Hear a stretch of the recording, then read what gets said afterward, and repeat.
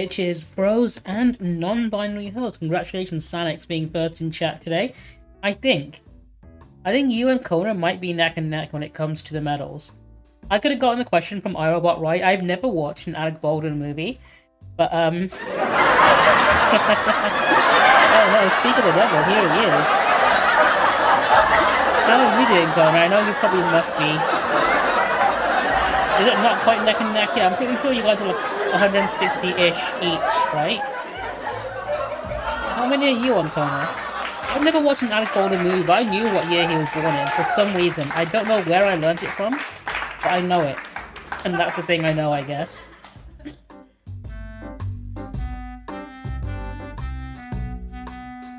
Oh, 163. Yeah, you guys are more or less neck and neck. He's got 167. You're only a few away from him. You're catching up. I think you would have surpassed him if you hadn't been robbed so many times. And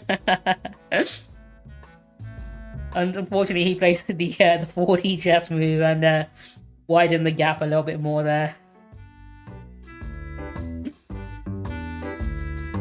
I'm sorry, he's gonna be a difficult one to catch up to. How's everyone doing? I'm planning on playing some Silent Hill 2 eventually at some point today. This guy! I've got a few videos I do want to talk about as well. There's a YouTuber I do like to watch. I want to introduce you guys to called Zaid Tabani, who does videos that are sort of left-leaning but coverage of the news, but he doesn't like a rap style, which is pretty cool. What else have I got queued up? Let me have a look. I love making fun of Ben Shapiro, even more so when I can do it without watching any of his videos. And do you know what? There's a new video from Jim Stephanie Sterling on. I normally watch Jimquisition quite a lot. I might as well just watch that on stream as well, because I don't watched it myself anyway. And I thought, do you know what? Okay. You did, and you've been robbed a few times as well. There was that one time when Harpy raided me and I told everyone to just rob you blind. I think you would have been ahead, actually. Like, by quite a bit. But then I had everyone from Harpy stream just rob you once. I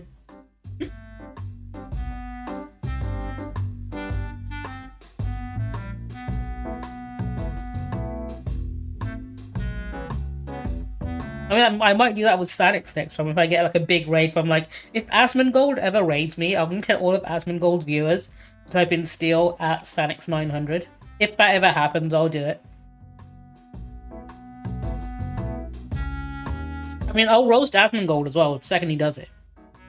I don't care how many people he brings over to me, I'll roast them all. Because I know they're the most unwashed motherfuckers on the planet.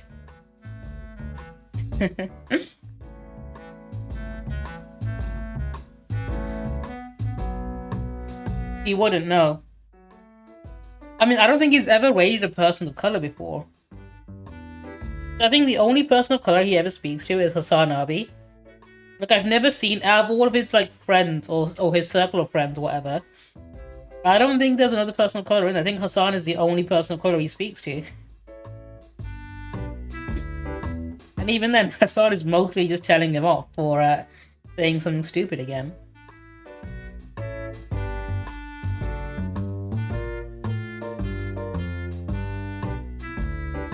I mean, I had a leaky roof a few months ago. I don't know if that counts. It's been fixed now. It's not an issue anymore. I mean, I showered earlier today as well. I think that just puts me, like, at the very bottom of the list of people Asmongold would ever want to interact with.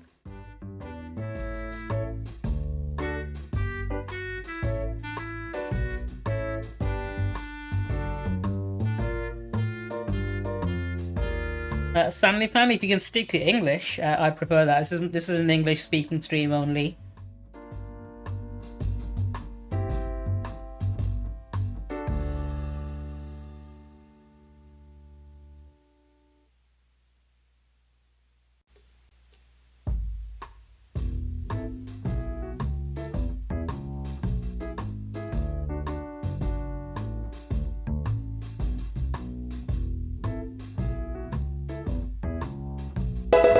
Oh, what have I got for a fun fact? You know what? I can give you a good one.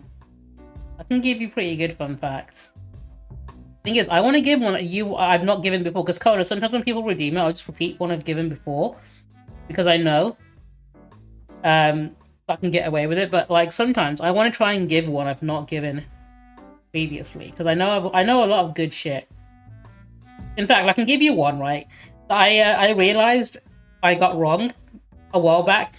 Not because I knew it wrong, but because they changed something. So, let me have a look. How am I going to word this? 'Cause I need to word it in a way that's interesting.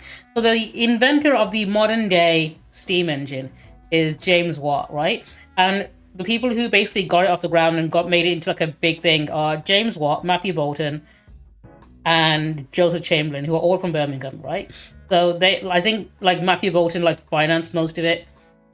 I know it might have been Joseph Chamberlain, but those three guys are the guys who basically made the modern day, the most recent iteration of the steam engine that they use to power a wheel, basically, because it's been invented multiple times throughout history. But the steam engine that we use during trains and water wheels and so on was invented and made accessible by three guys, right?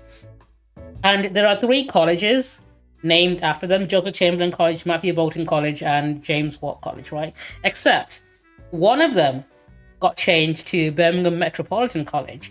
And the way my brain stores information, it's similar to like the way I remember things. It's similar to how Sherlock does it, but like, you know, the whole mind palace idea to like sort information. I do the same, but like instead of using a palace, it's sort of like a maybe conspiracy board or a spider web where I have like threads of connecting bits of information. And because that one bit of information was changed, I realized it affected my recollection of other things that connect to it. So when someone asked me like who, you know, invented the modern steam engine, I instantly replied with, "Oh, it was Joseph Chamberlain, James Watt, and Birmingham Metropolitan College," as if that was a person, because I didn't realize that by then changing the name of the college, it overwrote my memory of who invented the steam engine, because that's just how I connect things like that, and that's how it helps me remember things. Because when I remember something, if I remember the things it's connected to, it helps me remember it better and everything else related to it. So, yeah, there's your fact. You know the three people who invented the modern day steam engine, and why the fact that they renamed one of the colleges made me forget who that third person was. Sloppy. Do you know, it is sloppy, but then again, it's a system that works with me, so I can help myself remember whatever the fuck I want. If you tell me to remember something, I'll not remember it. I'll remember everything related to it. Because I'm very good at sort of sorting my memories and learning how to memorize things, purely because I love Sherlock Holmes stories, right? And I wanted to be more like Sherlock Holmes. So naturally, like, the whole idea of using mind palaces and like sorting out memories so you can remember them better and like compartmentalizing them is something I was really into when I was younger. And it sort of stuck with me throughout the years, and I still do know how to like remember things easily. But yeah, you now know the three guys who invented the modern day steam engine. And one of them is definitely not called Birmingham Metropolitan College. Just make sure you remember that and don't make the same mistake I did. I think that was more or less a fact, but I made it fun by including the fact that I fuck up sometimes.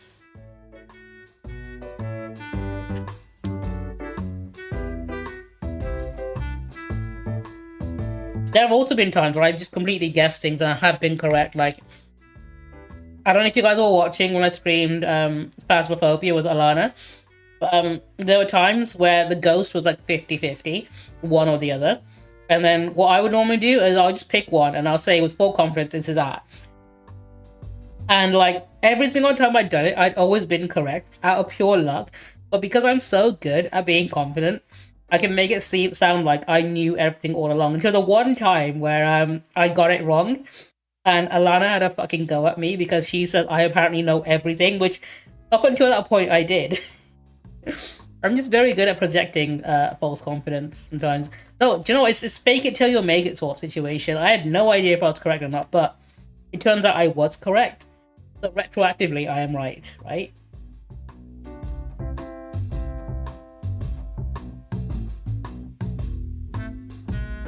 I was looking up in fact, I was doing a list. I gave up in the end because it wasn't that interesting. I was looking at every game that came out on a date that's just one digit. So every game that came out on like 11/11/11, Skyrim, 9/9/99 was what was it? I was looking it up the other day. It's in my search history. Hang on.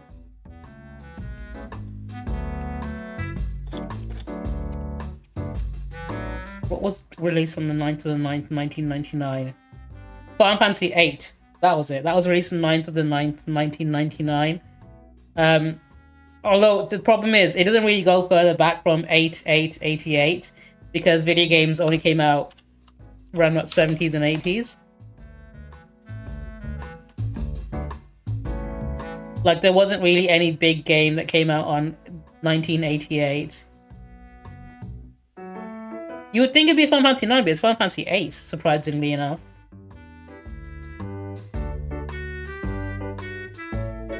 Do you know what? Let me find out what came out on 10, 10, 10. A game called Invisimals on the PSP. Okay. Nothing important then. Yeah, that was a dry year, I guess. It should have been 9, but they released 8 on 1999. 9 came out the year afterwards, in the year 2000, I believe. Which is right at the end of the PS1's life cycle. What about 12, 12, 12? So I was going to look it up, and I thought it'd be an interesting list to do. But yeah, 12th of the 12th of the 12th, we've got Call of Duty Black Ops 2. So it wouldn't have been a very interesting game. The most interesting game on the list would have been Skyrim. Which isn't exactly a good video idea or anything, is it?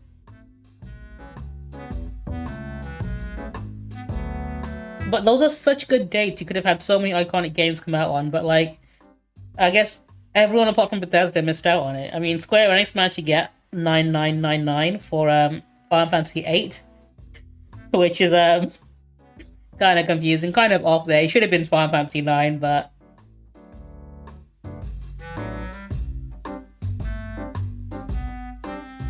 you know what? I'm a fan of cinnamon.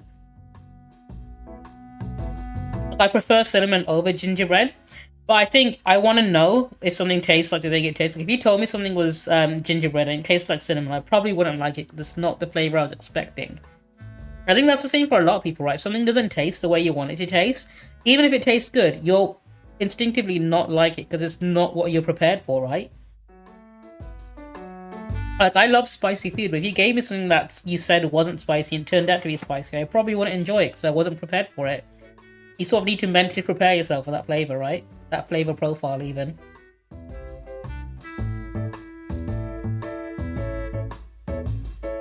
So I'm a big fan of cinnamon. Like, chai latte is my favorite type of tea.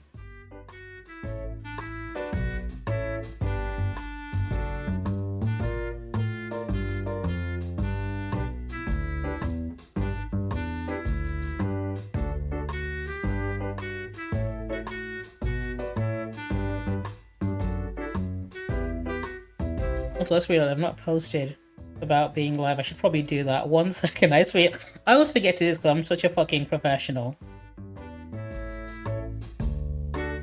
Just throw up a random clip. Oh, hang on, let's go. I've got a picture I can just use. I took one earlier.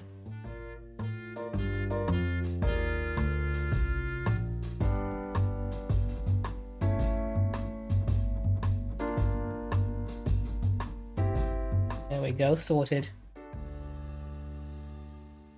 I've not tried. Do you know why? I love Oreos, but I never bother trying any of the other flavors of Oreos. I get double stuffed Oreos every now and again just as a treat because look, those are the best kind.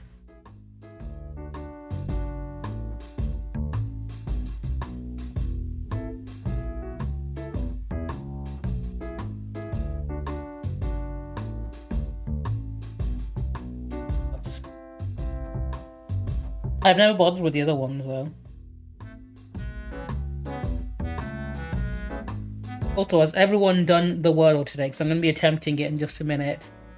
If you haven't done it, I'll give you a moment to do it first, so you can watch me flounder and see how well I do in comparison.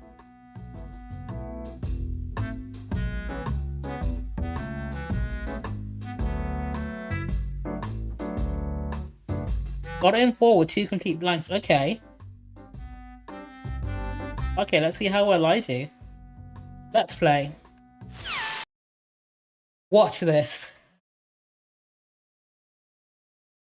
I need to pick a good starting word.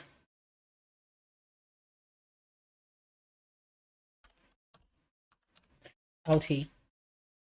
Okay, we've got a U. That's 1 hit.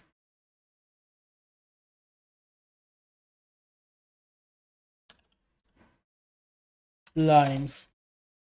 Got an L, okay. There's no O in it. There's gonna be an A though, I think.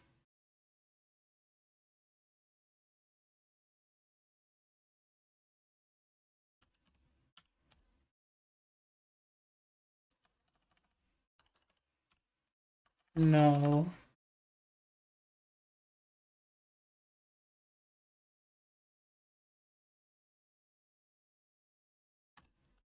Blank. Let's try that. Okay. Flun.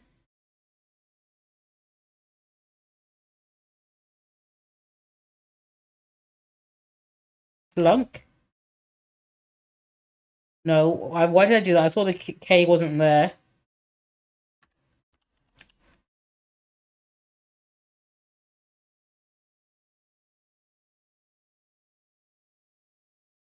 It's an interesting word. No.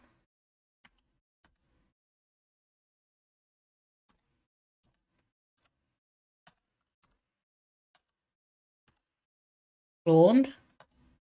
Not a real word. Flaunt. I thought it was something like Florna or something, Flora and Fauna or whatever. Flung. There we go. That's what it's got to be. It's got to be that. It's the only other word I could think of. I got it in 5. In fact, I should have gotten it in 4, but I screwed up and typed in flunk when I should have known better.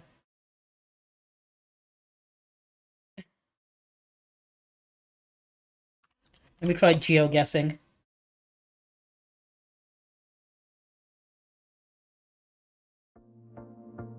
Okay, which country are we in? I hate it, right, when it puts you in a car park because there's no way out. You're normally stuck in it.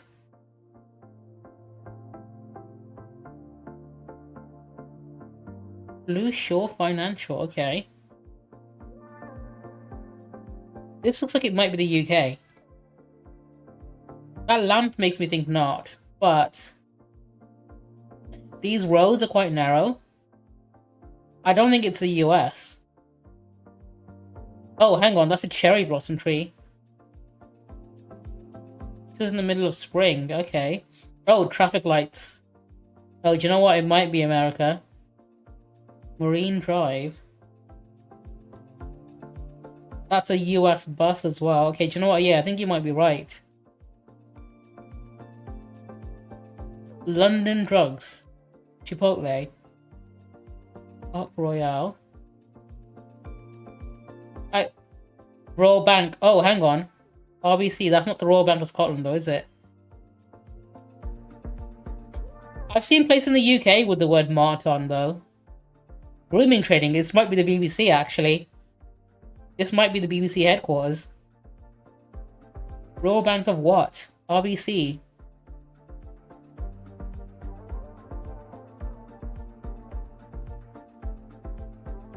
It's not. It might be New Zealand. Royal Bank of Canada, it could be. I've got 15 seconds to pick. It can't be Canada because the cherry blossoms are there, so it's going to be closer to the equator. I'm going to go in with New Zealand, just randomly New Zealand. We'll go Wellington. No, it was Canada. Vancouver, okay. I should have gone with that. You're closer to it than I was. Okay, where are we this time?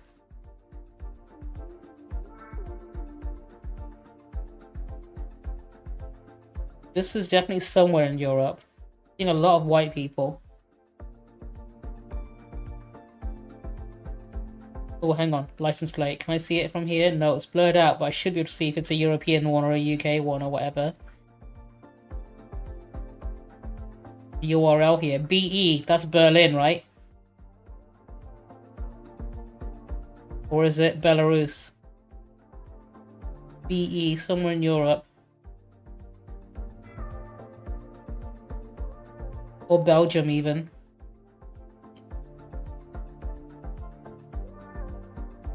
I think it's Belgium. I'm going to drop it in Brussels. Almost. Okay. Ghent. That's probably the best I could have done.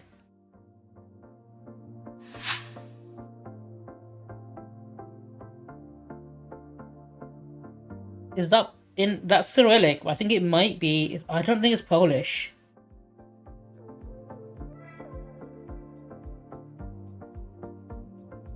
Hang on, I think I've been dropped in here before, actually. I recognize these buildings. I've been dropped in this area before. There's a bus stop around here, isn't there? I would remember it. I remember.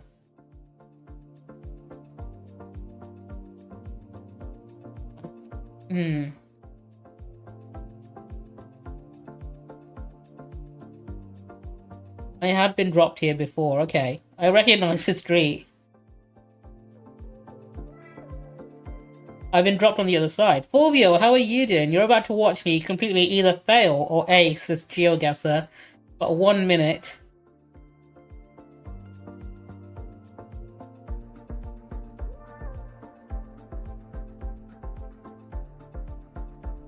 I remember I managed to get it right last time. Can I get it right again?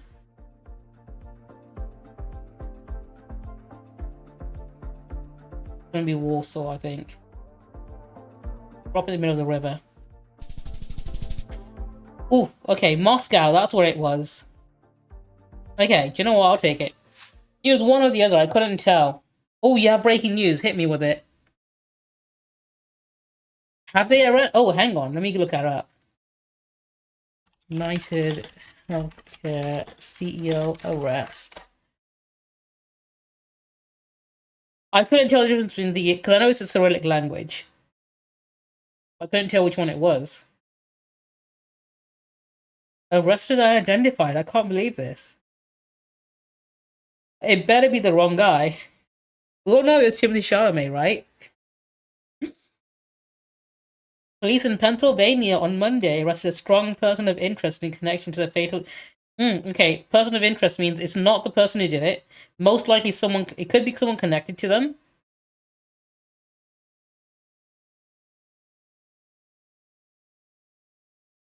26-year-old Luigi Nicholas... Oh, they got Luigi. He was born in Maryland, and his last known residence was Honolulu. Okay, Hawaii. Firearms charge and taken in for questions related to...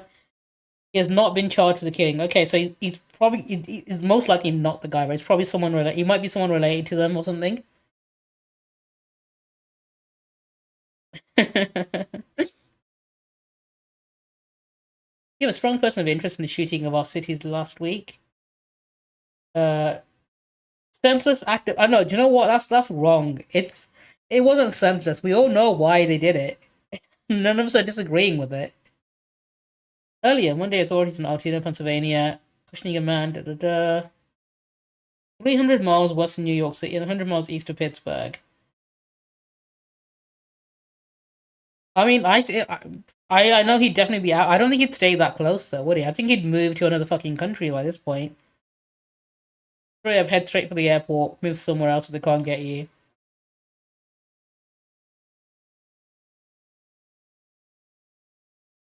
I mean, a few hundred miles out is what I guess he could do if that's where he was living anyway to begin with.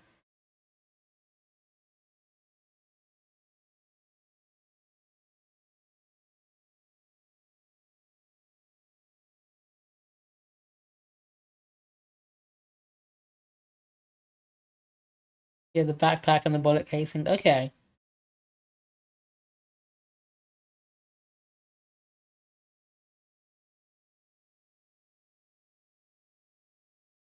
Let me Google the guy's name. Hang on. Luigi, where are you?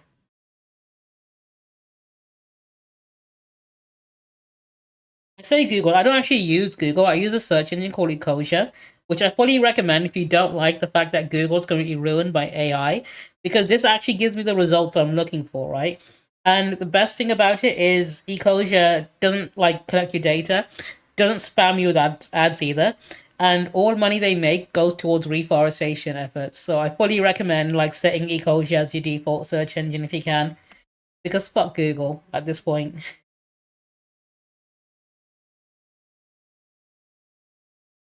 Like, you're noticing there's no like AI summary or anything on there. It's just straight up, just give me what I'm looking for.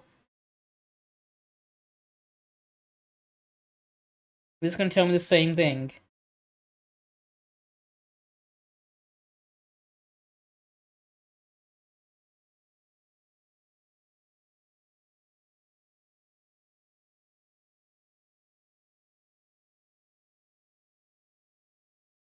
Scanning through, I'm not seeing anything new here that we haven't seen already.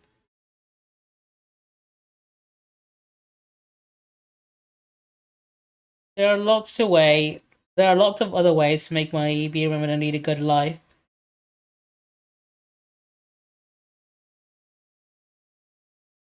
Every CEO should probably take that, to heart or whatever.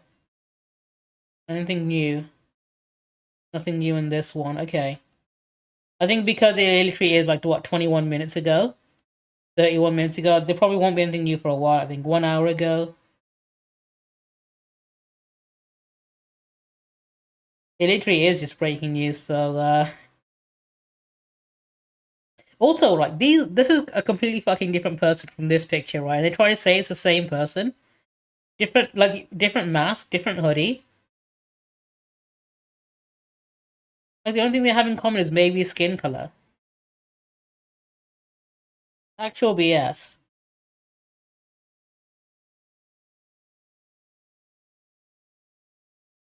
They tried to track his route as well, weren't they? With secure, like, CCTV footage.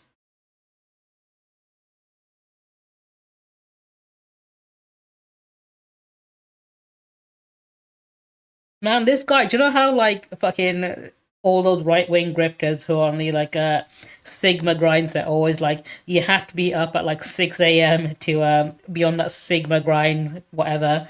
Like, you need to do fucking 50 push-ups every morning at 5 in the morning and start your day at 6 and start investing and all that bullshit they do to try and scam you into giving them money. This motherfucker was up at 6:44 a.m. to make sure that the shooting happens. Like, this CEO, right? 6:44 a.m. is when the victim was up. The shooter was up before him. He actually outgrind the fucking Sigma male fucking CEO grind set dude, right? CEO dude up at 6 a.m. This guy was up at 5 a.m.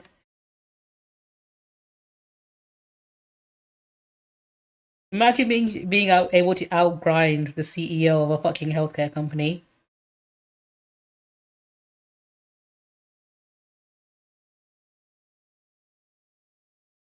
Like, we need to define this. Literally outgrinded, outgunned, outran. Like, he out alphaed him as well. Like, this alpha male CEO got out alphaed. Like, at this point, he's been demoted to beta, right? He's been demoted hard.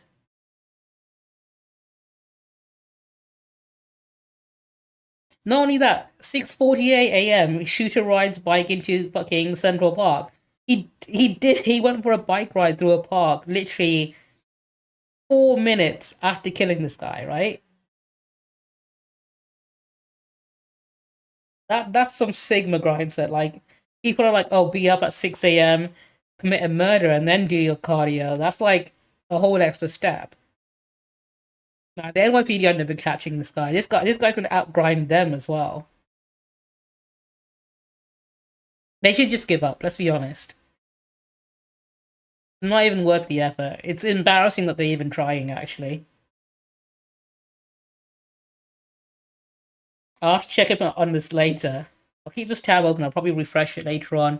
See if we get any more information. Maybe tomorrow even. I did have some stuff.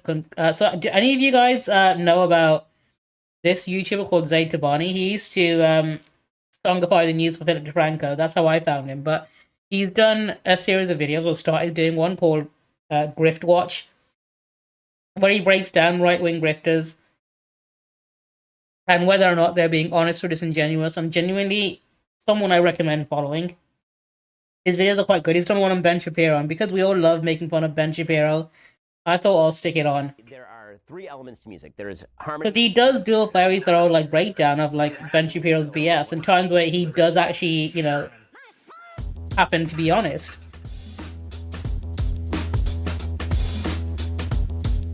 Unfortunately, those times are rare and few and far between. welcome to Griff Watch, the show where we take a hard look at different people, movements, and media and try to see who's being honest with their platform and who's grifting you. My name is Ed Tabani, and hey, it's our first episode. I'm really excited to get into all of this, but today we are looking at one of the biggest stars of the 2024 election cycle. Oh, he's the debate lord, the logic prophet, the true pragmatist of facts over feelings, who's trying to tell us, hey, I would totally call Ben Shapiro a master debater. Subject? Well, you're a fucking idiot. Ben Shapiro. He brings up the fact that Ben Shapiro knows fuck all about music as well. For his fast talking, take no prisoners, facts don't care about your feelings. He does go into that because Ben Shapiro had said so many things about certain music that he doesn't like, and it's always been full of shit. New media movement and the ideas behind it into a less gruff fuck you like Limbaugh did, and more of an intellectual, you know, like sophisticated. Fobio, I got that picture. Yeah, I imagine it would be. That's probably why he's a person of interest, if I'm being honest. Scale of 1 to 10. 1 because they're probably looking for an extremist, so they'll find anyone who does have that kind of pattern. We ask a series of questions each worth about a point or so at a partisanship class. In fact, before I continue, where on this list do you think Ben Shapiro's gonna land? If anyone wants to place any bets. Do you reckon he'll be a 1 or a 9? I mean, there's a 10 as well behind me there, which is full on sociopath. Everyone lock in your guesses. Before I let this video continue, where do you think Ben Shapiro's gonna land on that list? 8? Okay. Hard grifter, yeah. Fobio's going 9.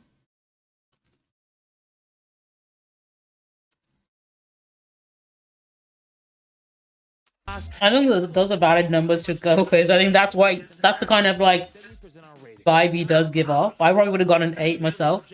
But here's the thing. The main goal of the show isn't necessarily to dunk on other people we disagree with, but to qualify information, right? The questions are designed not to be about whether you politically agree with somebody, but if that somebody is dishonest, dangerous, or self-servient with their platform. You know, grifting. It's in our best interest, and we're going to do our best to answer all of these questions in good faith and without bias, whether or not we like this person. Just because you agree with somebody politically or morally doesn't inherently mean they're being responsible with their platform, and vice versa. So our goal is to find context around these figures and challenge bias. If you disagree or want to follow along yourself, I have a PDF of the scale we're using in the comments you can download and fill in to get your own score. This man has been thorough, with a capital T. Surprise you. But anyway, that's how we're working this. That's the structure. Let's get into it. Ben Shapiro grew up in Hollywood. Born to 2 Orthodox Jews, his dad composed the theme for Charlie Rose. When he found barriers to the film industry, he qualified as anti-conservative. We'll get to that in a minute. He instead pivoted. Code Red, what are we code reading about? Like Michael Knowles did. And after splitting from his position at a few websites, he built the Daily Wire into, objectively, one of the most successful media operations on the planet. The Daily Caller and the Blaze. No way. Carlson and Glenn Beck's attempt at this prey to capital. Okay, do you know what that is a code red? I fucking love Red Eyes Dog Dragoon. But to be fair, for all that he lacks in, I actually have one IRL as on my Dragon Maid deck. To build a production house and media platform. I might need to revisit Master Duel and But is he the grifter that everybody says he is? It's just a few of my decks actually now. I don't like Ben Shapiro. I didn't think he had any particularly interesting. It's such a fucking cool card.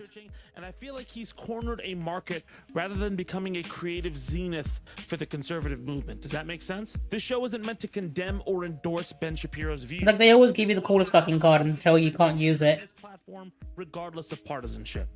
Let's get into it. Is Ben Shapiro upfront about his political affiliation / identity? Yes and no. Also, sorry about the continuity. I had to refilm this part. Ben has never outright denied being a conservative. I mean, he was born to a conservative Jewish family. A lot of different sites and sources say that he aligns a lot with libertarian views, but in recent years, Ben has also criticized the limits of libertarianism. But even still, throughout most of his career, Ben has been reported to be an outspoken... I believe he was, yeah. ...in media. The Daily Wire is also very direct. The About Me page on their states, the Daily Wire does not claim to be without bias. We're opinionated, we're noisy, and we're having a good time. But here's the thing, in my memory, or my personal bias, when I first heard about Ben Shapiro, it was that he was a middle-of-the-road, even-handed kind of guy. These people who told me this weren't inherently conservative, but they would say that they liked The enlightened centrist, right?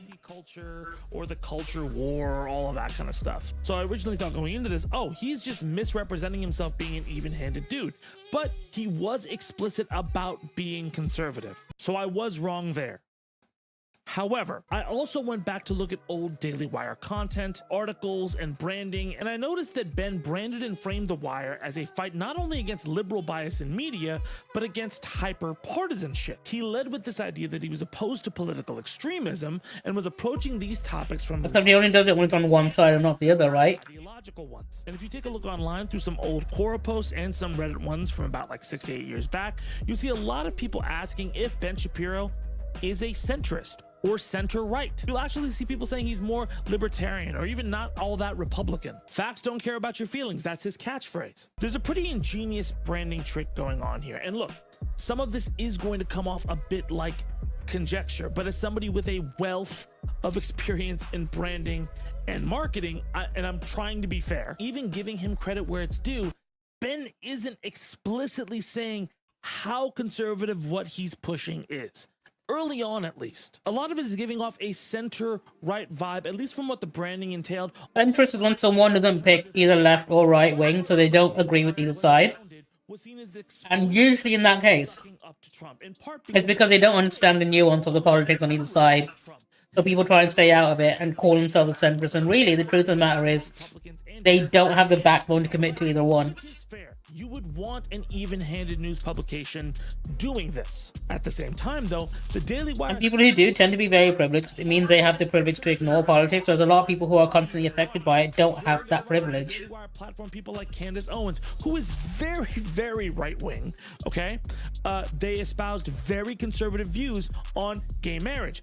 Ben himself has said some incredibly conservative things about gay marriage. There was a lot of cherry picking about what stories should and should not be covered. Ben even said he finds Western civilization to be superior to other civilizations, which isn't explicitly alt-right, but is like the monocolor you would use to run an alt-right deck. But I will say, contrary to what... That's a good analogy, actually. Ben is not a neo-Nazi or alt-right. He has actually a pretty big beef with them. They do not get along. A lot of anti-Semitic messages that come Ben's way come from the alt-right. But getting back to it and those conservative talking points pushed, I do think it was hard for some independents during the early days of the Daily Wire to figure out if Ben was being... You really shouldn't be, dude. ...pragmatist conservative or... In all honesty, I'm basing this on the... That's a big mistake. Plus, a lot of the branding around the site felt like it was saying we're the logical thing. I don't know if you realize this, but a lot of people who support Trump aren't too fond of people who identify as catboys. To define our partisanship. Does that make sense? And a lot went along with him thinking he had no partisan agenda when he was feeding them partisanship. I mean, even this, it's very meta, but I'm telling you that I have biases. I'm trying to curb them, but I tell you that so you can see... In all honesty, people who voted for Trump are absolute suckers because they just voted for someone who's going to increase the price of everything in the country. I won't give him... Trump himself even said it after he was voted in. Because there was enough for you to find out that he was a conservative at the time, but from... It's because the people who vote for him don't understand the politics he's mentioning. It feels like he was trying to hide... They just heard that Trump was going to use tariffs to, like, sort the economy out, and they thought, okay... Does Ben Shapiro flip-flop on... Oh, he's very anti-LGBT, very anti most things. There are a lot of examples, but the smoking gun is Donald Trump. Ben has criticized Donald Trump repeatedly. He also supposedly got fired from Breitbart because of his non-fealty to Donald Trump. At one point, he said he would never vote for Donald Trump. But then he has flip-flopped or presented evidence that seems really fucking flimsy when he goes back to eventually supporting it. He said he would never vote for Trump, and he stuck to that in 2016. He didn't vote for Trump or Hillary Clinton. But he spent most of the Trump presidency kind of just nodding his head to Trump's judges and a majority of his policy decisions. He did criticize the firing of James Comey and the appointing of Michael Flynn and supporting Roy Moore during Roy Moore's, scandals. But then he voted for Trump anyway in 2020. I think your grandpa probably doesn't understand a lot of things with politics involving what Trump wants. Cause, like, I'm gonna take a wild guess. I'm gonna guess that you guys earn less than $1 million a year, right? I'm gonna assume that you and your grandpa are not millionaires. In which case, what you've done is you voted for someone who's gonna make your life more expensive. Now, a lot of people in America who voted for Trump, they thought the tariffs. In fact, I even have a video about this. Hang on a second. Watch this. They thought that tariffs would help them because they'll. Colin from Portsmouth's on the line. Hello, Colin.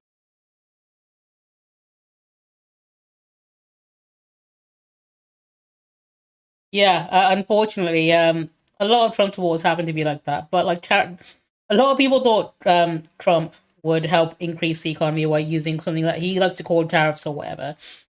Truth of the matter is, those are going to screw you over really bad. And I'll see if I can find the video that explains that real quick. 1 second. I showed it before.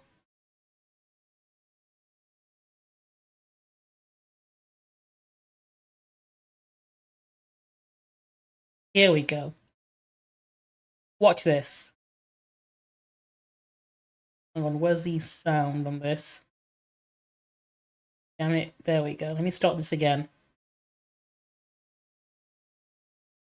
But people voted for Trump not understanding what his politics were, and in the end, it's gonna make you guys kind of look silly. I'm voting for the man that's gonna take America back, baby. Donald J. Trump, man. What's one of your biggest issues? Probably gonna be inflation, because I sell T-shirts and all that stuff. Your T-shirts are made in the USA?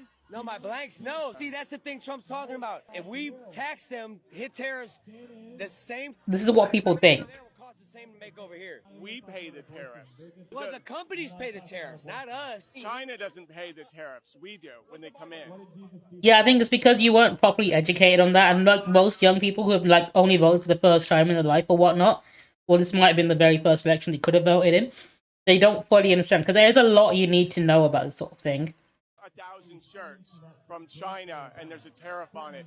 I'm paying the tariff. Well, no, whoever's getting it imported in is gonna pay the tariffs. Yeah. I'm the business owner. I'm paying the tariff. China doesn't pay it. I pay for it. Well, Like if I'm the business owner and I buy 1,000 shirts, I see what you're saying. China's not Jolly. So I'm trying to explain. Who pays the tariff? They're paying the tariff. Do you think that? You believe that? Because I was trying to say, because I sell merch as well. I sell you something for $10, right? You're going to sell it to him for $20. Exactly. But then I make you pay me $15 for it. Are you still going to sell it to him for $20? Am I gonna sell it to him for 20? If I raise the price $5. Oh, it's gonna have to go up. Right. That's basically the situation America's in right now. I'm pretty sure your grandpa's probably in the same sort of boat, thinking, "Oh, Trump is going to put tariffs on the other countries that import goods to the U.S.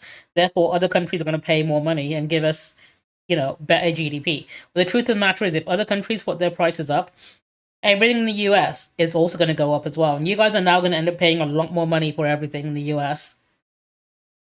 because of those tariffs. Straight up, because like if their prices go up, what they'll do is everything you buy in the US that's not from the US is now going to become very expensive, which have fun with that, I guess. I think because people didn't fully understand it and they just thought that other countries are going to pay more money now, which must mean like things are going to go great. It's not, and in fact, this is what caused the financial crisis. I can't remember which year it was. Tony, do you remember which year the U.S. financial crisis was caused by more or less the same type of tariffs?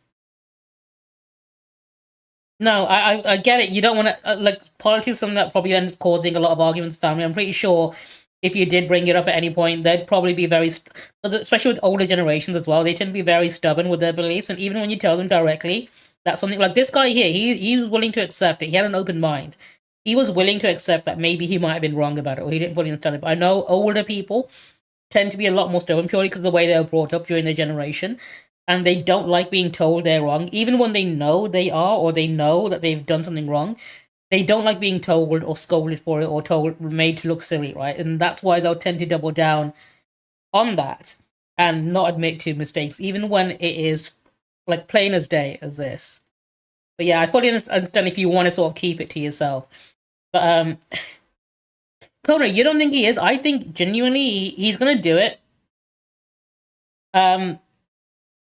I think he's definitely going to do it to China. So any Chinese import can't, anything that's made in China is definitely get tariffed. I think he will follow through on it. I don't know to what degree he will do it, but I think he's definitely going to want to try and put tariffs on China and Chinese imports. But a lot of his reasons for not agreeing with Trump originally. Let me try and find out. Hang on. Oh, why did I go to Google? Hang on. Yes, tariffs. This. Can't remember which one it was. There was a recession caused by it.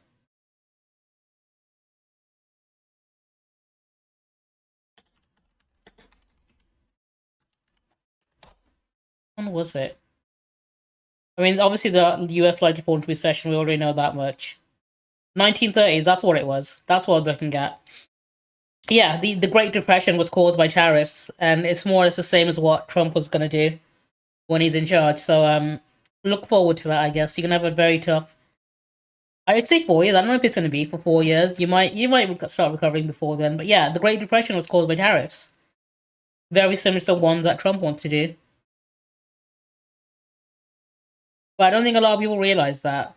We're on moral grounds. If they did, they wouldn't have voted for it. Self-servience as a leader. And to be honest, none of that really changed throughout Trump's presidency. And if we take him at his word, he's kind of compromising a lot of those like stark nonsense. But I do recommend it. I think you're at the age where people should start getting into politics and learning more, being more politically aware. Because I remember when I was very young and I was too young to vote in the election. I think the first time I could vote in an election, I think when I was 18, I missed the election of that year. It was Biden, I'll be very honest with you, not much better. Like, the difference is very negligible. So the reason Biden won in 2020, right, instead of Trump, is because Trump threw things over quite a bit to the point where people wanted to get rid of him. Like, he was impeached twice in his 4 years of, like, as a president, and he tanked literally the entire country. And Biden was promising a lot of things, right? He was promising a lot of good things. But the problem is Biden didn't deliver on them. So he said he was going to do a lot of things that would have helped a lot of people. But he didn't really have the balls to do all of it.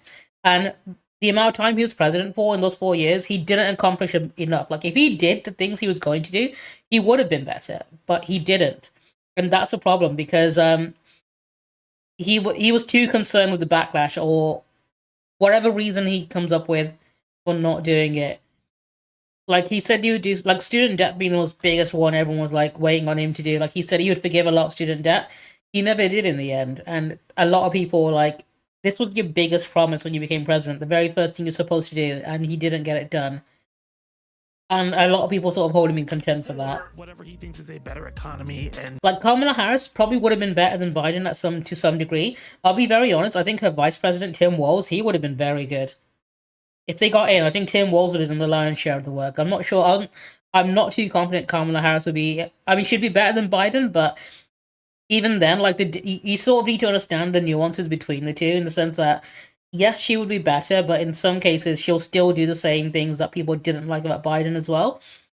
So you sort of need to understand that, like, even though there's only two... The problem is that the two parties are barely different these days.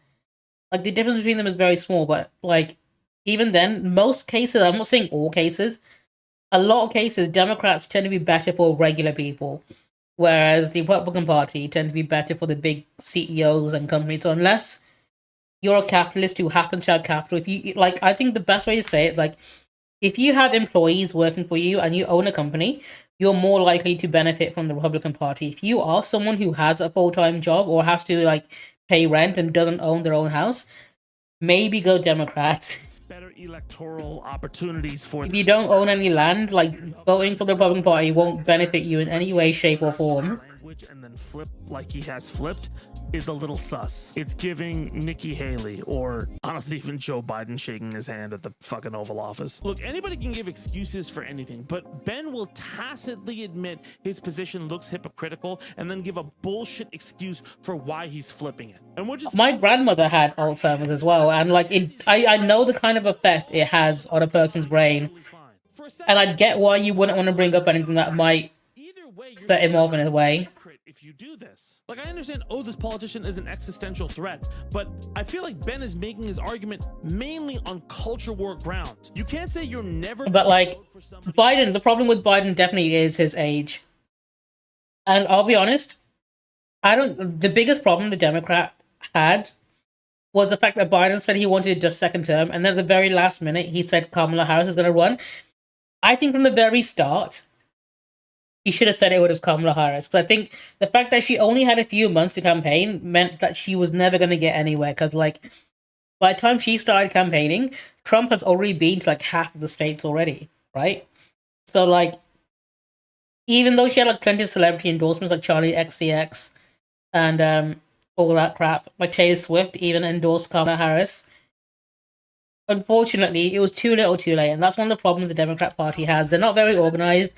And they make a lot of mistakes like that. Very easy to avoid mistakes. Like, they legitimately could have had like a landslide win if they had made the choice to let Kamala run much earlier.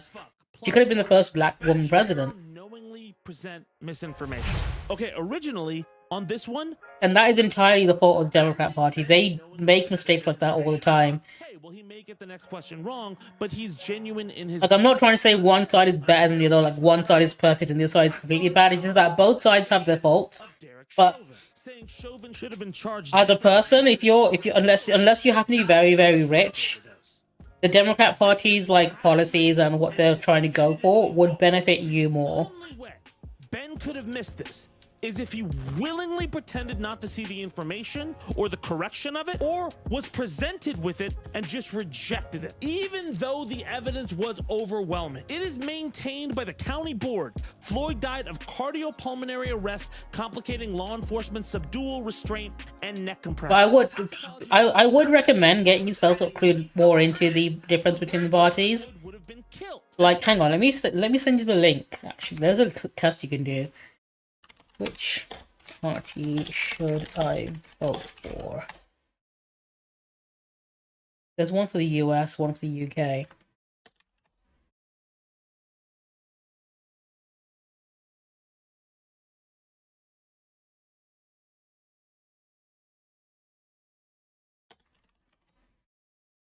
Find the exact one I'm looking for. I think it's this one. I'm going to drop this in chat. In fact, I'll do it on stream as well. Hang on a second. But I'd recommend giving this quiz a go, right? And seeing where you land. Because what it does, it gives you a series of questions, right? On certain things. It won't tell you which party they are doing it for. Or which party believes in it. And then at the end, it'll tell you what the results are. So I'll do it myself as well, actually. So, should the government use facial recognition technology for mass surveillance to enhance public safety? You can see the yes, no, or you can go to other stances and it gives you a more detailed answer if you want to go into more depth about it. So, yes, only if it's tightly regulated with transparency. Yes, but only targeting criminal hotspots to protect vulnerable communities. No, it'd be too expensive to implement. No, I trust technology, but not the humans that could misuse it. No, it's I'm going to say no on this one. So it's like too much. And then you can say how much you care, how important it is. It's very important. I'm going to say it's more important to me. Should the president be able to authorize military force against Al Qaeda without congressional approval? Yes or no?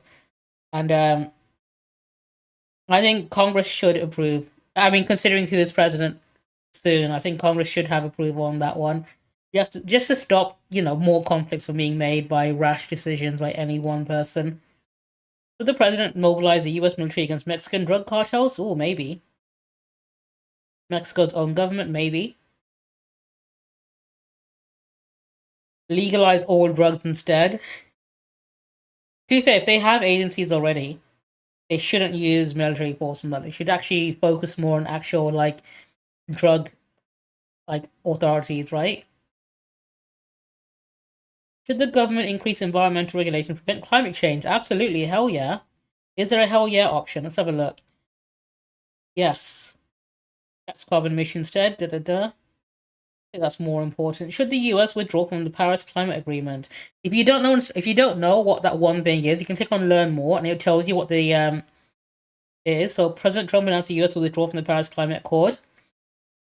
in order to boost the nation's industry and energy independence. He said it was unfair to the US since the agreement imposed easier restrictions on China and India, who led the world in most carbon emissions. I mean, to be fair, they do the most to reduce. Well, China does. India doesn't. How would people feel about this? Let's have a look. I'd say no. They should still definitely be held to that. Should the government stop construction of the Dakota Access Pipeline? What is the Dakota Access Pipeline? Oil pipeline that stretches through North Dakota, South Dakota, Iowa, and southern Illinois. The pipeline would allow oil companies to transport crude oil along the eastern seaboard. Okay. Oh, okay. It goes to Native American land, and it's going to pollute the water supply. I think America's fucked over Native American people enough. I'm going to say no to that.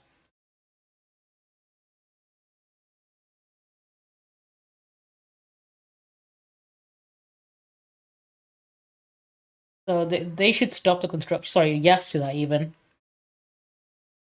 Do you support increasing taxes for the rich? Hell yes. Increase government funding so every student receives a free college education. Fuck yeah, that's what I want most. The fact that the rich don't get taxed as often is fucking crime. Should the federal government pay for tuition at 4 years college and universities?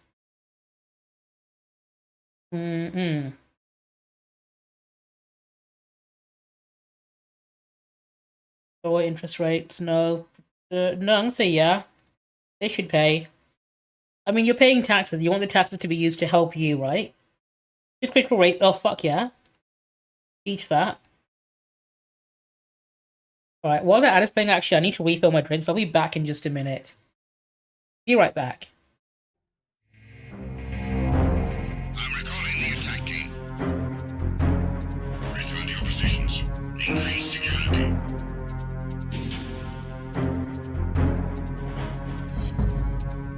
Be careful, he's still in this area. Understood. Reinforcements are on their way. Intensify security measures.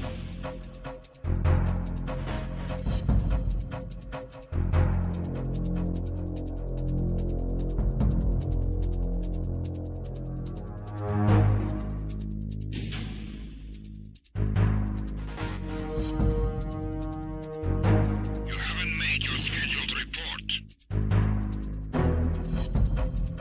Carry out an investigation immediately.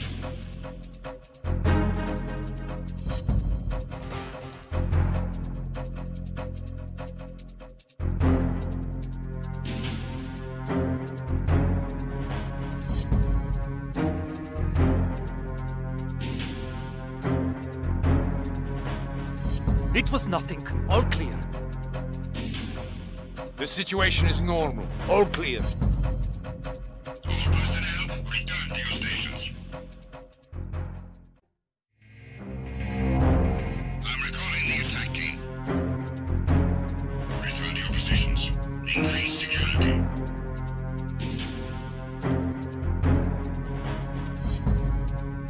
Be careful, he's still in this area. Understood. Reinforcements are on their way. Intensify security measures.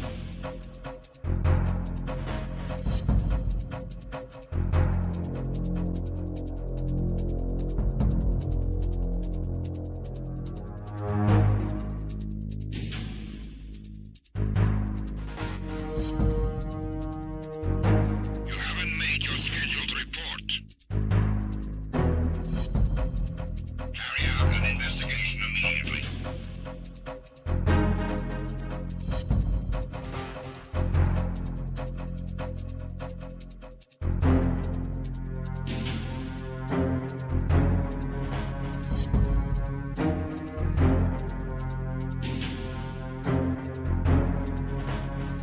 It was nothing. All clear.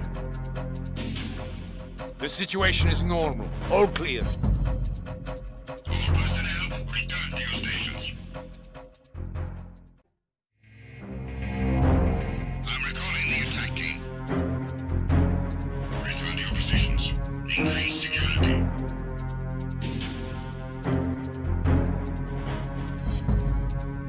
Be careful, he's still in this area.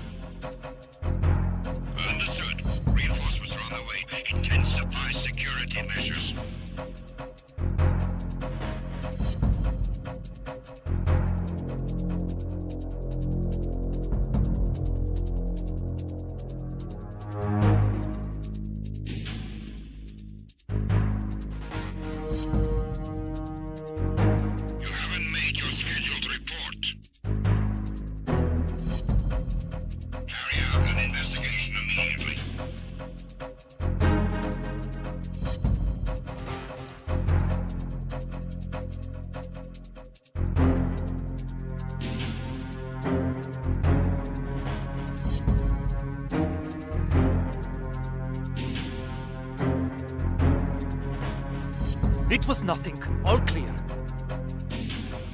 The situation is normal. All clear. All personnel, return to your stations. I'm recalling the attack team. Return to your positions.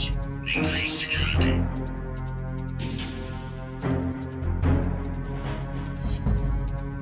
Be careful. He's still in this area. Understood. Reinforcements are on their way. Intensify security measures.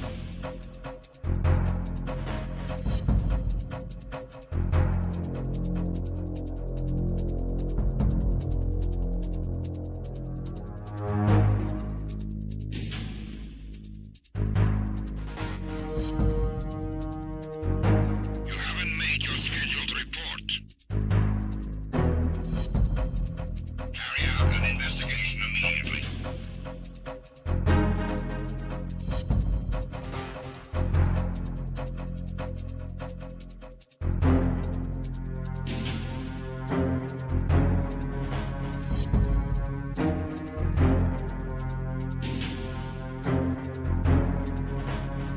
It was nothing. All clear. The situation is normal. All clear. All personnel, return to your stations. I'm recalling the attack team. Return to your positions. Increase security.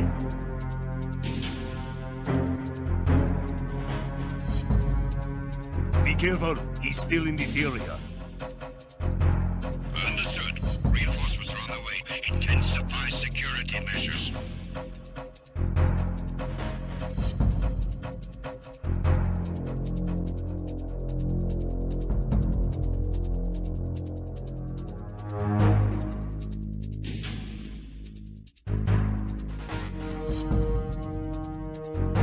You haven't made your scheduled report.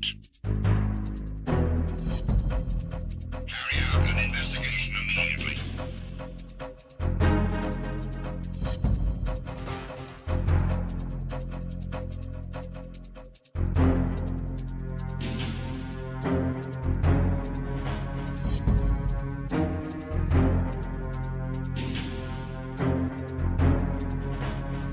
It was nothing. All clear.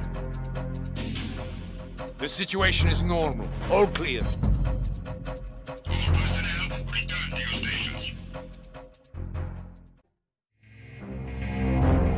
I'm recalling the attack team.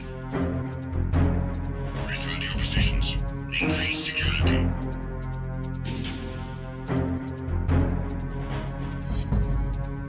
Be careful. He's still in this area. Understood.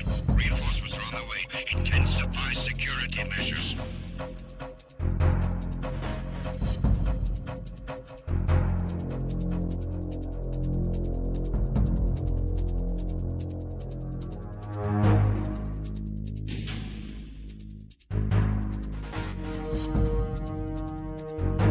You haven't made your scheduled report.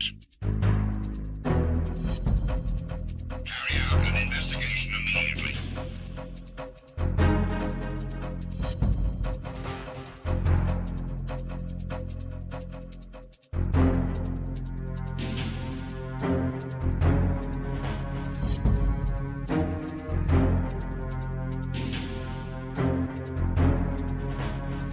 It was nothing. All clear. The situation is normal. All clear. All personnel, return to your stations. I'm recalling the attack team. Return to your positions. Increase security.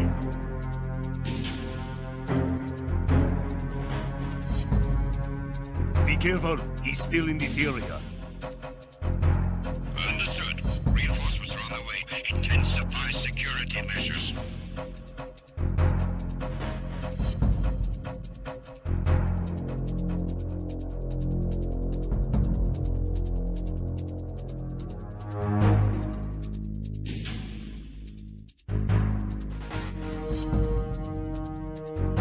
You haven't made your scheduled report.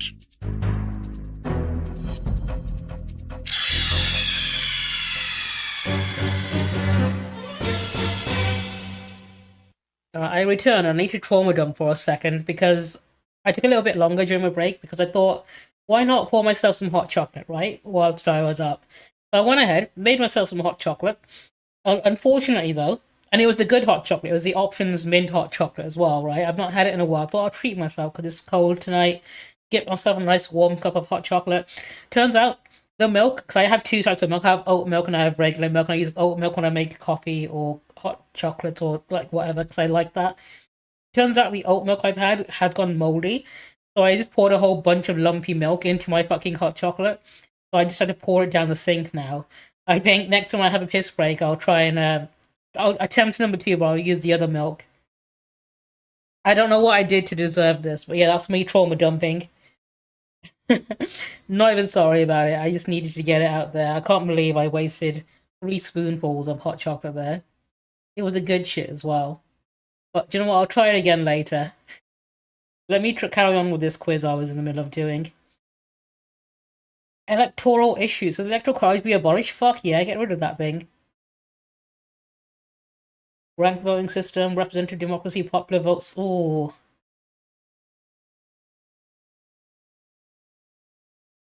Yeah, this is an interesting one because I still think the electoral college definitely needs to be gone because it's so unfair and unbalanced. Representative democracy, which is the popular vote, or a ranked voting. I think ranked voting system would work better long term. The ranked voting system is you'd have a first choice and a second choice. And I think we almost had that in the UK as well. Like, we almost had it, I think, like 2016. They had thought, should we have a ranked voting system? And I wish we did, because I kind of want that. Where instead of just picking one side, it's like, you have your first option, your second option, and I think maybe your third option. And they'll go based on that. So we'll see who put what as the first option, then the second option.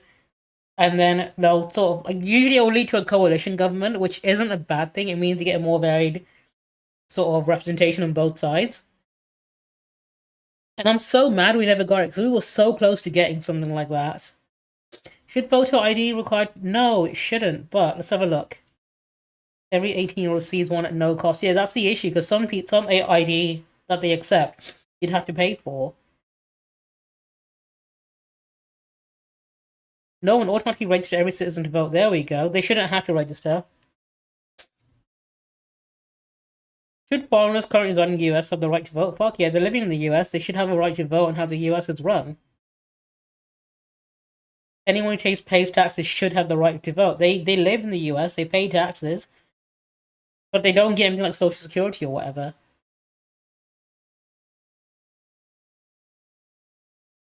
Yeah.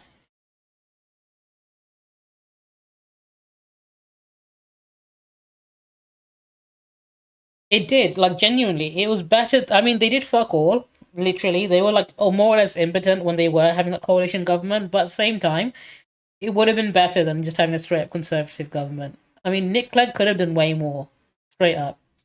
But instead, he was basically David Cameron's first lady, right? In a sense. Same way Elon is to Trump at the moment. Should the government enforce mandatory GPS tracking in all vehicles to monitor? No. Should the government require all new cars to be electric or hybrid by a certain date? Do you know what? That's an interesting one.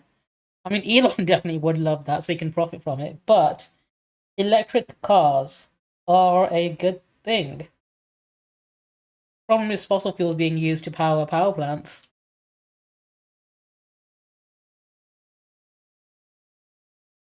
Yes, low-income people should be able to afford these vehicles.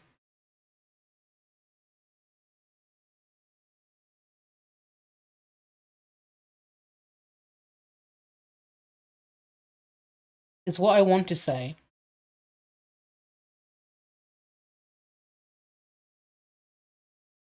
I'm gonna go with no on this one, actually. Should the government implement strict emission standards for diesel vehicles? They should, but I don't think that will help very much. I'm gonna put less important on that. Should the government mandate that large tech companies share algorithms with... Ooh, interesting one. Maybe that'll stop certain companies from being a monopoly. Should the government implement stricter regulations on the use of crypto? Fuck yes, absolutely. And ban the use of cryptocurrencies. Government should screen cryptocurrency before circulation. Yeah, there we go. Absolutely. The fact that it's unregulated is why so many people are getting scammed. Should artists be held to same reporting disclosure requirements as hedge funds, mutual funds, and public companies concerning their artwork? Yeah, oh, maybe. I can't think any reason why not to. I'll say yeah to that one. Although it's less important. Should undocumented immigrants be offered in-state tuition rates at public colleges within their residing state?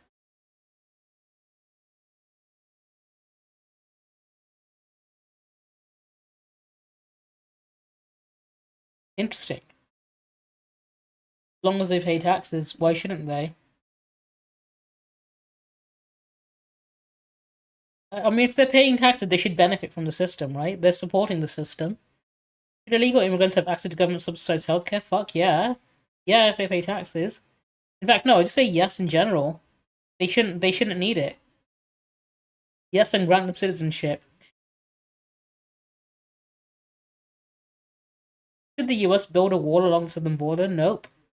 Yes, and Mexico should pay for it. Too costly and ineffective. We should adopt an open border policy. Hell yeah. Should the government be increase funding of healthcare for low-income individuals? Yes.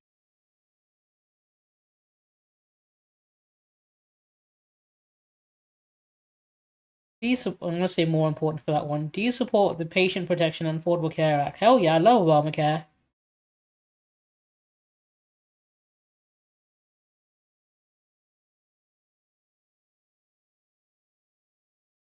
Should the government require employees of large businesses to be vaccinated? Yeah. Straight up.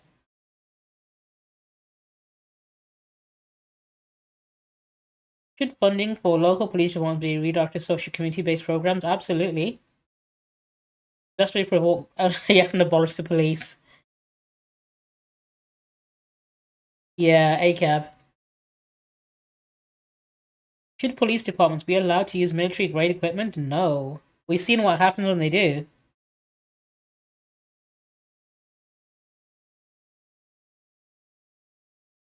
Do you support mandatory minimum prison sentence for people charged with drug possessions?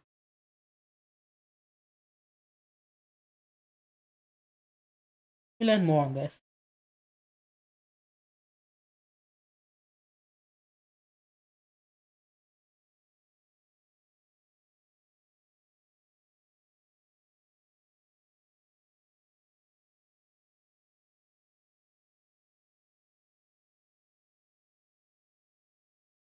Maybe for dealers, who knows?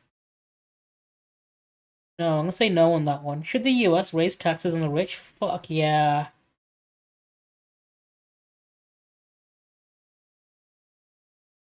Should the government raise the federal minimum wage? Hell yeah. Make it a living wage, absolutely, most important. Should welfare recipients be tested for drugs? Nah. It's a waste of time and money.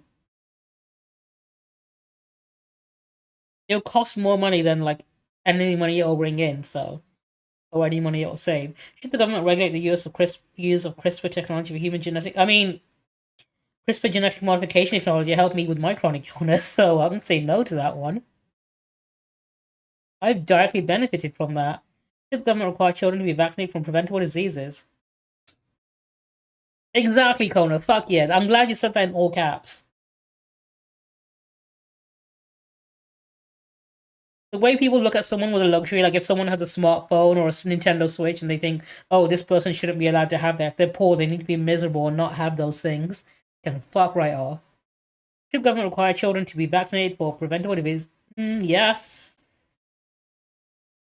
Not religious. There should be an option. Or yes, but not for those who are immunocompromised, because those kids are the ones who need the herd immunity and can't be vaccinated. Not religious, nope. Yeah, it's this one. Boogie, hello, how are you doing? I'm hoping you've enjoyed my little political tirade right now. I went from trying to educate someone about why they shouldn't vote for Trump to now doing the quiz myself and seeing how well I do on the whole thing. Do you support the use of nuclear energy? Okay, this might be divisive. I say yes. Nationalize the industry. Because in regards to our current climate right now, nuclear energy produces less waste than fossil fuel does. It's a step in the right direction. I still prefer green energy. Misty, hello. Mwah, I love you. How are you doing? It's not as bad as... I mean, it's because we've had disasters in the past. People think nuclear is bad, but it's not entirely bad. It's gotten a bad reputation since, but if we switched all of our fossil fuels to nuclear, that would be a very good thing. Because nuclear produces a lot less waste, and the waste eventually expires. It takes like a good 100 years or so, but eventually that waste will no longer be waste, right? We just have to keep it in one place for a good century or two. Just for it to decay. Carl Hill does do some very good videos. He has done. In fact, his video on nuclear energy is one of the best ones out there. In fact, I might queue it up for next time. Hang on a second. Let me add that to... I might want to talk about it next time. Hang on.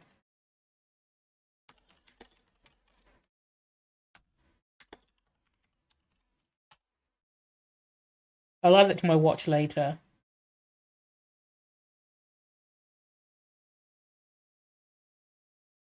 He's done 2 videos, okay. He does very good videos, straight up. I might talk about it next week. Yeah, it's very good for the climate. Like, people are worried about things like Chernobyl or the Fukushima disaster. And they're worried about, you know, radiation leakage and whatnot. But those risks are relatively low when the reactors are done properly. And, you know, there isn't a natural disaster that's out of everyone's control. But I think because we've had 2 major incidents like that, people are just really afraid of it and are very hesitant to trust it. Should the government continue to fund Planned Parenthood? Absolutely. Oh, long as not useful. No, absolutely.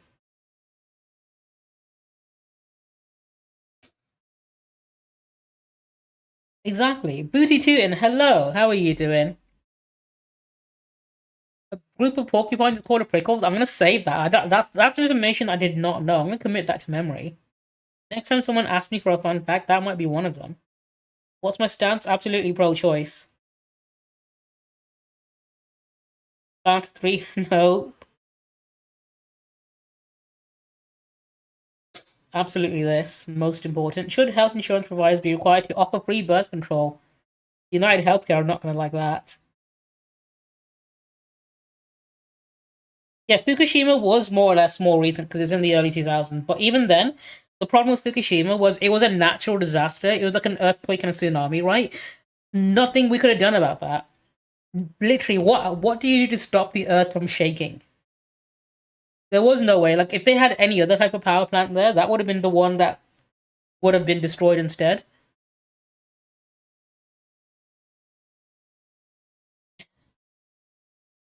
I think it's because people have like skewed perspective about nuclear power because of incidents like that. That it gets a bad rap and people are less likely to trust it, when really it's not that bad. Should there be more restrictions on the current process of purchasing? Other stances. Ban all guns from public use. Yes, but by closing the gun show loophole. Strict background checks. Oh. Thing is, I would like to say that, but I know that's not going to be enough, is it?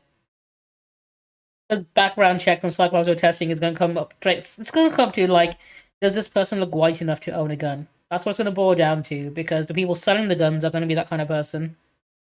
You can't beat racism out of the system when it's so deeply ingrained.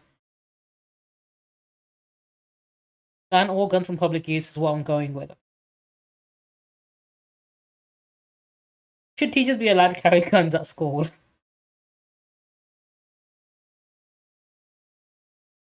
I think higher professional would be, yeah, the option, but I want to say no at all. No guns at school, right? Should victims of gun violence be allowed to sue firearms? Oh, yeah, absolutely.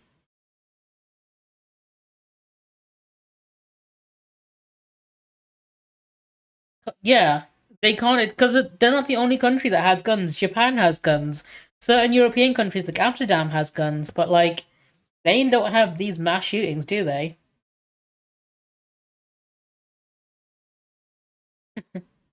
The problem is, right, and they always joke about saying, "Oh, we'll get stabbed," and you don't die from stabbings. Do you know how hard it is to kill someone? Do you know how hard it is to kill someone with a stab wound? Like, you'd need to stab them repeatedly multiple times to guarantee that person is dead. Most stab wounds, if you've only been stabbed once, you are likely to survive it. Straight up, you can get stabbed in the lung and survive. You can survive with one lung. Your quality of life will be pretty shit. You know, it might not be the most comfortable life you'll be living, but you can survive it. Whereas if you were shot in the lung, chances are you won't. Like, straight up, you can probably survive a good 3 stab wounds. The average person probably could survive, as long as, like even if one of them was in a major, like, organ or something, you'd still survive it. It is. I mean, if you want to get stabbed, you want to go Glasgow, right? That's where you really want to go. Maybe Coventry. Color, they have so many, like, they have literal 24-hour news channels, and even then, they don't report on all the mass shootings because there's just too many to cover. Should victims have done that one? Foreign policy. Should the government increase or decrease military spending? Decrease. They've got the biggest military budget in the world, and no country's ever going to start anything on them. Should the US continue to support Israel? Fuck no! Maximum. No, all support and aid. We should not have given any foreign... no, that's not what it is. No, we should be less involved. No, the country... equal support to Israel and Palestine. That's not how it's going to work. Cut all support and aid to Israel. Should the United States provide military supplies for and funding to Ukraine? Strict accountability? Only humanitarian aid is what I think we should go with.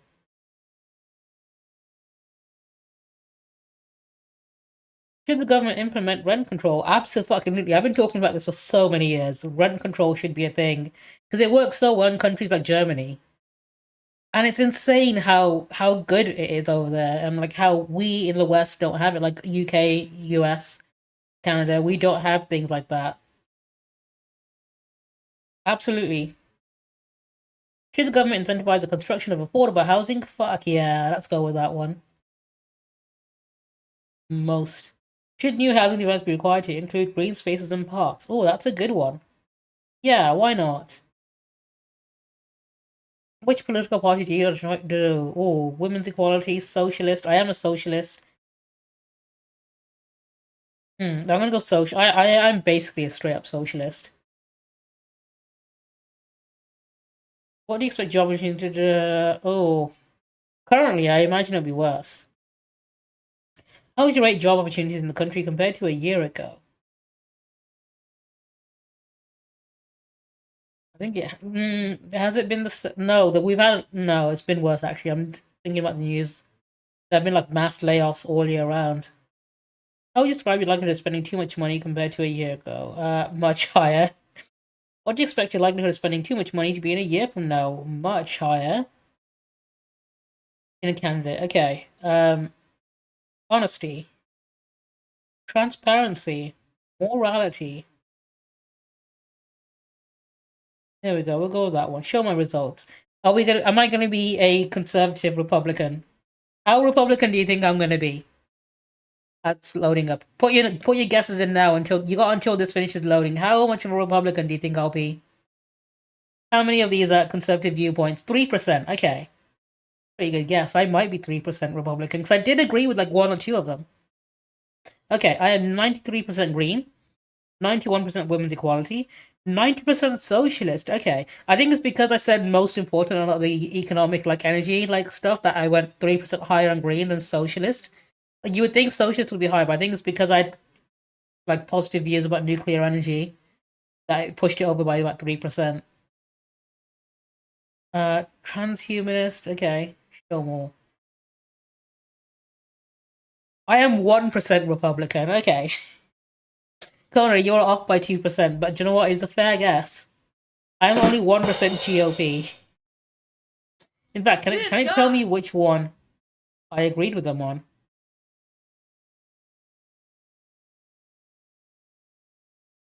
Scroll down. There must be one thing I agreed with them on. Here we go. Should the government enforce mandatory GPS tracking? We both said no on that one. Should the government require all new cars to be electric? We both said no on that one as well. 2 things that I agreed with the Republicans on. 3. No, hang on. Children to be vaccinated. Okay, that's an interesting one. The GOP thinks children should be vaccinated. I thought they'd be anti-vax. Yeah, it's those 3. So it's the whole mandatory tracking, which I get why they would be against it, but yeah, that's interesting. I'll put the link in chat again if anyone else also wants to do the test. I mean, this all started because James, the cat boy in chat earlier on, was talking about how he's somewhat new to politics and didn't fully understand a lot of things in regards to the whole Trump thing, and he had a feeling that voting for Trump was the wrong thing to do. And I tried to sort of like be nice enough to sort of bring him round to the idea of like, hey, look into politics and see which party is going to benefit you the most.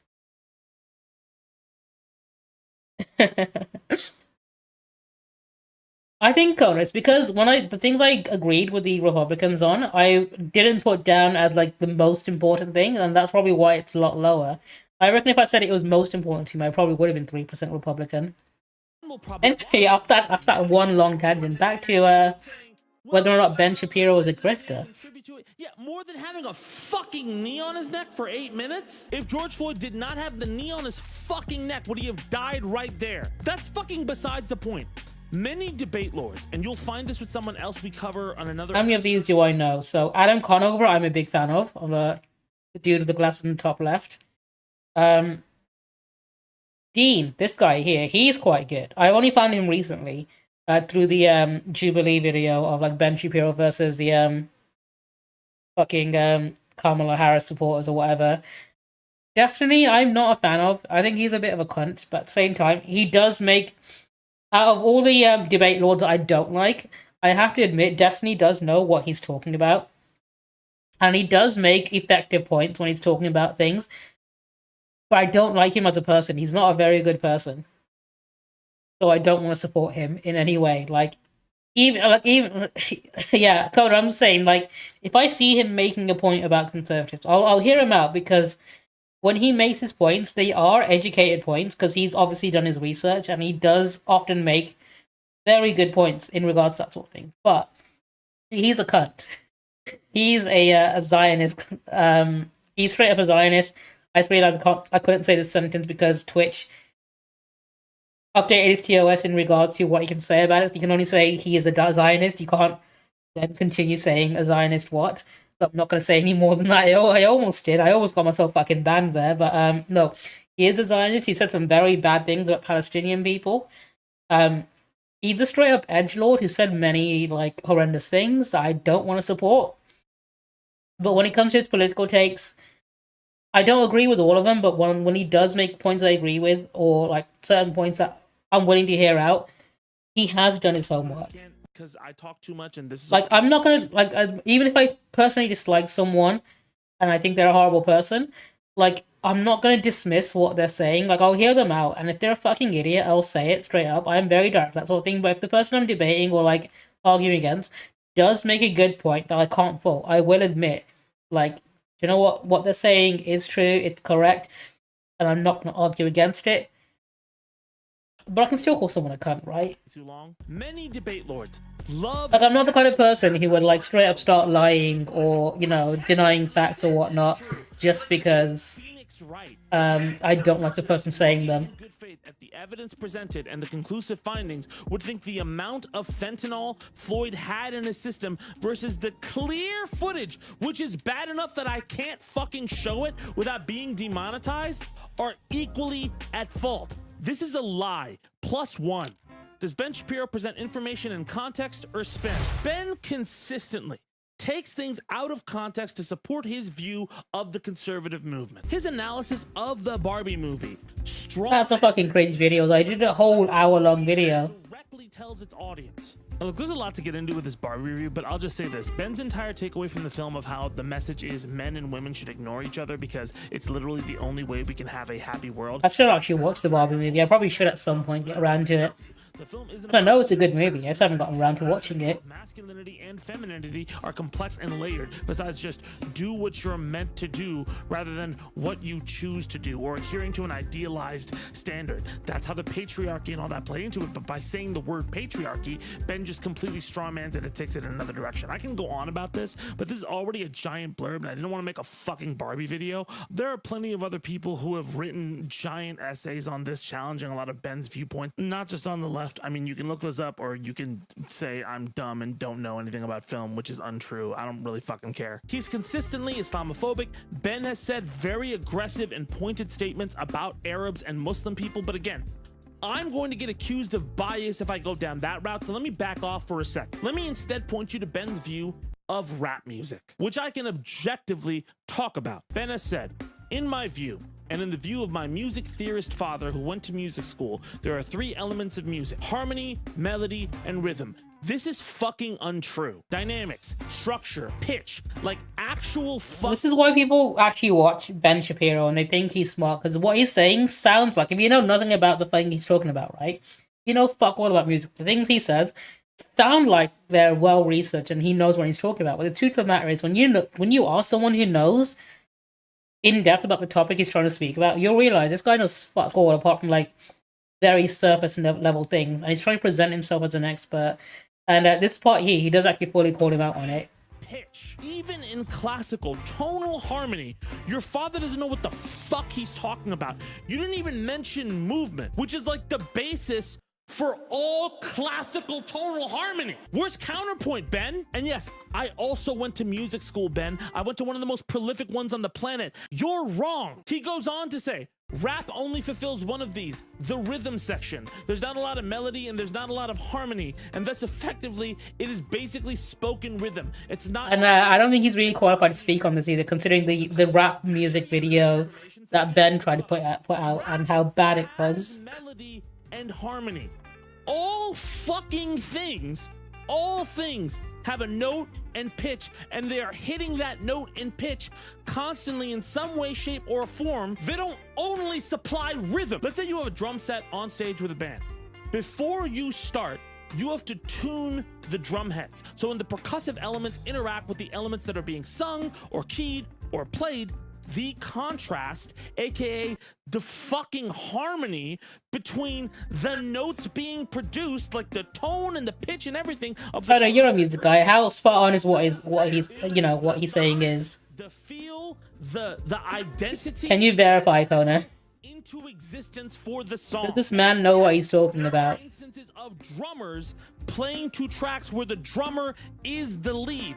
Travis Barker is one of the most famous examples of this. Whenever Travis Barker would cover certain songs, it would be a completely different song, it felt like sometimes, as soon as he put his drums to it. Not only in rhythm, but in feel and tone. The song itself changed. Quite literally, entire genres of music are based on the relationship between the bass and the drum or percussion. It's called groove. It's one of the first things you learn at a jazz school. Rap music, since its inception, has had a large amount to do with vocal contrast to the underlying elements. If you go, palms are sweaty, knees weak, arms are heavy, but then do it a half step up, palms are sweaty, knees weak, arms are heavy, to the same backing track, it won't fucking fit. It'll feel like an avoid note. There are many political examples of Ben spinning, but this one is blatantly and objectively spin or just disinformation. The spin part of it here is Ben is using it to try to put his thumb on culture to disqualify things that are beneath him because he's so smart, but he's not a fucking expert on this, and his father isn't either. +1. Does Ben Shapiro incite violence? No. This is one major criticism that people like to levy against Shapiro, is that he I'll give him that as well. He doesn't actually call for violence in any way, shape, or form. Like what you're supposed to do as much as he fans the flames of hate, he doesn't actually like support violence in any way. Violence and advocates for discussion. Now, there are ways Shapiro He encourages. just loves to argue, but he doesn't want to throw hands. That later, but he has specifically denounced the violence of January 6th. He's argued violence undermines democracy. He's consistently advocated for open political debate. Shapiro may have inconsistencies with the way he projects his viewpoint and his lack of fucking musical knowledge, but he is incredibly consistent on wanting robust debate versus violence. Honestly, I think it would undermine all of his incentives, like monetary, personal, power-based, like if he favored violence. He's honest there.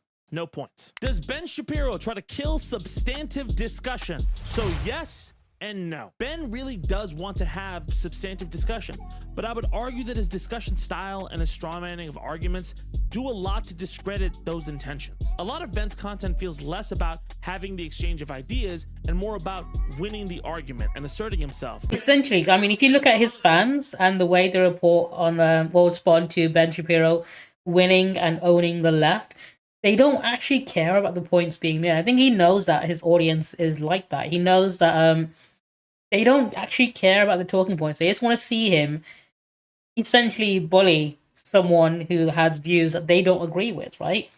They don't actually they don't care about the points he's making, whether or not what he's saying is true or not. They just want to see him own the left. And I think he knows that's his entire business model, and that's why he sort of leans into it. Is liberal hypocrisy. Ben Shapiro obliterates woke leftists. That feels more important in his content ecosystem. Ben will strawman a lot of arguments and paint his opponents as out of touch and not logically centered. He did that a lot in the Jubilee, like Ben Shapiro versus like woke karma supporters video. Not the broader context is actually true. His Jubilee debates are a great example of this. An example I can't show because they fucking copyright strike everything. But Straight up, they copyright strike me for showing it. Or YouTube, Ben is actually fairly reasonable with the people there and is trying to engage respectfully with all of those people around him. Even if there is some modicum of disrespect between all of them, they're trying to be congenial and actually have a discussion of ideas there. His debate with Dean Withers is a genuinely interesting and great piece too. Yeah, Dean Withers is genuinely someone I've actually started following on TikTok because he does make a lot of good points. So I found him through that video from Jubilee, the surrounding video, and I found him on TikTok and I watched a few of his videos, and he does make a lot of very good educated points, and it's someone I'd probably recommend looking up because he's very good when it comes to debating certain things. Because like he's debated a lot of people, and he's very good at remaining calm and not losing his patience with people when they're fucking like thick-skulled, brain-dead idiots. Like he's debated people who are infuriatingly like obtuse, like to the point where they're doing it on purpose, right? And like they know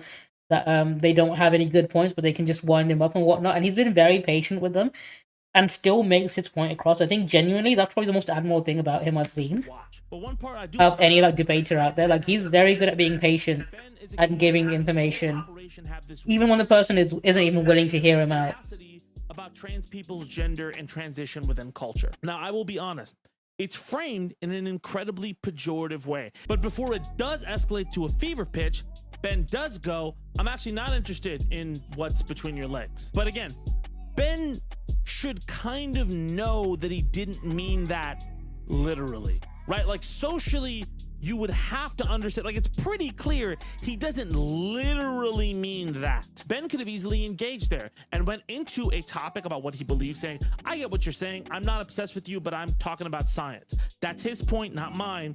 And the debate could have worked out from there. Even if this person was being aggressive, that would have played out the way it did. I think Ben just panicked there and said the first thing that came to his head. Present his point there and just kind of specifically stayed on this kind of, because he had no idea what to say in that matter. I understand that individual was aggressive towards Shapiro, but again, Ben does consistently and subtly strawman whenever he gets a chance. Now, he will absolutely engage when it suits him, and to his credit, he does seem to have a genuine will to do so. But in certain situations, when it's not necessarily his favor or he just doesn't want to deal with all that shit, he'll stop block, and I think that's a problem.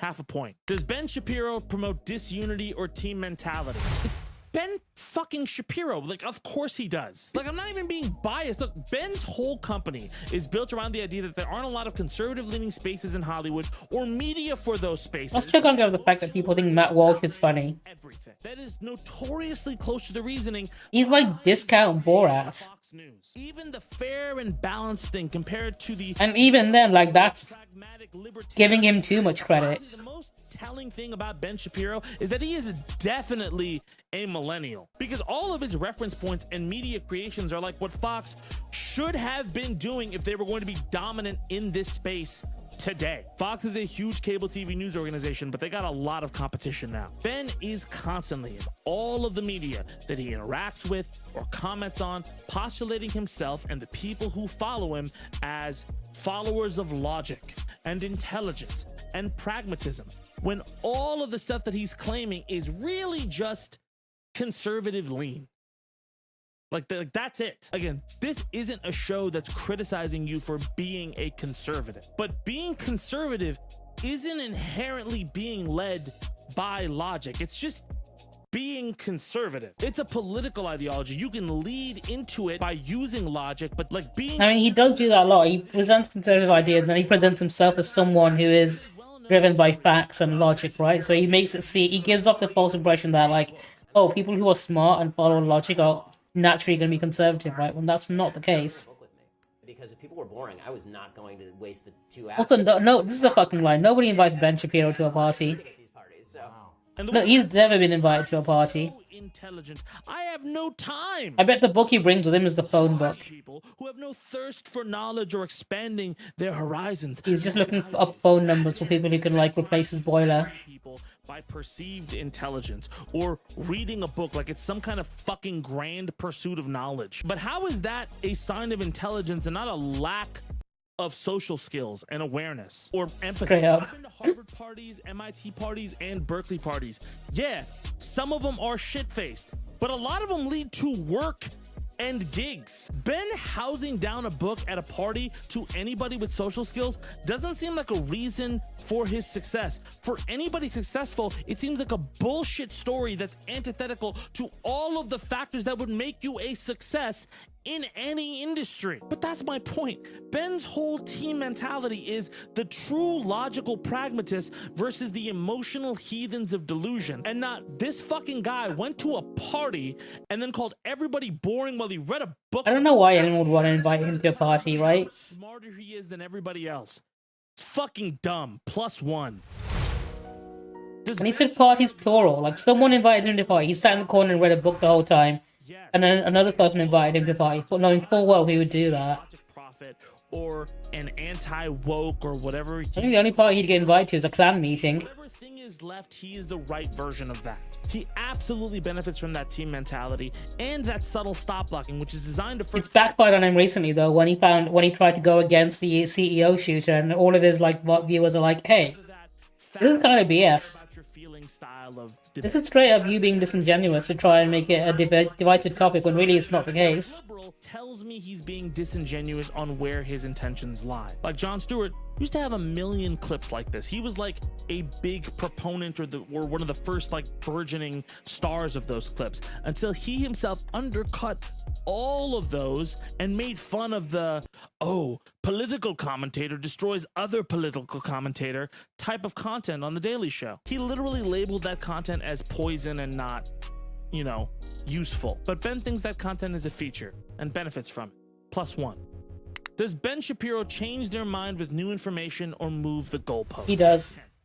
I am not trying. I've seen him do it, so yeah. I originally had another liberal debate. We've all seen him do it multiple times, right? To balance this out, I really thought he would do better here.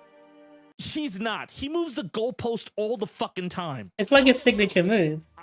If he was a character in Super Smash Bros., moving the goalpost would be his final smash. January 6th didn't disqualify him enough for you, brother? But that's the flip-flopping from earlier, right? Okay. He said homosexuality should be a mental illness because homosexuals experience more depression than heterosexuals. But then also said there is a minute amount of discrimination against homosexuals in the US. Oh, classifying them as mentally ill is not that, your sexuality or the way that you interact or your social relationships with other people being described as a mental illness doesn't count. When confronted on the gender, sex, and trans debate, Ben says that there's no substantive scientific foundation for gender to be considered. There's a great clip with him debating Neil deGrasse Tyson on that. Neil deGrasse Tyson totally puts him in his place. For almost 50 fucking years, and Ben just dismisses it. While tons of science, like plethoras of scientists all back it. Also, rap isn't music, but Tom McDonald is? Climate change is real, but is it really man-made? Ben is a series of but actuallys embodied into a person. On the off chance he's the best way to describe him, to be honest. This video, by the way, I'm not shitting on his fans, I'm shitting on him. He will move the goalposts again. Oh, this is the evidence I spin things? I don't like rap music? Ben knows he's being disingenuous. He runs a fucking media company.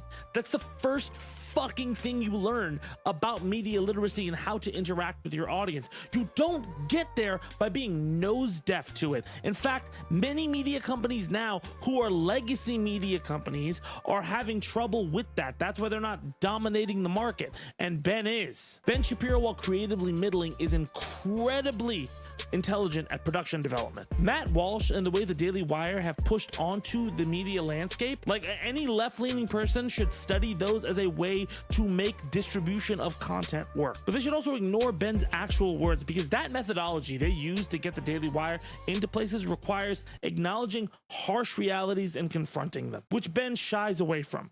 +1. Does Ben Shapiro ever challenge their personal power? Does anyone be keeping count? Because it seems to be dangerously close to getting 8 out of 10. Look, Ben Shapiro started his career as a Hollywood outcast, but he arguably embodies every stereotype of what Hollywood is. Despite the first column, I do believe Ben does have actual sincere beliefs, but he compromises them when it's good for his content or brand. Very Hollywood. He's about the bigger picture, but the biggest picture is partisanship and looking like the smartest person in the room, the most practical person in the room. It's not nothing that Ben called out the firing of James Comey and some of the irregularities of the Trump administration. He also, while criticizing Ilhan Omar and definitively rooting against her, defended her against a few baseless attacks. And again, with his past comments about Arabs like living in the mud and shit, it is interesting that he would do that. I am going to give Ben this one because I think it illuminates exactly who he is. He's Hollywood. He is a platform that means something, and he wants to make engaging stuff that entertains and gives a solid outlet for certain people. But he also wants to be seen as brilliant and intelligent, and he feels like people who don't like him just don't get it, man. I think he's just really insecure about it, because the amount of effort he puts in trying to come off that way is cringeworthy sometimes. I tried my best to stay unbiased here. I'm not going to jump to the nuanced column on this. Right, so we had guesses of like 8 or 9 out of 10. Does anyone else want to try and maybe like put in a guess as well, whether or not he's going to land? I mean, I think we've all pretty much guessed he's going to be definitely above, more towards the grifter side of things, right? And being disingenuous. But like, if anyone wants to put in any more final guesses before the number is given, now's your chance to do so. Captured a lot of the major things around. On a scale of 1 to 10, how much of a grifter is Ben Shapiro here? This episode, Ben Shapiro is a 7, which is a partisan hack. But if you exclude the first, Honestly, like, I would have guessed 8 as well. as a partisan, I would have given a medal, yeah, if you get it right. if you can't tell, the first question we had gotten some things wrong and we were working through it. But look, our description on this scale, You got a 7. like Ben Shapiro, is that he's more of an entertaining asshole than a reliable narrator or source. You were the closest though, Kona. That largely. Again, I reckon if he does another episode, I'll do the same thing, and if anyone guesses it right, I'll give them the medal for it. people, climate change, or anything else I might disagree with him on. It's about how he Because he does go into depth about, you know, certain points where, like, Ben definitely is disingenuous. So times when he actually is, you know, actually honest and, like, genuinely able to debate. eviscerates liberal douchebag or whatever the fuck, right? Or things that he is actually good at. Like that debate with Dean Withers that's engaging and accessible for all parties. It's the way he presents his views dishonestly. It's the way he stop blocks discussion. Yeah, he's not above, like, literally changing his views to suit whatever point he wants to win in an argument. Puts himself to be an expert on. All of that is red flag central. And he makes me furious. But if you're a conservative or an independent, you should know you're getting your news from Fox News 2.0 or Bill O'Reilly from the New Age. I think I was right about that, which means it's going to be skewed and it's going to find talking points to reel it around to a conservative win versus equally weigh things. Does that make sense? A lot of Shapiro's takes are great for conservative talking points, but they are conservative talking points. And if you take them at face value for just how a smart person thinks, unless you're talking to a partisan conservative, you'll actually end up hurting the way you interact with others and the discussions you get to have with people. You're gonna come off condescending and out of touch versus intelligent and pragmatic. And like I said, we're gonna cover another person, left-leaning, who does this on another episode. We couldn't this time because I write way too much. But if you're a Shapiro fan, which I am not, but if you are and you want to use his points, I would say use them non-judgmentally. At least engage with somebody in a way. I don't think I'd ever want to use any Ben Shapiro's points, purely because I mock most of them. Shouldn't be to dunk on somebody who you think is beneath you, but to find a way to connect with somebody else on something and figure out a way to move forward. I'm not saying coddle homophobes or transphobes or Islamophobes or anti-Semites. I'm just saying don't be a dick when you talk to other people. All right?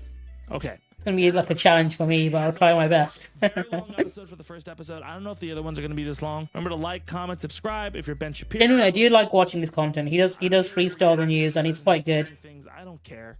I 0% care. You can go watch freestyle. I like a lot of his takes. You want to see on Griff Watch next? Let me know what the score you got is. My name is Etabani. Thank you guys so much for watching, and I'll see y'all soon. I think he's pretty underrated. Everything is woke, and nothing is woke. This is the video I also found that I just thought I'd queue up because it seems relevant to today's talking point. You know, amazing movie. Light spoilers for that film here, but one thing that really caught my eye was the response the film was getting from a certain section of internet users and YouTube channels. You know the ones I'm talking about. Do you guys also notice that they'll complain about something being woke, but then when the next thing comes out, suddenly the thing they were mad about previously isn't woke anymore? Like, the best example I can think of is when Spider-Man No Way Home came out, and everyone was like, oh yeah, the MCU was good before it went woke, right? And that was the last good non-woke MCU movie. As if they weren't mad at the fucking Disney Spider-Man trilogy for making MJ, played by Zendaya, and they were calling it woke for that for so many years. Suddenly it's no longer woke because everything after it is more woke now, so they have to say that Spider-Man No Way Home because it was a good movie. Same for Spider-Verse as well, actually. It's apparently non-woke now because they want to complain about the new thing that's woke. I think it's just going to end up being a fucking cycle where whatever they complained about previously is suddenly going to be non-woke when they need to complain about something else. Is still there. And if it was so self-evidently a huge issue, how can we reconcile that with this new anti-woke framing? Where are the boundaries of wokeness, both within this film and pop culture more widely? How firm, how changeable are they? And what can testing these boundaries, following this thread, tell us about the culture of anti-wokeness more widely? Let's have a go at finding out, yeah? It never fucking fails to kill me, the fact that there's an anti-woke channel called It's a Gundam, as if Gundam isn't the most politically woke fucking anime series in the world. I think this new framing's due to what? How does someone be so into Gundam they make it their own entire personality and not understand that Gundam is really fucking woke and anti-war? And they're obviously Like a lot of Japanese media that happens to be about war happens to be mostly left-leaning anti-war sentiment. But hold on. Like everything Metal Gear is. Film is woke, which, yeah, big asterisk there. Guardians 3 is woke. There's the aforementioned superficially woke elements, like Nebula, the alien cyborg, wearing a t-shirt instead of breasting boobily the whole time, but there's also, you know, the story. Now, as we've discussed previously on this channel, in 2023, woke doesn't really mean anything specific anymore. It now refers to an ill-defined, sometimes contradictory cluster of meanings, and arguably the whole point of the term's continued usage is to obscure that fact, to blur those lines, to launder right-wing sentiment through this act of distortion. But before woke became this empty signifier, before reactionaries co-opted... Also, like, these fucking ripping channels have just been talking about how Disney are over and the MCU and the MCU is done for like years now. I think it's been almost a decade where they've been crying about how Disney are going to be cooked and go bankrupt when they haven't. It is kind of clearly woke in that original sense. Jesse Gender made a tweet a while back noting the political... Also, when that ad breaks hits, I'm going to try and make another cup of hot chocolate. Hopefully it won't fail this time. I actually poured moldy milk in mine, and it was heartbreaking. I had to pour the whole thing down the sink in the end. I'm going to try the other milk, which I know is good. Nature over nurture. So fingers crossed attempt 2 goes better and I won't be trauma dumping about it when I come back. He copied the America of the 70s to build his perfect world. It was a trauma dump, yeah. I made, it was the options mint hot chocolate. It was a good hot chocolate I wasted because I had oat milk and regular milk, and I thought I'll try the oat milk because I like oat milk in my drinks. And the oat milk was lumpy and moldy, so I poured in lumpy moldy milk into my hot chocolate. So I had to get rid of it. So attempt 2, hopefully this time when the ad break hits I'll go make it better. Oat milk is fucking great. Genuinely underrated. Incentivize certain actions, disincentivize others, block off... I like it in my coffee or my hot chocolate usually. But I'm going to go back down. I'm going to use the blue top whole milk this time. So attempt number 2 at making hot chocolate. You could very easily... Wish me luck. Across the rest of the movie. The idea that individual quality... Hopefully I won't come back and start trauma dumping. ...lead to success and happiness that good, caring systems do, but that's getting beyond the scope of this video. Suffice it to say, while these elements of the film do qualify as woke in that pre-2016 AAVE-derived meaning of the word, from the looks of things, those elements have not made Guardians 2023 online reactionary woke. Finally! A great Marvel movie without a bunch of woke... I don't get why people of color like this are anti-woke grifters as well. It makes no sense. Why would you fucking be an Uncle Ruckus like that? Anyway, I'm gonna have a quick piss break and get myself a hot chocolate. Be right back. I'm recalling the attack team. Return to your positions. Increase security.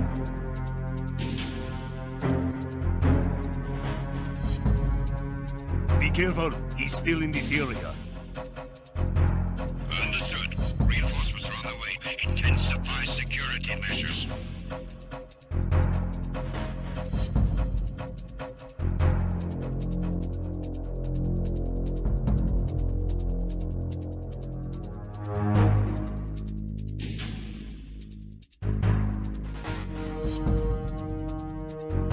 You haven't made your scheduled report. Carry out an investigation immediately.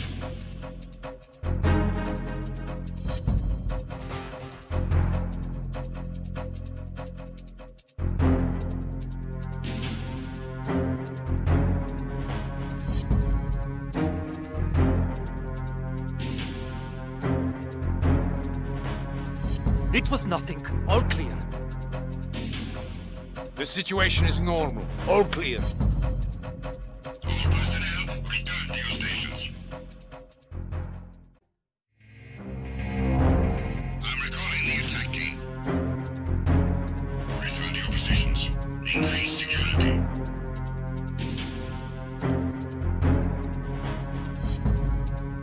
Be careful, he's still in this area. Understood. Reinforcements are on the way. Intensify security measures.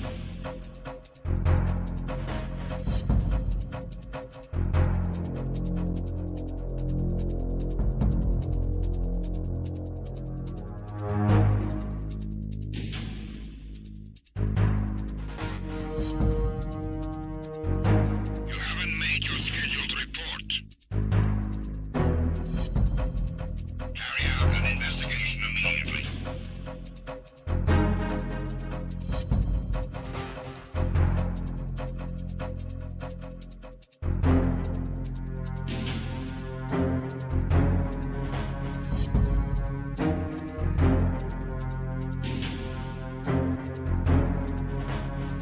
It was nothing. All clear.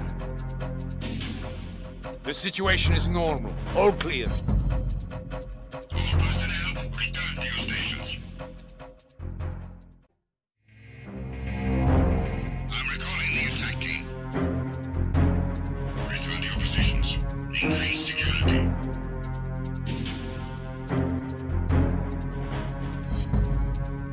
Be careful, he's still in this area. Understood. Reinforcements are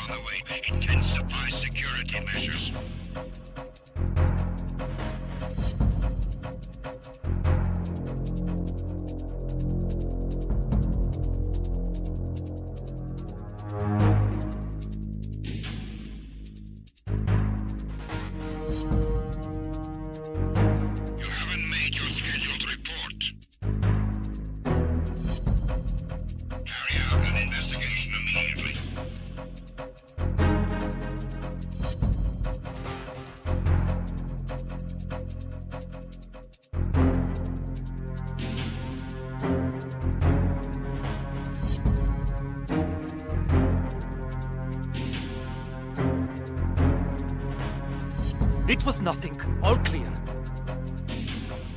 The situation is normal. All clear. All personnel, return to your stations. I'm recalling the attack team. Return to your positions. Increase security.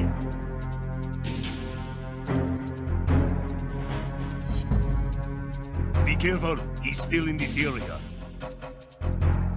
Understood. Reinforcements are on the way. Intensify security measures.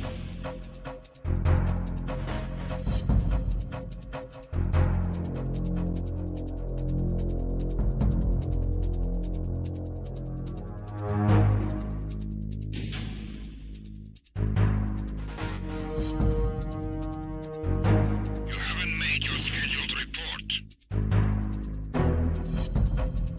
Carry out an investigation immediately.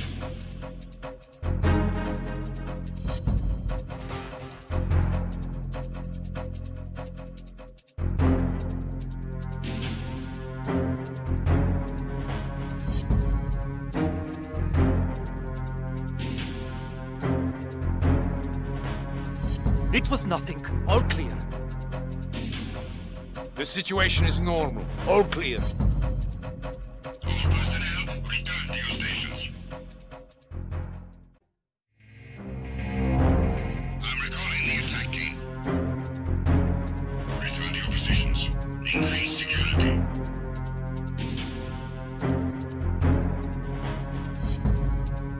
Be careful, he's still in this area. Understood. Reinforcements are on the way. Intensify security measures.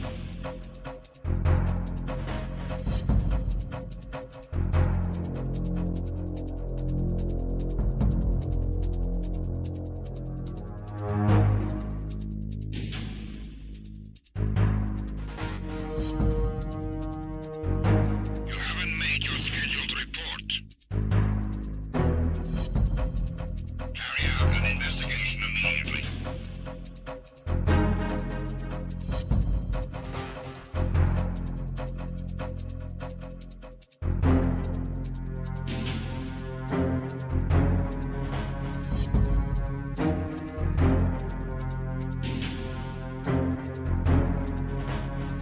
It was nothing. All clear.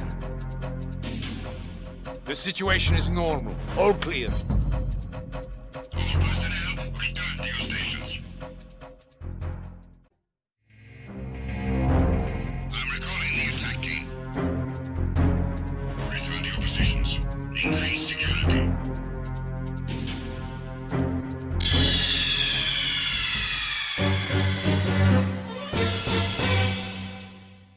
Congratulations, Connor, on getting that right. I'm not going to ask if you googled it or not. Chances are you did. You might have known it. Who knows? But yeah, enjoy that. Hot chocolate has been a success. Although I don't know if I'll have enough milk for my breakfast tomorrow. So who knows? I might need to go out and get some more now. Staring you in the face. Hi, I'm woke politics. Hi, I'm woke politics. I don't get why people of color would join the fucking right-wing grift. It isn't anymore because, well, I mean, they probably they're shilling out for views. I know why they're doing it. But like, why would you throw yourself under the bus just for a few clicks? Like, he's shooting himself in the foot by doing that. But I guess they only care about the short-term gains and not the long-term impact, do they? A lot of the usual suspects complaining about the, I don't know, women in trousers agenda. Together, we... Fucking Shadowversity. What's wrong, Chad? I'm fascinated to hear your thoughts. This guy's an AI art shill as well. You don't have a whip out, pants and halberd in Smash Bros. Yeah. Well, there's They're still more. taking away the femininity of Peach. He made an entire second channel just to be angry about women in media, basically, like this. The film came out, of course, its place in the narrative changed. The Mario movie became anti-woke also, necessitating some frankly embarrassing backpedaling. This is the part where she tries to say, what are you talking about, Peach? Wearing pants. She's wearing pants. Is it woke for a woman to wear pants? Because when we had that context, did we criticize? If you're a woman watching the stream right now and you're wearing pants, take them off right now. Immediately. This is what this man wants. He thinks you wearing pants is what's going to cause society to collapse. Take those pants off right now. There's a huge universe out there. Hot chocolate might have been a bit too successful. It's too warm to drink at the moment. Wokeness is at once I think. Although the mug I'm using actually, this is one I got from an arcade claw machine. So I won this one. What they are, and they don't include eugenics. You can hold a lot of liquid, so I quite like it. It's quite short at the same time. It's wide. You can hold like a good amount of like hot chocolate. Why? How? Well, sadly, there is no canonical answer, no explanation for those flip-flops which would satisfy the wokeness conspiracy's crusty basement-dwelling believers, but it does tell us something. Wokeness is a malleable thing. If Mario, if Guardians 3 can be woke one month and anti-woke the next, then wokeness can't be located... It changes with the phase of the movie. From outside of it. They always change the meaning of what woke is just to suit whatever argument they're making that week. Let's talk about that process of projection. Sometimes it's straightforward. Sometimes, yes, a character might make wry reference to contemporary politics or discourse. I think I'm a fan of the 21st century.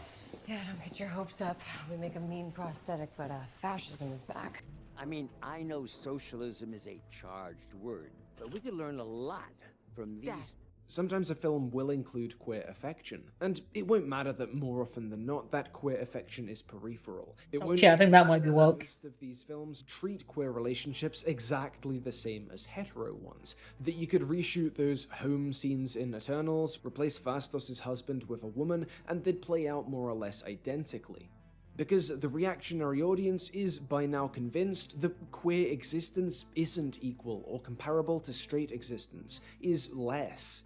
For the grifter, this is easy mode, but not every suspected woke project... Notice how all these movies they're calling a flop actually did really well. So when they don't, when there is no straightforward woke spotlighting, another tactic is needed. Luckily, such a tactic exists. It's easy, it's flexible, and it gets results.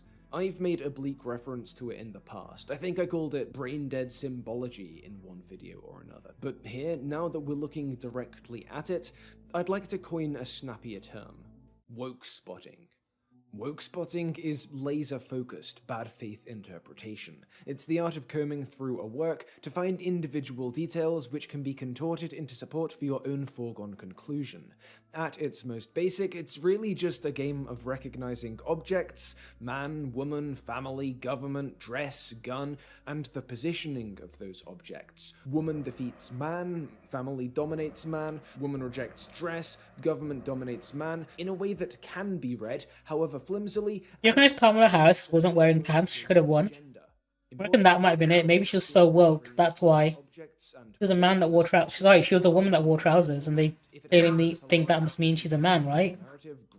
That's how the right-wing brain works. All the woke spotting game requires is that those positioned objects be there in some capacity. The already established anti-woke mythology does the rest, does the heavy lifting, substitutes in for framing. For instance, I still think Star Wars Episode 7 is a fucking good-looking movie. That began in Peach's wardrobe, trousers replaced... I enjoyed The Force Awakens. That Peach was, of course, wearing trousers because she was karting, or that this... I think it's one of the best Star Wars movies. I think a lot of people are going to hate me for saying that. In a film literally built from them, that context didn't... I don't even hate The Last Jedi either. Contextualized, dragged... Rise of Skywalker, there's no defending, but I don't think The Last Jedi was that bad. About the destruction of traditional gender roles and all that. With real context swapped out for anti-woke mythology, the film's straightforward... If I was ranking all the Star Wars movies, I'd probably put The Last Jedi in B tier. ...becomes craven, woke gesturing, at once obvious and subliminal, both a loud performative gesture and insidious corruptive messaging.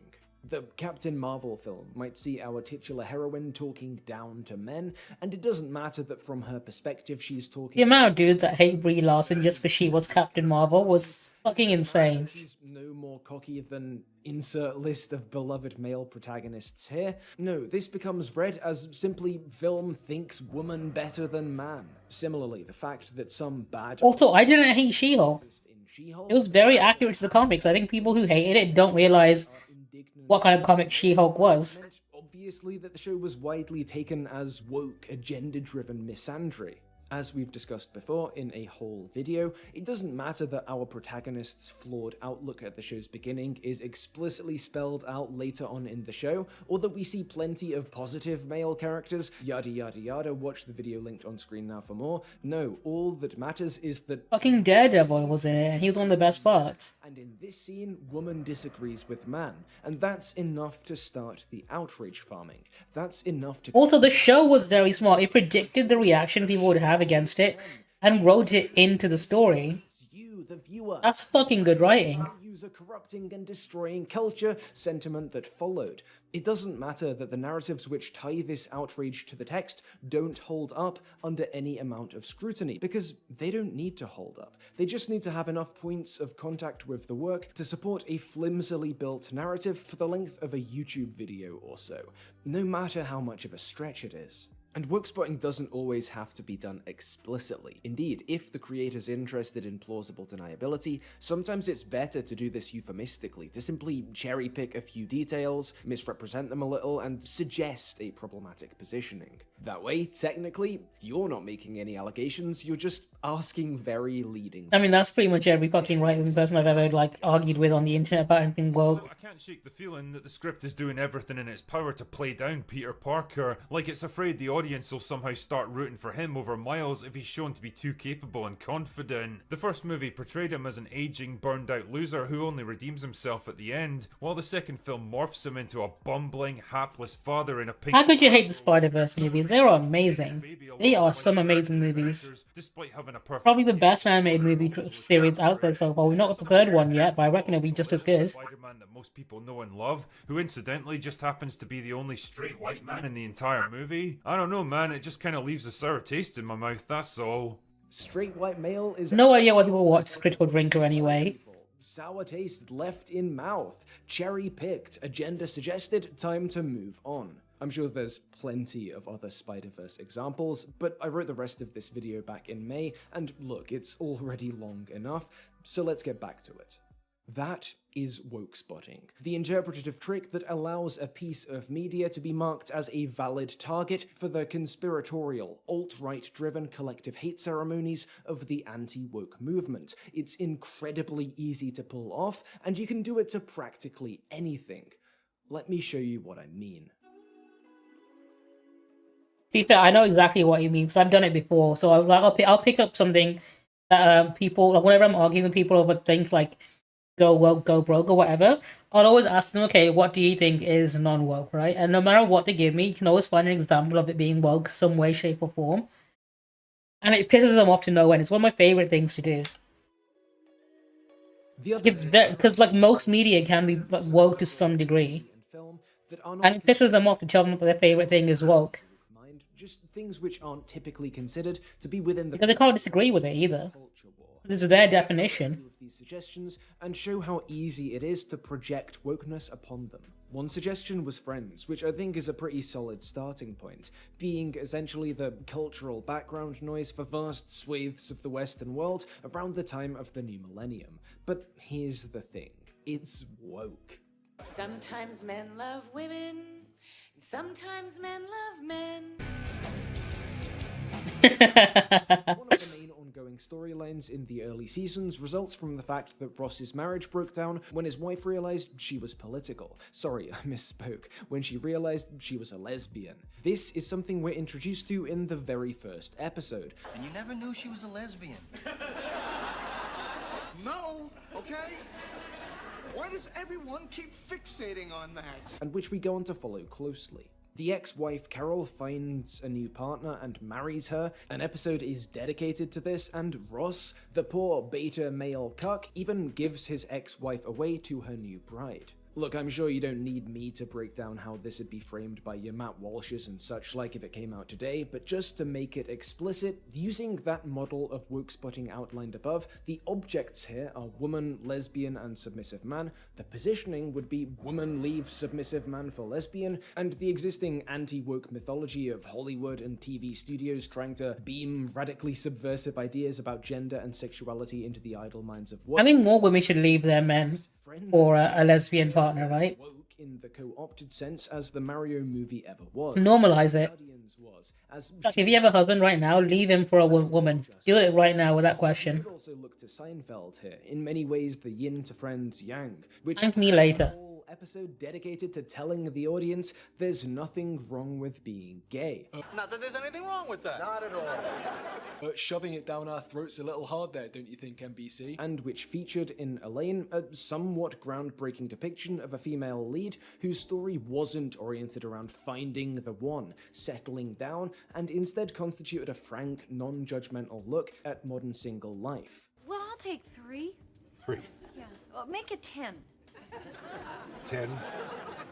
20 sponges should be plenty. Through our woke-spotting telescope, though, in Elaine, we see woman reject family. Add in her vocal pro-abortion position some spiel about loose sexual morals, and hey presto, you've got the basis for a woke Seinfeld takedown screed. Let's not forget Frasier here, also among those Twitter suggestions. A show focusing on a rich coastal elite embracing a new... I actually did a video that's the most right-wing thing I can find and pointing out how it could be woke. Abandonment of traditional... I bet I can get away with calling the Daily Wire woke, right? 90s sitcoms behind. Go wider with I reckon if I tried hard enough I could do it. Cultural touchstones are secretly woke. One reply points out that Juds would hate Alien and Aliens if they came out today, and that is obviously bang on. We'll shortly return to the fact that these films do get a pass these days, but woke spotting is piss easy here. Solo woman defeats immensely homicidal alien that had torn through the rest of the crew, and in the sequel, not only does woman defeat aliens, men, highly trained, outfitted men, fail to. Avatar's woke too. Natives good, white men bad. Christ, even Shrek is... Oh, hell yeah. Is the story of some Antifa hermit successfully dismantling the state's... He's just like me for real. But we don't even have to look that deep into it. We can just see that the story ends celebrating the main female character's transformation from classical, ideal feminine beauty to a body type and mode of existence that goes against the grain of society's traditional gender stereotypes more widely, and ding ding, woke film. You heard it here. Shrek is woke as fuck and I love it. Which is a super interesting example because it had a broadly similar reception to that of Guardians 3. Susceptible viewers were whipped up into a frenzy by anti-woke responses to the trailers and promotional materials, only for the narrative to shift after the film's release. The good news is that the movie is nowhere near as bad as those early trailers suggested, which basically painted Bond as a useless, miserable pussy, constantly getting pushed around and berated by his strong, empowered female replacements. To the point that now, in 2023, it can reasonably be brought up as an example of non-woke media. Indeed, it has been read convincingly as a failed attempt to rehabilitate the misogyny inherent to... That's what they do though, isn't it? They'll call something as woke until it becomes really good, and then they'll say suddenly, oh no, it's not woke anymore. All we have to do is look back to that... They did that with Spider-Man Homecoming. It was woke spotting at its most harebrained. They made MJ into a person of color? Woke. Oh no, the movies are good. Okay, it's not woke then. Details were teased. Bond's devotion to Léa Seydoux' Madeleine Swann, first female lead to appear across 2 subsequent Bond films, was taken as woman turns iconic symbolic Sigma male into simp. Oi fellas, is it woke to fall in love? So forget about the actual film, forget about the fact that it... I mean, considering people like Andrew Tate thinks having a wife is cringe, it wouldn't surprise me if they genuinely believe that falling in love is woke. That the temporary Getting married is woke. Codename by her spoke not to the shadowy media impact of Kathleen Kennedy's feminist mind virus, but to the anachronistic undercurrent of No Time to Die, the part of the film that wonders how suited Bond, MI6, spycraft is to the modern world, how far Britain and its surroundings have changed since Ian Fleming put pen to paper. No, forget all that. With our woke-spotting glasses on, all we have to do is mark the object, here black woman and the position at its most superficial, replacing white man, and hey presto, we arrive, as so many did, at the conclusion that the film is woke. That's it. That's the trick. That's the bad. I mean, so many people make their living on YouTube by doing exactly that. Just pointing at something and yelling woke until people like subscribe and give them like money on Patreon or whatever. Present wave of online alt-right inspired reactionary creators. Well, let's recap. As we've established, wokeness is malleable. It's projected onto the text. It isn't within it, and especially since no real definition of wokeness is ever given, that act of projection has an almost unlimited flexibility. So Marvel is woke, and Friends is woke too. Seinfeld, Frasier, Alien, Shrek, James Bond, everything is... All the movies are fucking naming as well, movies I like. Good to know that everything I enjoy is woke. There is no real connection between... I always reply with people saying things are woke, like, you know what, the thing that you like most is going to become woke too. Can't stop it, the woke machine is unstoppable. Wherever media they enjoy, we're going to turn it woke. We're going to put a woman of colour in it. I'm going to make her a girl boss. I'm going to make her wear pants. No Time to Die came out, and people actually got to see that these claims of replacement and filmmaking by quota were overblown and unhinged, the viewership gradually abandoned these convictions of wokeness, stopped clutching their pearl. I wonder how long people can keep up the woke grift for, though, because I think at some point people have to realise this is all bullshit people are doing to get others riled up and give them clicks, right? Narrative started to become untenable. Because anger is what drives views and like content and whatnot. You know, wearing pants, she's... Like his channel's dying. He's made so many videos of the fact that the algorithm's like not pushing people to him anymore because he's just insufferable. There are a few reasons why this can happen, why these narratives can fall apart. Individually, these reasons are manageable, but multiple at once will overwhelm any would-be woke spotter. For one, a pre-release woke-spotted project being loved by general audiences but not by critics puts the reactionary in a tricky position. The critics, after all, are held to be agents of the agenda, and the audience reaction is the only thing you can really trust. They're not being Venmoed to like or dislike things by Brie Larson. Like the right are so bad at boycotting things as well, to the point where every single time they try to boycott something for being too woke, it ends up doing gangbusters at the box office and making a lot of money. So it clearly shows that even though they complain about things being woke and not wanting to support it, a lot of them still do anyway. Like Mario movie fucking killed it, so all the dudes crying about wokeness definitely went to go watch it. Spider-Man No Way Home, fucking insane numbers, right? They all watched that too. James Bond, No Time to Die, that also did quite well, so they all saw that, even though they complained about it being woke in the trailers. One of the key tenets of the anti-woke mythology is get woke, go broke. And the centrality of this idea is obvious from the amount of box office tracking videos these motherfucker spent all that money in his room. Do you see his room there? Hang on. Labeling requires a good amount of cognitive dissonance, both on the part of the creator and their audience. Sometimes interviews begin to pose problems, especially if the people behind a given project decide to extend an olive branch or two to the fans. Clarify, they're not trying to be woke, honest. The biggest fly in the ointment, though, is just success. One of the key tenets of the anti-woke mythology is get woke, go broke. And the centrality of this idea is obvious from the... One thing I don't get, right, and I'm pausing it here for a second. You can see how much fucking money this dude has spent on just memorabilia and merchandise of things like Spider-Man or Star Wars or Lord of the Rings, you can see there in the background. And what I don't get is how these motherfuckers can spend so much of their paycheck on things like superheroes and comic books and like things like Doctor Who, you can see in the background there as well of his like room. One of the most woke things on the planet, right? How they can spend so much money on all this media that's telling them that, you know, to be a good person and to be kind to other people, only to turn out to be the most intolerant motherfucker on the planet. How can they fucking sit there and like literally chat shit about people of color and women just existing in media in general after consuming so much media telling them to be tolerant and be good people? Fucking blows my mind. Anyway, everyone else stay hydrated. Don't make my mistake and talk so much that your throat gets dry. amount of box office videos videos these chuds pump out. So I yapped too hard, that's what happened. Spotted is an obvious success, financially or statistically, things get difficult. Liquid. On that woke spotting to claim you'd got it wrong. That this one Content reminder to be hydrated, Snake. this way, the blessed mantra of get woke, go broke. I reckon Liquid Snake was very big on hydration. That's why he chose the name. I mean, he served in Afghanistan. Being hydrated is probably one of the things he'd be most concerned about. Anti-woke mythology does the heavy lifting here, how it's the accelerant that transforms banal observations about women doing things in media into telltale signs of sinister leftist propaganda, but that power does have a drawback, because as a result, no one chud is bigger than the collective mythology. If any of these reactionary creators were to try and question or modify the mythology, the sacred doctrines of anti-fandom, most of their viewers would just tune out. There are always plenty of other non-heretical chud channels to choose from, after all. They'd start catching flack on Twitter, they'd stop getting invites to Friday Night Tights, the grift would dry up.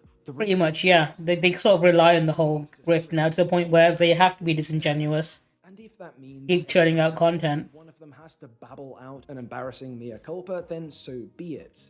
That's how powerful, how beneficial this mythology is, but it does have its limits. Let's get back to Alien. Why isn't that woke? Put simply, anti-wokeness didn't start soon enough. The consensus that, Alien equals good is too entrenched. Any reactionary who'd try to claim otherwise would look like a fool, and the Emperor's new clothes would be seen by all. Put less simply, like so many of the right-wing narratives which inspired anti-wokeness, the mythology relies heavily on the good old days. The idea that today... I mean, he's not wrong, because Alien Romulus came out, and people were saying Alien Romulus as well, despite the fact that it follows beat for beat the first two Alien movies, right? Strong female lead. And one thing they complain about is the cast are young people of color, like a mixed cast, because some of them were minorities, like British, if you can believe it. Fallen. They had a British character in Alien with strong accent, which essentially made him a minority. Wokeness is flexible. Often it's supposed to have occurred around the release of the Ghostbusters reboot, or The Last Jedi, maybe Avengers Endgame, in order to piggyback on existing fan negativity. Sometimes the critical period is Gamergate. Still wild to me that they thought Marvel would go broke because Endgame was woke and had Captain Marvel in it. 20th century is always the good. And then that movie fucking killed it at the box office. For a revival of. Why is that the case? Part of it's nostalgia. For marks of a certain age, those 80s or 90s classics were childhood viewing, and thus... Star Wars was well, Princess Leia is a girl boss who shoots guns. In addition, and as a military general. Effect on culture. The best bits are remembered, the worst are not. In 30 years, we'll remember the Avengers. Divergent, not so much. It also has to do with the fact that anti-wokeness is the nerd wing of the culture war. In these spaces, the original Star Wars, Alien, Terminator, Predator films, those older Star Trek shows, and so on, these are canonical works, the foundations of modern nerd culture, and that's been the case for decades, long before YouTube ever played host to any creators railing against the message. But there is, of course, a difficulty here, and we've already seen it. If the Aliens films came out today, the chuds would hate them. I mean, it did. They hated Alien Romulus. When was this video made? This was a year ago. Okay, so it's before Alien Romulus came out. These are woke. The presence of that dastardly agenda, wokeness, in this modern reaction... Fucking great movie. I fully recommend it. ...projected onto all superficially applicable surfaces alike. I'd probably say it's one of my top 3 Alien movies, actually. Top 5 at least, definitely. To get away from this, today's reactionaries and their viewers will exhort, in ruthlessly meaningless terms, how those were different, those weren't politically motivated, those women weren't forced in, or they'll just avoid the topic. No, I will say it's top 3, actually. Yeah, I think I like it just as much as I like the first 2 movies. To make a quick buck from outrage farming on the algorithm. Controversially enough, I also like Prometheus, so that'll be 4th. He may not be parading through the city, but the Emperor is still wearing those new... I enjoyed Covenant too, which I know not many people did. Slips up, stands too near a window, and more people see. The reactionary grift, the mythology of wokeness it bolsters, which in turn bolsters it, these ludicrous doctrines of anti-fandom do not make sense. The basis is not reason or logic, it's emotion and faith. And every one of these mismatches, of these public moments of cognitive dissonance, these aliens, these Peach's trousers incidents, these Guardians U-turns, reveals this, pulls the curtain back momentarily. And that isn't always enough. Some people are deep enough into this cult, have grown so attached to Mr. Bones' wild ride that they'll rationalize practically anything, but lots aren't, not yet. And every time a grifter slips up, more people realize that it's all a big greasy ball of shit, that the Emperor is... I mean, most recently we've seen that with Ben Shapiro fucking up by calling the CEO shooter a left-wing extremist and everyone hates him, whatever. But the truth of the matter is, it's not. Anyway, I've got one more video queued up. I don't know if you guys watch Jim Stephanie Sterling, but she does some pretty good videos about the game industry, and this is a video that they just put out about mouthwashing, which is a game I did play a bit of during my 12-hour charity stream. I played up the first half hour of it.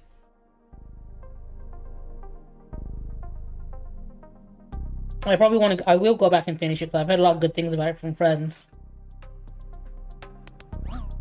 Although if this video has spoilers, I might just cut it and just switch to Silent Hill 2.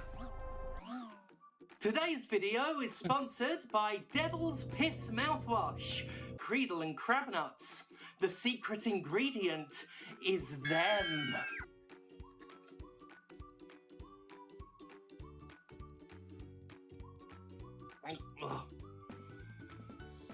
Oh, you can feel it burn the germs right out of you. I hope this hurts are the arc words of the video game mouth washing. What do they mean? To what pain might this sentence refer? Well, that's open for debate. One of the characters at one point says that pain, it lets us know that we're alive. I've never really subscribed to that myself, because I'll tell you a better way to know that I'm alive. Hello? Job done. We're gonna do a ruddy bloody analysis video. What do you think of that? Obviously there are spoilers. People are So in that case, I'll probably give... I do want to watch it, play it myself, so I don't want to bore myself in it. So do you know what I'll do? Watch this. Watch this. There we go. I'm going to switch to playing some Silent Hill 2, and I'll come back to that some other time. Let me load the game up. Let me also change my category real quick. Game. Silent Hill 2. I'm about to do the boss fight against Eddie, which is one of the better boss fights. I think it might be one of my favorites actually in the game. Let me load it up and let's play.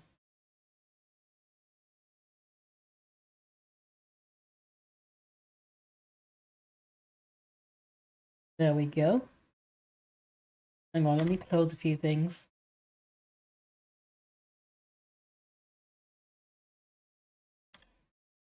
So.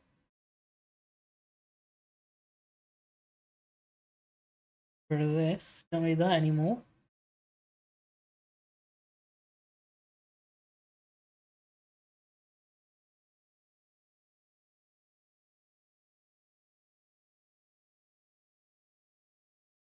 Noticing if you... Is OBS lagging or is it... The game's right. I'm looking back and forth between the two, and I'm noticing OBS is lagging. I'm not sure if it's my internet connection or if it's my PC or something else, because the game's running fine on my end. I'm gonna check something downloading or is something going on.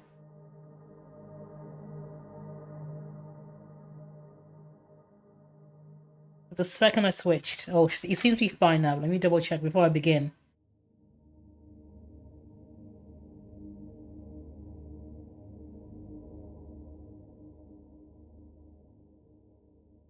Oh, it should be fine. Okay, hopefully it is.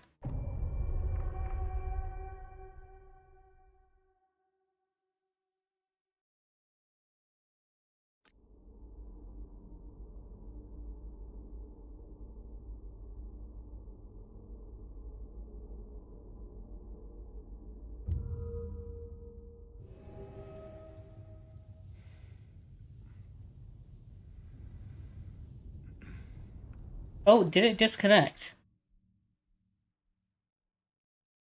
Hang on a second. Is it disconnecting? I hope it's not, because that would be annoying, but let me just double check on my end.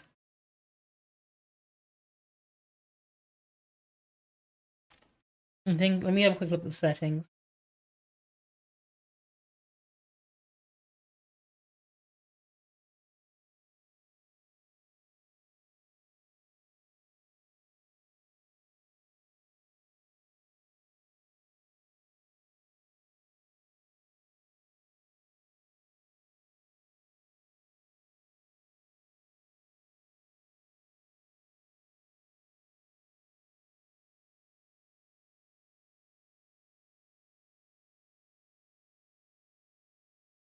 Hopefully.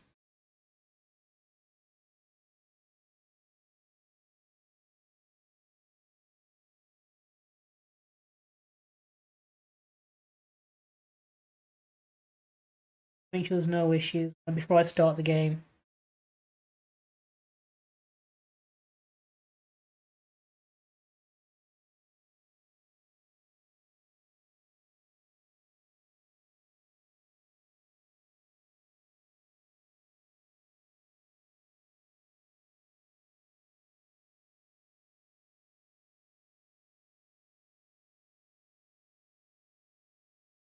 Seems to be fine now, but I want to double check before I begin, because otherwise it's going to be annoying to constantly stop and start.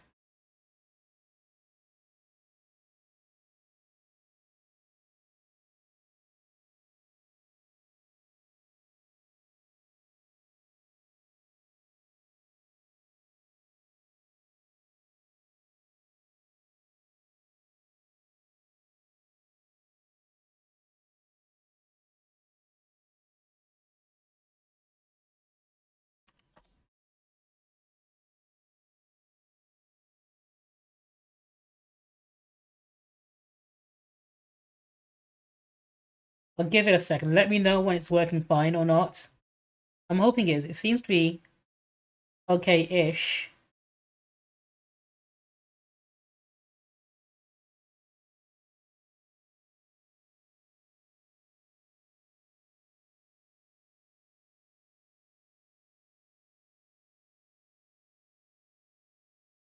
Okay, it seems to be stable. I'm hoping it stays stable. Kona, congrats on getting the first again. I mean, he gave you the medal, so I'm going to let you keep it. Apparently, Iroh decides to count it.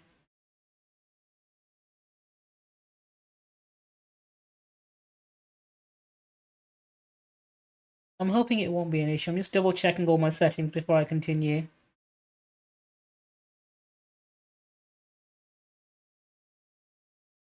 Security measures.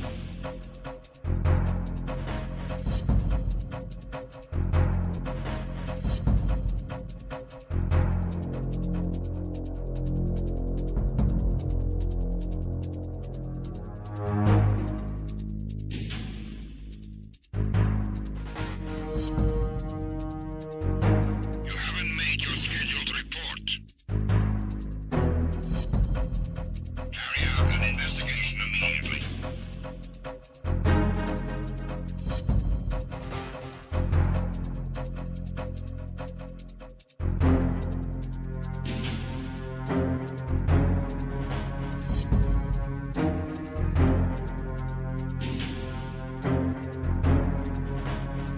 It was nothing. All clear.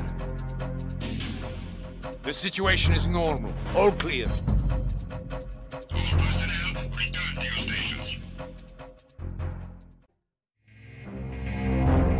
I'm recalling the attack team. Return to your positions. Increase security.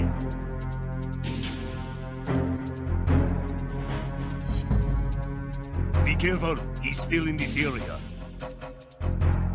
Understood. Reinforcements are on the way. Intensify security measures.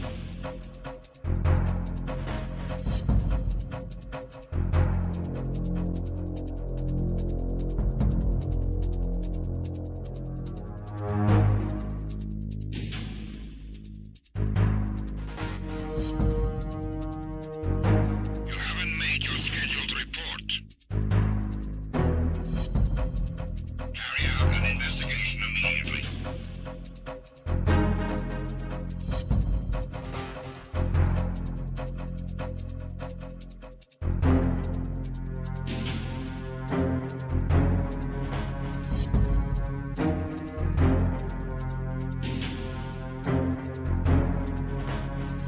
It was nothing. All clear.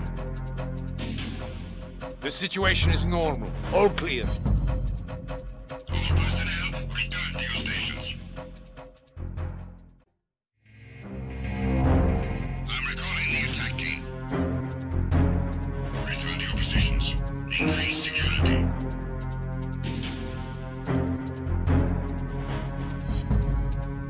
Be careful, he's still in this area. Understood. Reinforcements are on the way. Intensify security measures.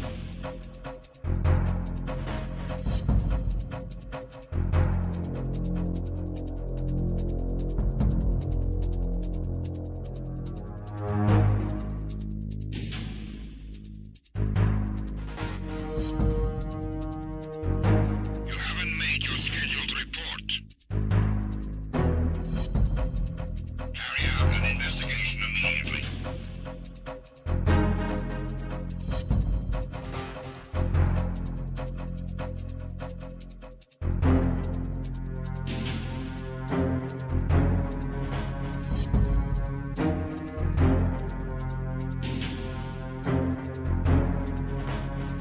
It was nothing. All clear. The situation is normal. All clear. All personnel, return to your stations.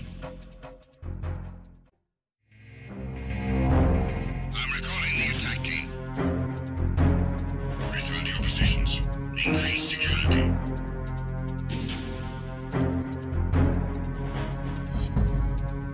Be careful, he's still in this area.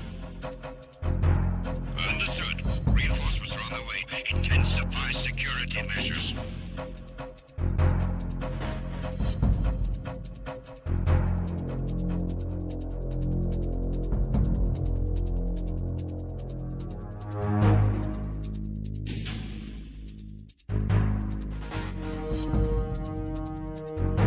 You haven't made your scheduled report. Carry out an investigation immediately.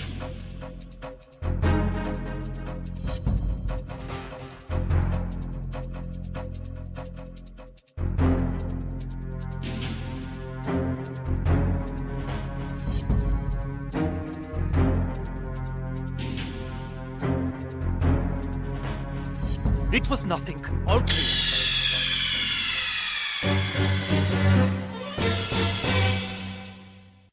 Alright, finally sorted out. I just fiddled with a few settings in OBS, and it's really annoying that you can't change certain things while you're streaming, so you have to close OBS, stop the stream, edit the setting, and then start it again, which is annoying, but I've got it sorted now. Some of the settings I had to change back. But, yeah, sorry about the issues. Alright, now I am about to go do... it should be 24 hours, not every stream. It's the same... It should be the same as first though, but you managed it the first, so you might be able to steal actually.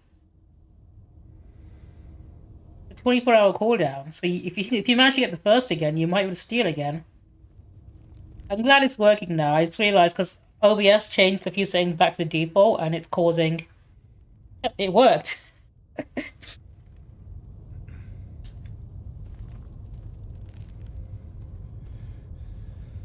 Both of those should be 24-hour cooldowns, but for some reason, it reset the cooldown.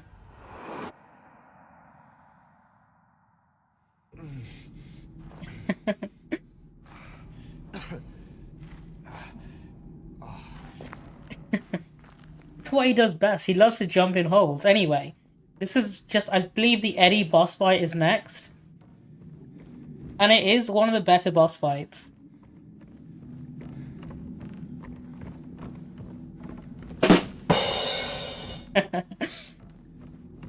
This guy! Listen, he's just playing the game, okay?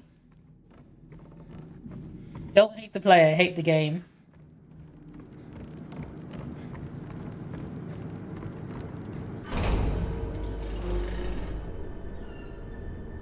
Also, a shield mode still on. It's showing on my end. Let me turn that off. Huh. You just had to follow. It should have been turned off. I turned it off myself. How many times do I have to kill you? The person he killed is also James, by the way. Whoa, Eddie, it's me. Oh. Hi, James. Eddie, what are you doing? What's it look like I'm doing? You fat, disgusting piece of shit, you make me sick. You gonna cry, fat ass? You gonna run to your mama? Waste of skin, why don't you just kill yourself? We turn the volume down a little bit. Echoing on my mic. Also, Boogie, you picked a good target to steal from. Kona is currently part of the 1%. Well, maybe he was right. His clothes are fucking gross. They're covered in dried puke. Because when you met him, he was puking to the toilet, wasn't he? Dude desperately needs a shower. It doesn't matter if you're smart, dumb, ugly, pretty. It's all the same once you're dead. And a corpse. And you notice the corpse, you can't see it because I'm in the way, but it is just James. All the dead bodies in this game are different versions of James. You want to talk down to me some more? Tell me to relax?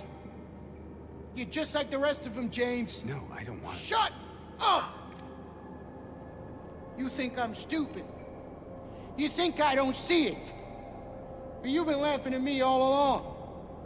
Ever since... But one of the changes they made to this game is for the character Eddie, because in the original game, he was just a regular guy that came to Silent Hill. And the town obviously drove him insane.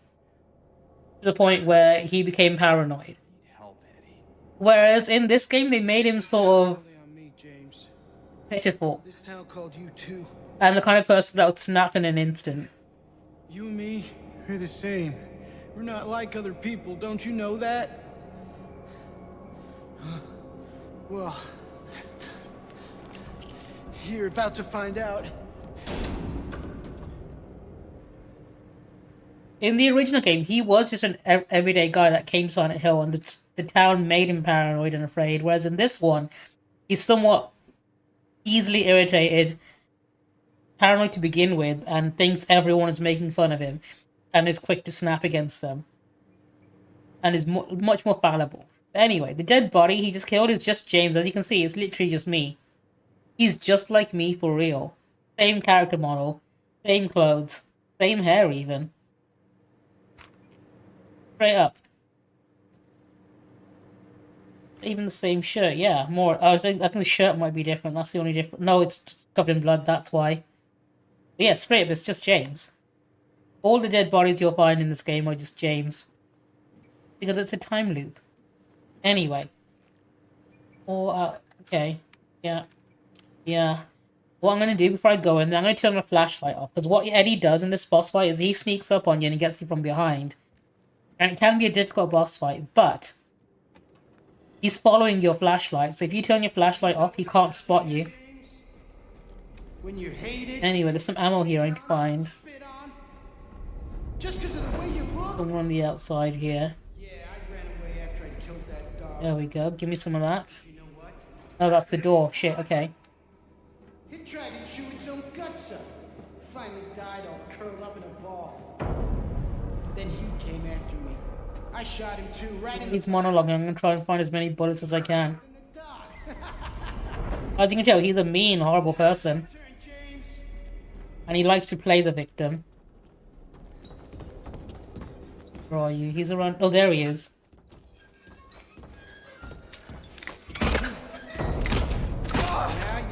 Although his gun does more damage than mine does.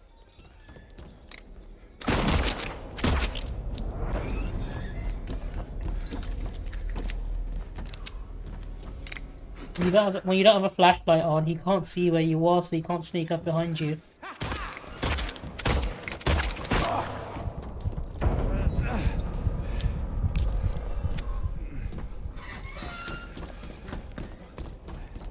There you are. Free ketchup's 90. No, he's been banned from this community. He's never allowed back in. Shit. You need to stop being a Ketchup's 92 apologist, Kona. He was banned for a reason. If I ever see him again, I swear. He was the most toxic person I'd ever seen. Shit. But when you reload, he doesn't do the monologue again, which means you don't have time to run around looking for stuff. Shit, and he kills you in 2 hits, which is why this boss fight is so difficult. No, I am playing it on hard mode, so he doesn't in the easy difficulty. I think it's like 3 or 4 hits.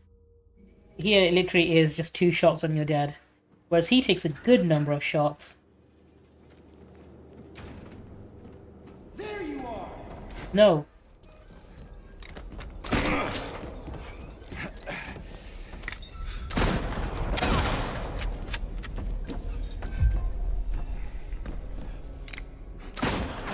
Come on, James. Don't be shy.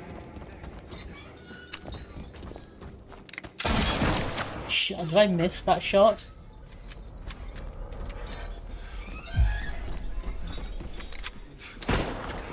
I'm coming for you. Can I chainsaw him? I can. Oh, no, he got me first. Okay. Gun beats chainsaw. I should have known.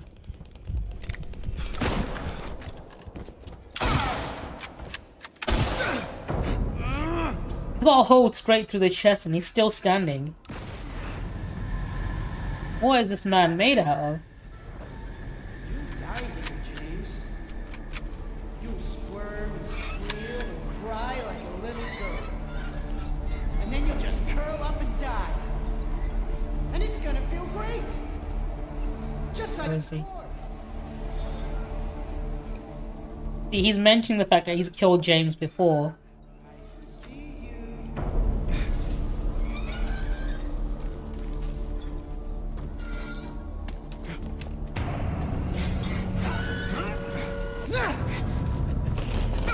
Eddie meet chainsaw.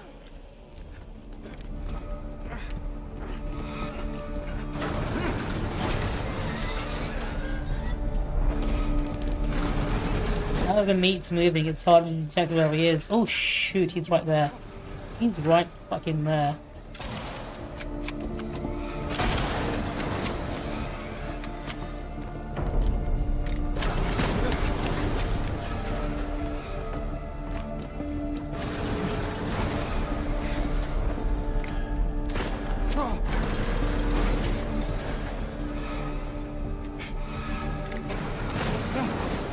There he is.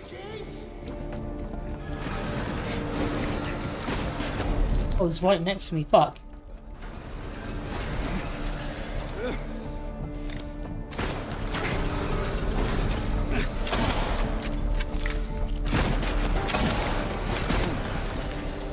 This is it, James. Man, he's got some serious beef with James. I don't mean the beef that's hanging from the ceiling either. Although I don't think that's beef, I think that's just human carcasses, actually. Judging by the shape. I'll kill you, James.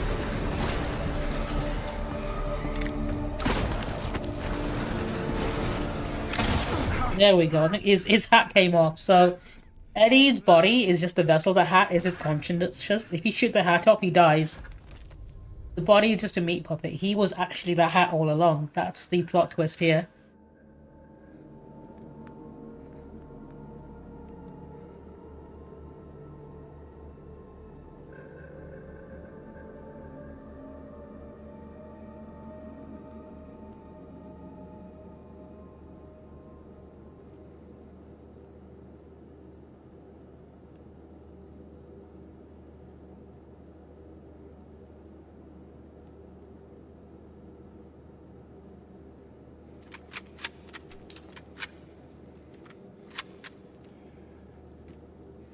Man, this dude took so many bullets. I want them back. He should refund me for that. Wasted so many good bullets on him.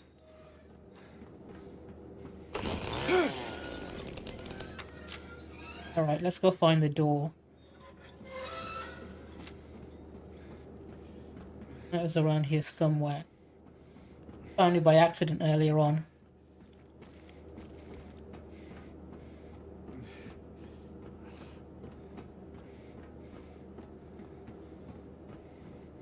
That's the way I came in from, isn't it?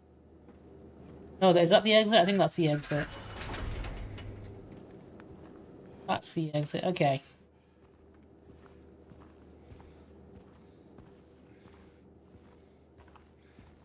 I believe the Lakeview Hotel is next.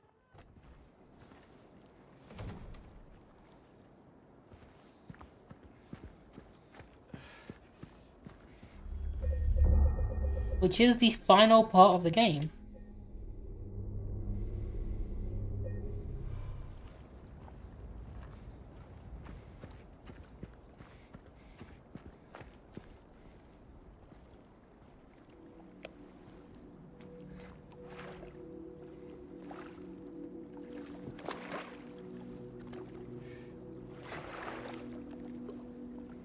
Thankfully, this is not Resident Evil 4 and you're not going to be attacked by a giant whale monster trying to row across the lake.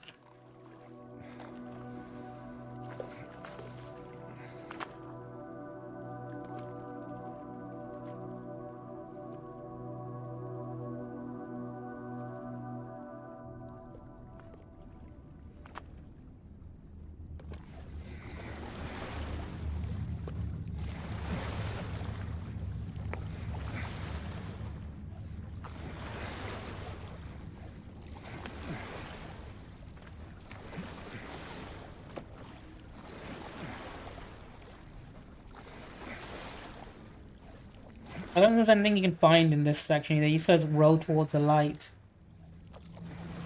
Like the story that Maria told you in the park when you first meet. Ooh. I pressed one analog trigger before the other one, and now I've gone off course.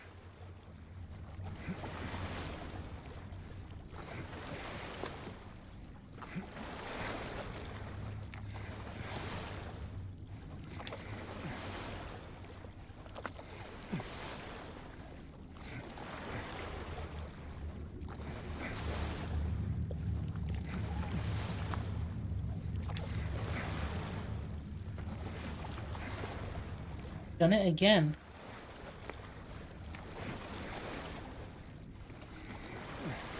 Oh, I can just hold them down, that's why. Okay, I held one down too long and that's what made me go off course. I can just literally keep holding down both triggers and it'll keep rowing.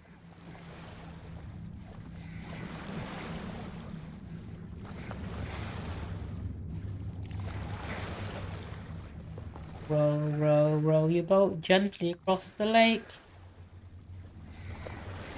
I've not thought of a rhyme for that. I could have come up with something for that. But I don't know enough words that rhyme with lake to finish that.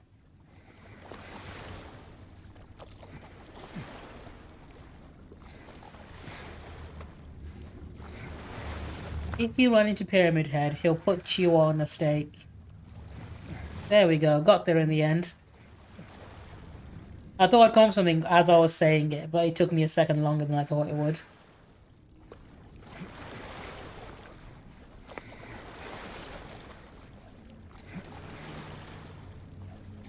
Oh, damn.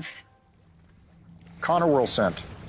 I, President Obama of the United States of America, and therefore the world have been providing presidential protection to Ketchup's 92. Any ill treatment against his person or possessions will be met with any force necessary to swiftly neutralize. Well, I certainly don't want to be neutralized. Peace out, suspicious suckers. I think Harvey hates Ketchup's 92 so much she would take that risk. She'll risk being drone striked by a bomber to do that. He hates Ketchup's 92 more than I do. With a fucking passion. He hates him more than she hates me. If you can believe that. Also, I swear this section didn't go on for this long.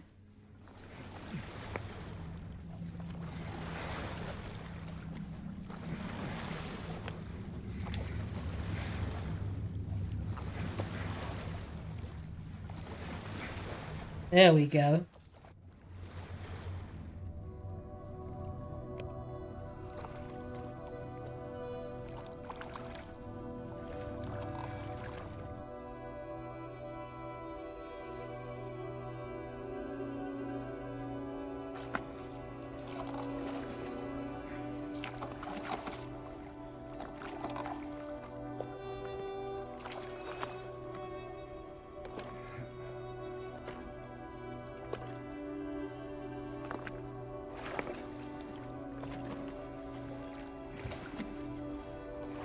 It is. But the thing is, I've seen it happen in so many other video games now to like mask loading screens and whatnot, that I think it's kind of like lost its luster on me.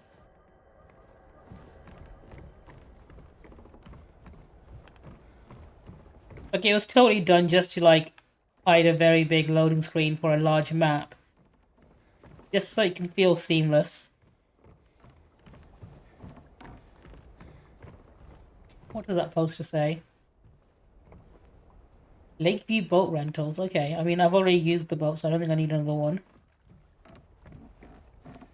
Have a quick look around here. Did anybody leave any handgun ammunition or rifle bullets just on this like pier by any chance?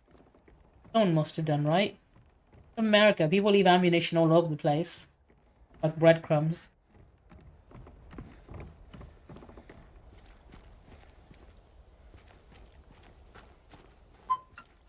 Oh, hang on.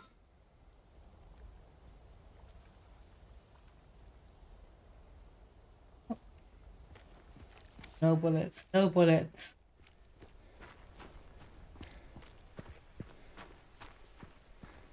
This place hasn't changed at all in 3 years. Let's be honest, James is kind of a bad husband, right? He forgot that this was their special place. He spent all this time wandering around Silent Hill, thinking it was a park, thinking it was all these other places beforehand, only to then eventually say, oh yeah, I remember, it's the hotel. No wonder Mary left him. By left him, I mean she died. She left this plane of existence.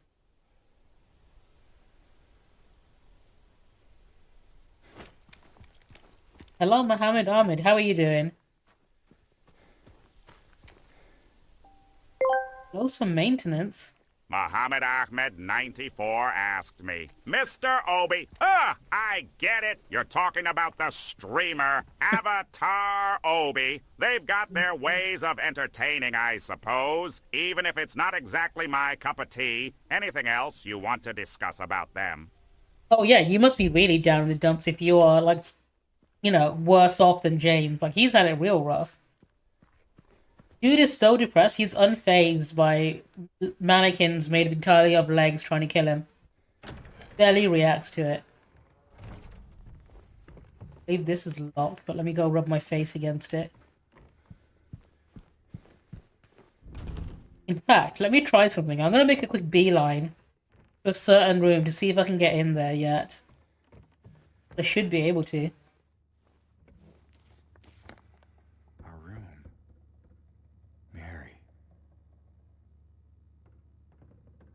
Third floor. Can I get there already? I'll just skip past all this for a second. In fact, let me save it before I do. Another save spot in here.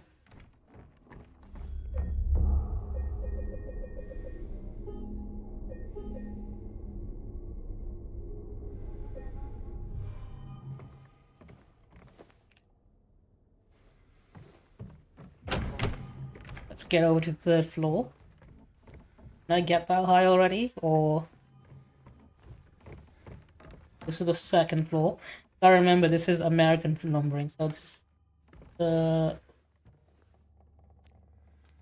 whatever. Can I open this?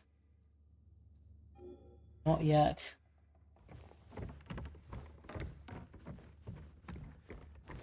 Can I go this way? No. Okay, in which case...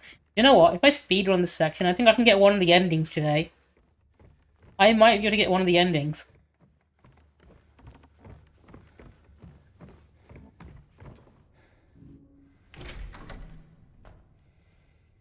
Do I need to do this puzzle to get there? Toner, you know it. Because all I need to do is get to the third floor. And it's the observation room I need to get into, which is right there. I've got the key for it. I don't know if I can get UFO, because I need to get the videotape for the UFO ending, and I get the videotape later on. That might be next stream. But for the dog ending, I just need to get to the third floor. And I'm pretty sure the key is what I get for solving the music box puzzle, right? We can definitely get one of the endings today. I mean, we'll get the most canon ending today.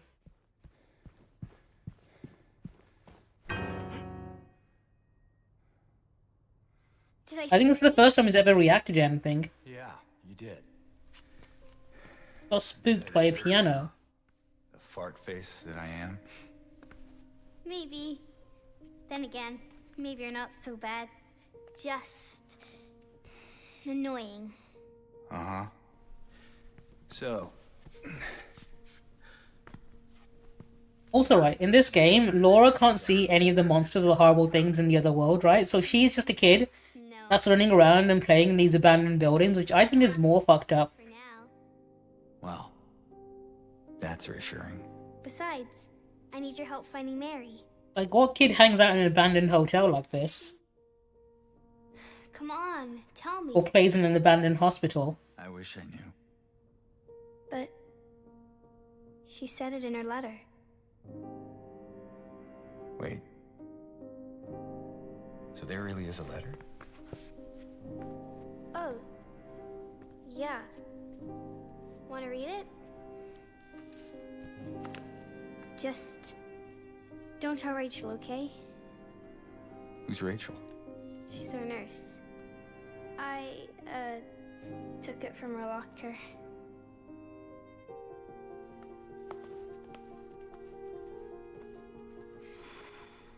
My dearest Laura, I'm leaving this letter with Rachel to give to you after I'm gone. I'm far away now, in a quiet, beautiful place. Please forgive me for not saying goodbye before I left. Be well, Laura. Don't be too hard on the sisters. And Laura, about James. I know you hate him because you think he isn't nice to me, but please, give him a chance. It's true, he can be a little surly sometimes, and he doesn't laugh much. But underneath, he's a really sweet person. I love you, Laura. I love you like my very own daughter. I wish things were different. I wish we could be happy together, like we talked about. Even so, I know you will have a good life. You're a strong, smart, beautiful girl. Happy 8th birthday, Laura.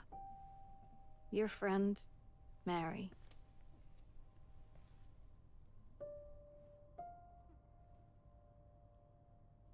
Laura. How old are you? I turned 8 last week. That means... Mary died 3 years ago. 3 years ago. She didn't. She was ill 3 years ago. He killed her this morning. Is this the quiet, beautiful place she was talking about? Me and Mary talked a lot about Silent Hill. She even showed me all her pictures. She really wanted to come back. She also talked a lot about you, you know? She even... What? What is it? Well, there kind of was this other letter. I think the one was for you. The envelope had your name on it. Did you read it? I wanted to. This one time, I almost did. Figured you didn't deserve to have it. But then I thought, Mary wouldn't want me to keep it from you. So I just sort of kept it for you. Here.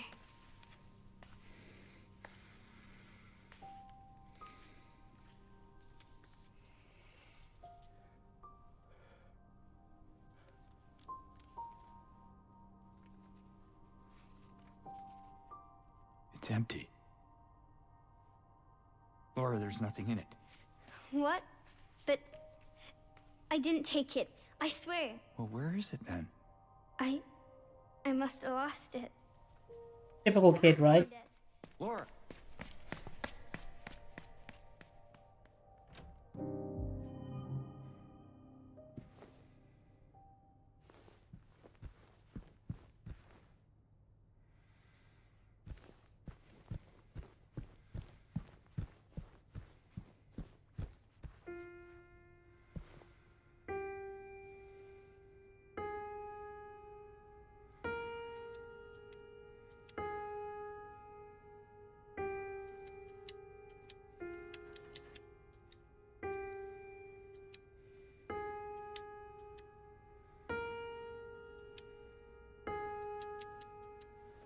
Is he playing the music from the opening?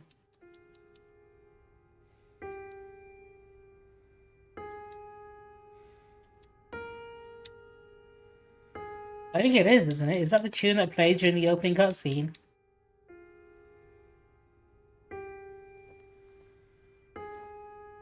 Or at least a portion of it.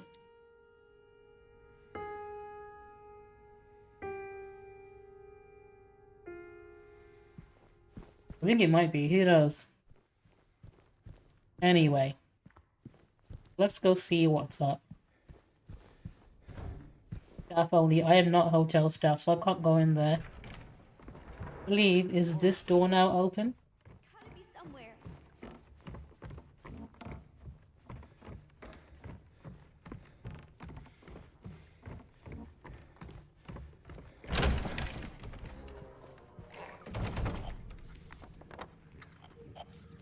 Let's go check those two rooms first before I continue. Oh shit, there you are.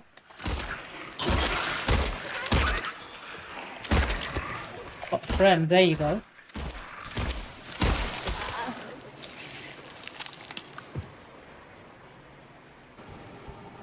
Anything in here for me? Take that. Keep getting handgun ammunition. I want shotgun ammo.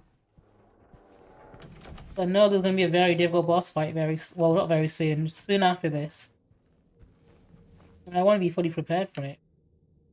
In loving memory of Sean Mitchell, family regret to inform you of his passing. The funeral service will be held at St. Stella's Church in Southvale, intersection of Nathan Avenue and Neely Street at 11 AM. Following the service, we will hold a small reception at Sean's family home. Rip Sean.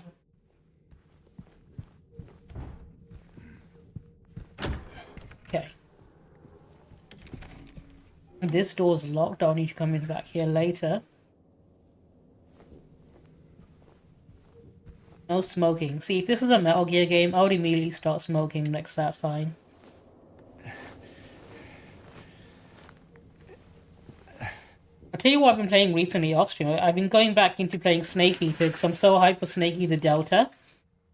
And I need some Metal Gear goodness in me to tide me over till it comes out. Because as soon as that game comes out, you know for a fact, I am going to be streaming the fuck out of it.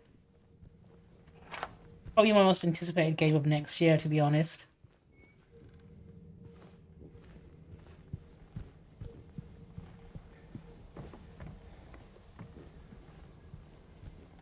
Although we might also get Death Stranding too, so 2025 might be the year of Kojima games.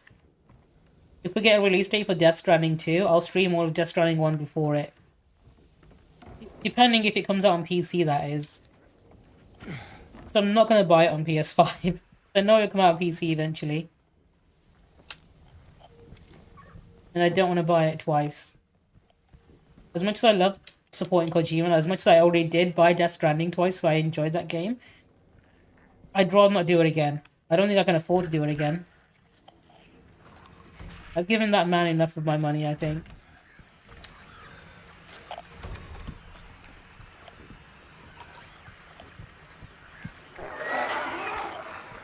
In fact, I've got Hideo Kojima glasses.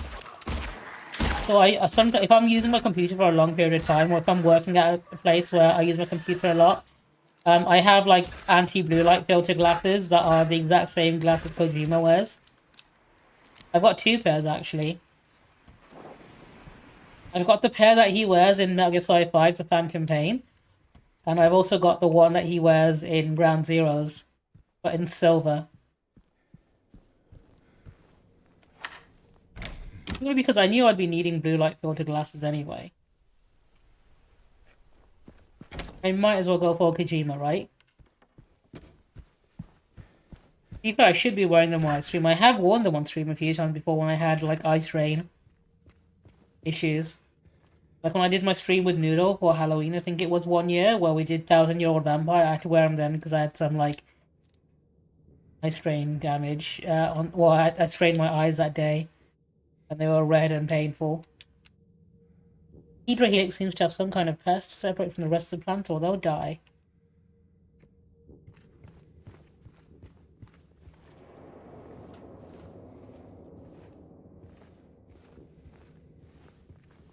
An itemized run path.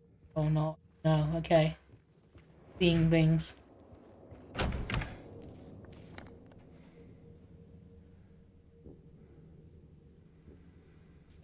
Check this room before I go back upstairs. Fuck you.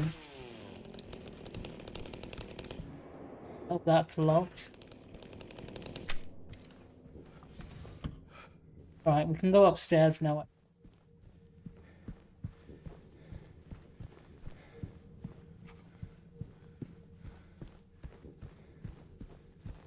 I backtrack a little. I'll drop a cheeky save while I'm going past the area anyway. It'd be rude not to.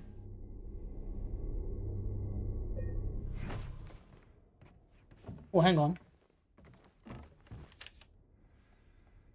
Mr. James Sunderland, regarding the videotape you left in your room during your last day, I'm glad to inform you that we have recovered the item and moved it to the employee section on the first floor. The tape is stored within the hotel safe to return to you at your earliest convenience. They've totally watched my sex tape, haven't they? This is why it's a special place. This is where James and Mary made a sex tape.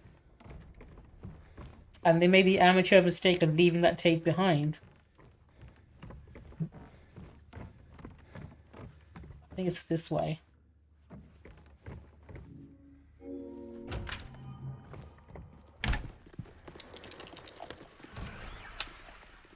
Oh, that's scurrying. I remember this puzzle as well. I think I remember the solution to this one, actually.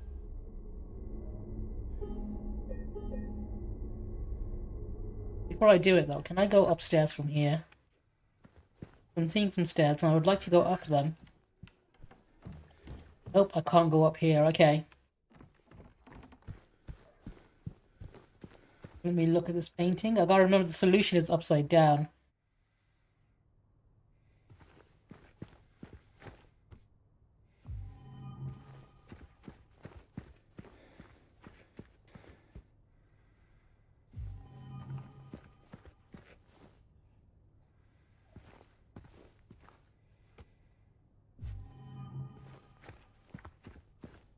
There you go, that's the last book.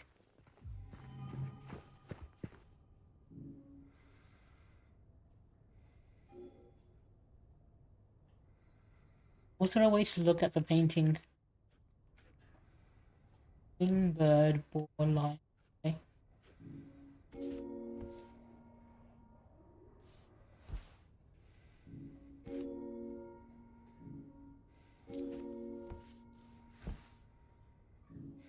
There we go. It took me a while first time around, so I didn't realise the spears in the middle were inverted there, while the anther was upside down. First time I did this bit, it took me a few guesses.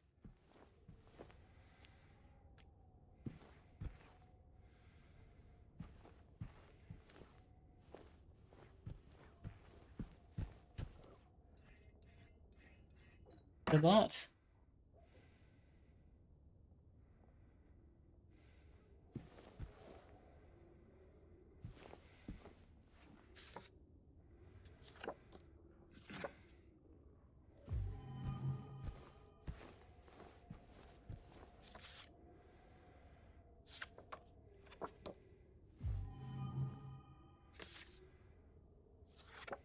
Find these places now. Okay.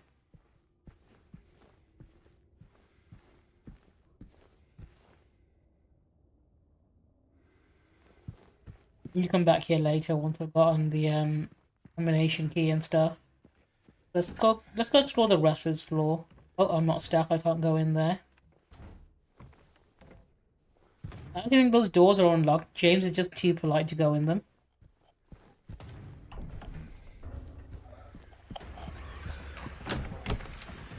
Oh, hang on, I hear you. I hear you.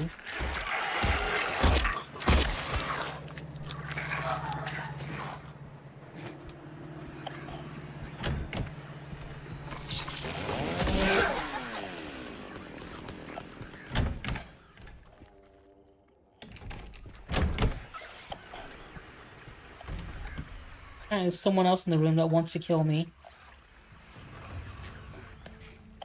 Or maybe they're just outside the room, who knows. Or they're in the next room.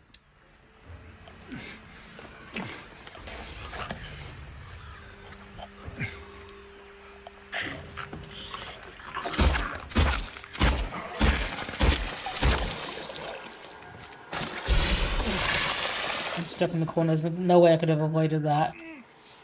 Still getting me as well. I can't get away from it.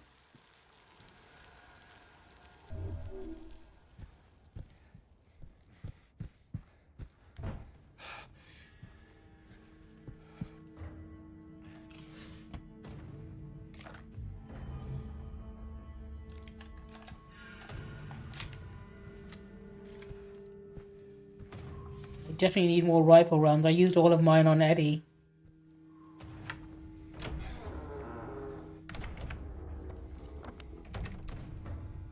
I've been to room 208, 9 or 10. Let's check those out.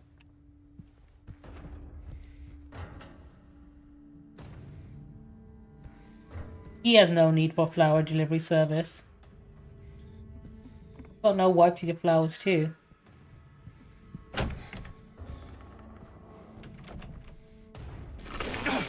Shit, miss.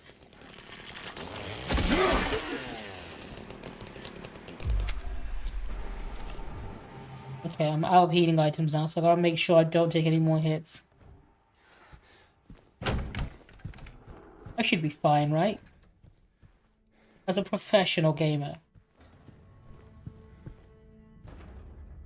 As a capital G gamer TM. That's a lie. I am not a capital G gamer. I'm not racist enough to be one.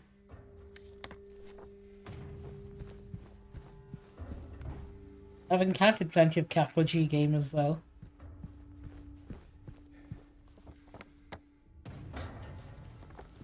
I think I'm just too tolerant to be a capital G gamer. Be tolerant and accept. Oh, are you still alive?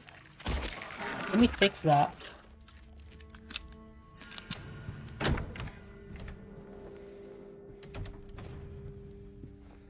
I saw those bullets and I was expecting to be ambushed around that corner. Yeah, I'm a lowercase GG gamer. As a GG Scoomer ambassador.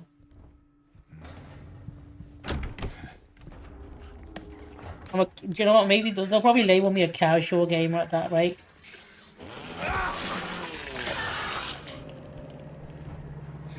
Oh, the do not disturb thing on the handle.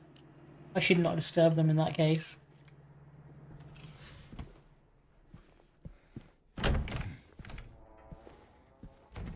Imagine paying for a hotel room and this is what you get. I'd be wanting a refund if the room I got looked like this. Because this place does not look cheap either. Room 202. I don't have the key for that one.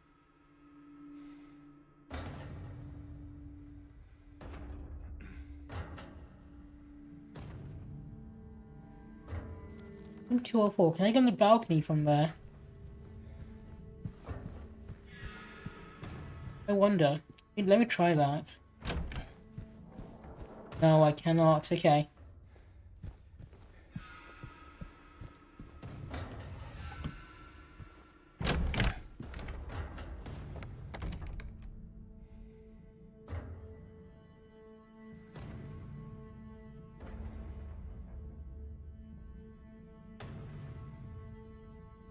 Get to the other side of the floor on the here now. I wonder.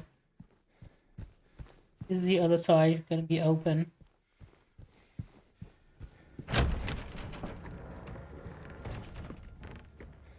Or do I need to go looking elsewhere? I need to go look elsewhere. Okay. I've looked everywhere on this floor from the looks of it. So I need to go back down.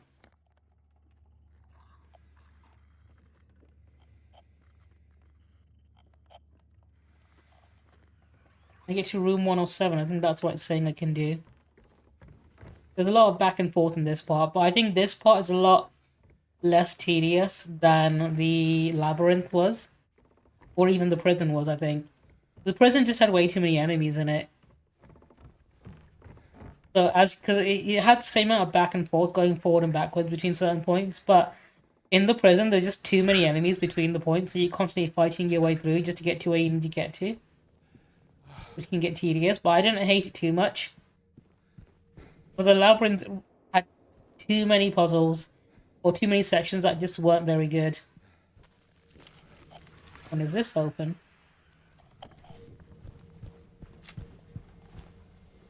I've been through here, I think. Yeah, I've been here.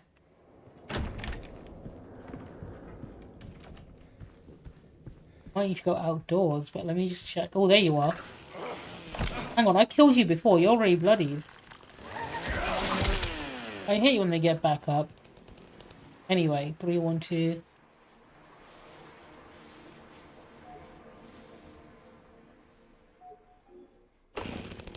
Oh, I don't have the key for that yet. Right outside.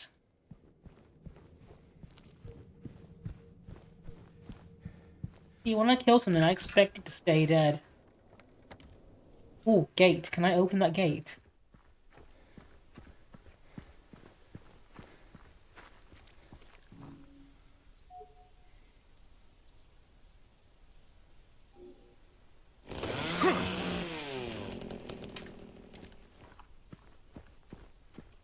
One of the places I need to go, that just... I go in through this way. No, I don't think so.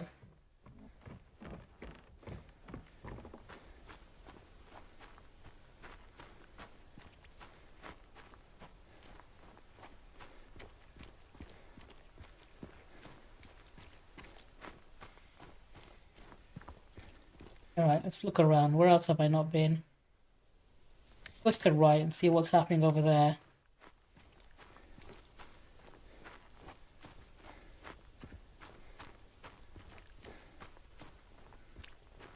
Nope, that's not going to open.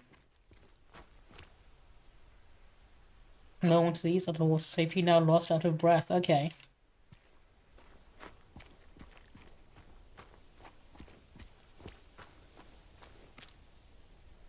What's an apple? Don't eat that, James. I don't ever remember picking that up. Is that for a puzzle I didn't do or something? Like an optional thing I might have skipped? I don't remember what it was for. Okay, that's just back where I came from, so there's no point going that way. There must be a way I'm missing, actually. Let me go back inside and be a little bit more thorough.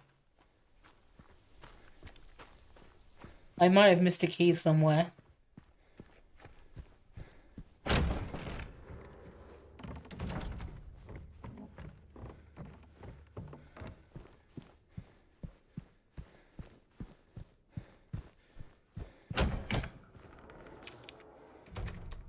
Note to staff, be sure to clear the fireplace in the conference room. Okay.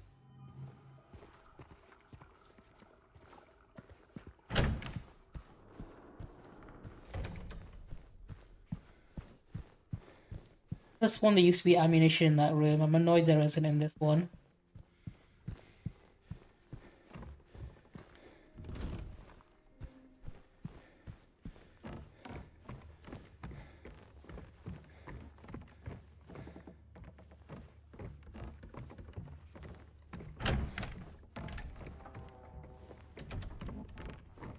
I need the figurines to solve this puzzle, don't I?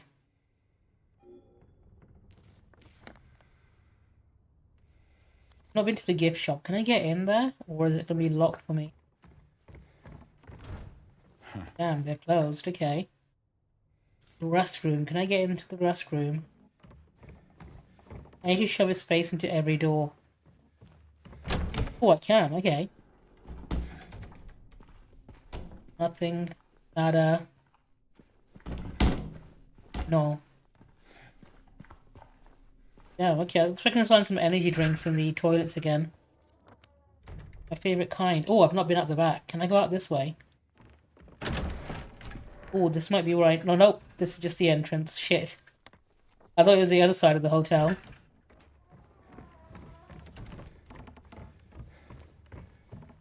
Okay, let's go back up a floor. See what we can do up here. Can't go this way yet. Can't go that way. What do I do over here?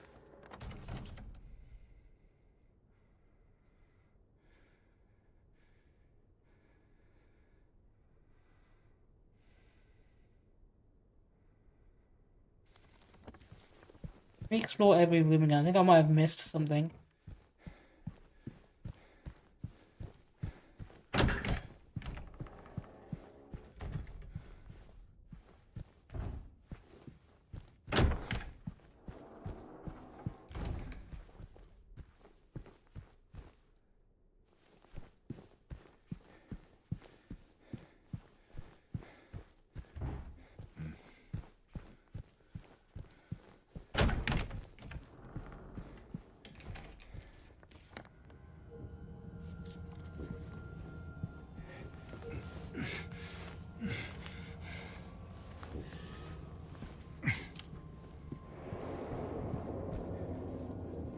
Oh, I've not been here because the ops do that. No, I'm pretty sure I have. Yeah, I've definitely been through here before. Can't believe you got back up. That's so rude.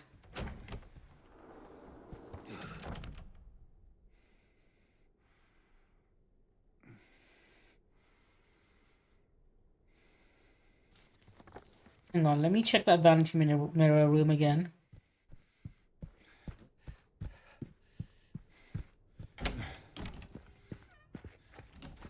Is the suitcase something I can already open? Nope. Nope. Have a look at what I've got.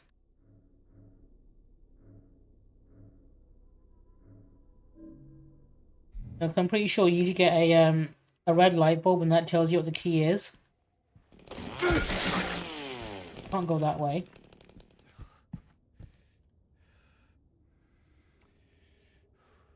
So I can't really guess my way through this. Oh shit!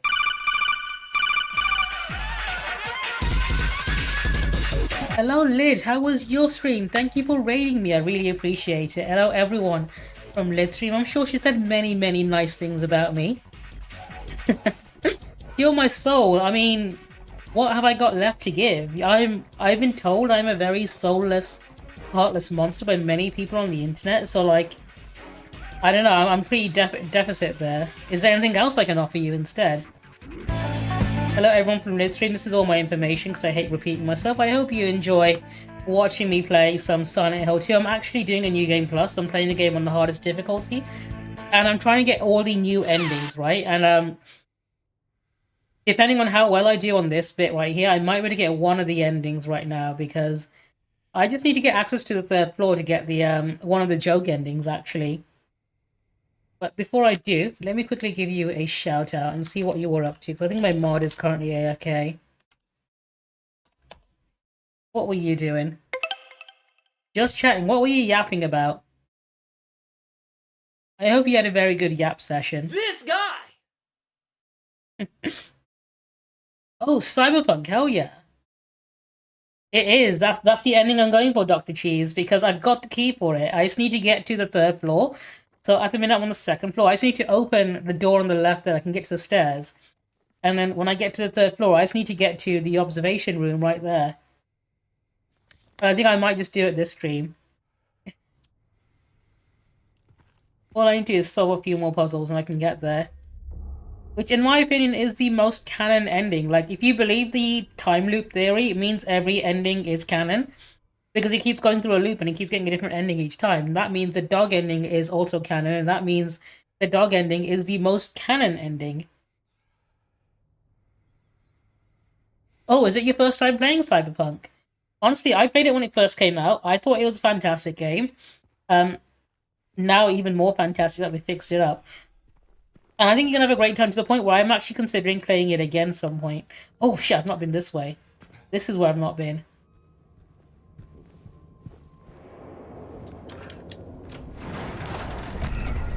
Spooky. Anyway, Cyberpunk is fucking fantastic. Honestly, it's one of the games I really enjoyed. Room 202. Okay. Before I go, I know someone here wants to try and fuck me. There you are. That's when I make sure I take care of everyone. That way I can walk around carefree and not worry about it. But I know he's got a friend because they come in pairs.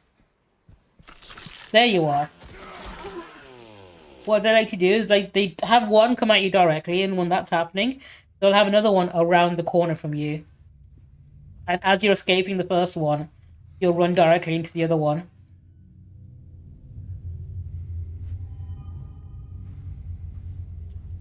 Dude, I'm glad you getting... Do you know what one of my favorite things about Cyberpunk is? It's just a game where you hang out with Keanu Reeves, and that's what made it such an enjoyable thing for me, because I like hanging out with Keanu. It fulfills the ultimate fantasy I've had for years. I just want to hang out with Keanu Reeves. And just for that alone, Cyberpunk is worth playing. Oh, we have someone else in here. I know where you are. You're going to be behind that screen. Let me get you first. Oh shit, there's another one.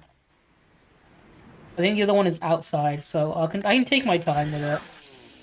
You stay down. I want to open this.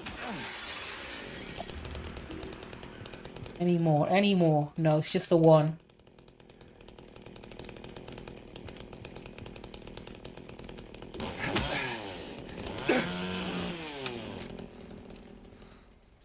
But I'm not sure if you're interested in Silent Hill 2 or if you played the original. I know Mimi Moon has also been streaming it. And I have been enjoying watching her play. But considering she's not streaming in a month though, like she's gone AWOL, which doesn't surprise me. When she was streaming, I did enjoy watching her. Dude, one of my favorite things about Hideo Kojima is the fact that he just hangs out with all the celebrities I want to hang out with. Like, randomly, you'll see him. Oh, have I made it? Am I where I need to be? I am. Okay, in which case. I just want to hang out with all the celebrities that Kojima hangs out with. Like, every week he's just hanging out with someone. Like, you can tell what shows he's been watching because the next week he'll hang out with the main character. Like, when the Fallout TV series came out, a week later he was hanging out with Ella Purnell just on a video call. Which I think is fucking hilarious.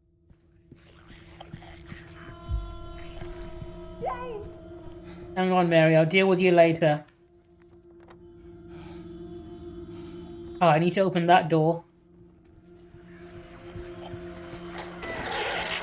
Oh, who wants to go? Who wants... There you are. Okay.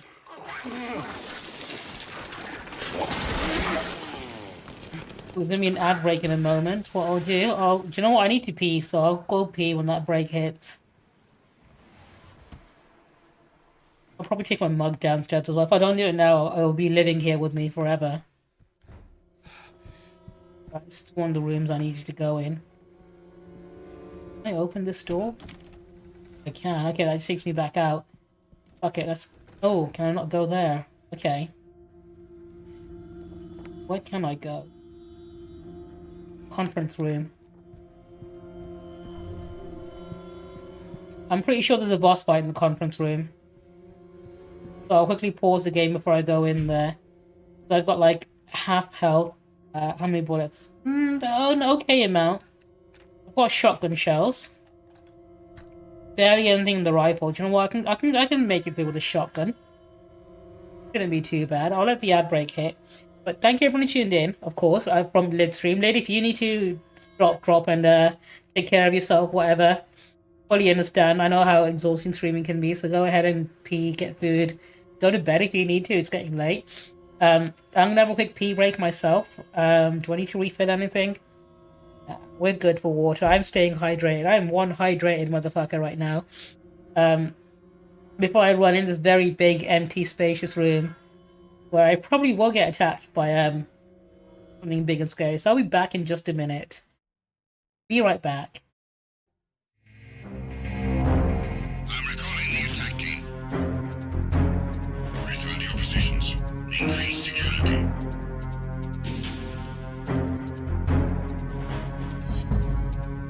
Be careful, he's still in this area. Understood. Reinforcements are on the way. Intensify security measures.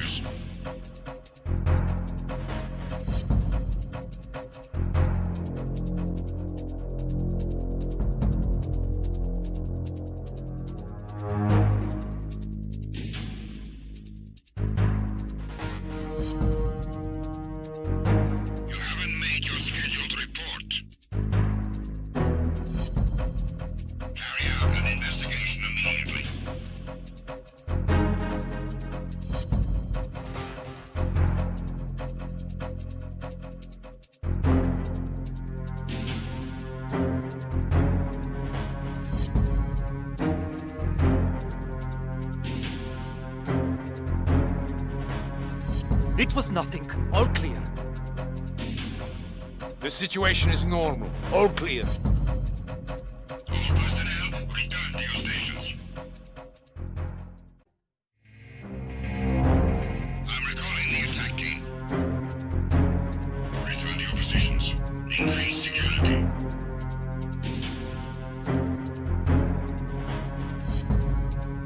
Be careful. He's still in this area. Understood. Reinforcements are on the way. Intensify security measures.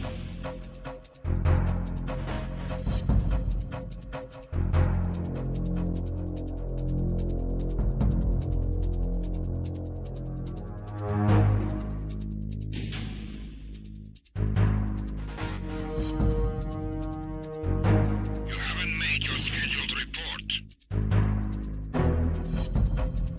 Carry out an investigation immediately.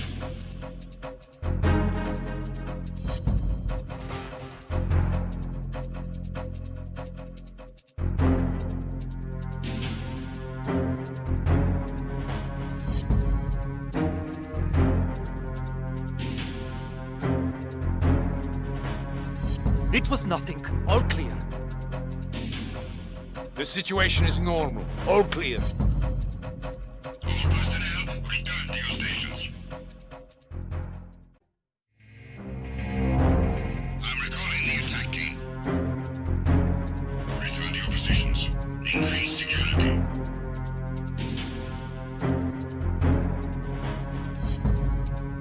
Be careful. He's still in this area.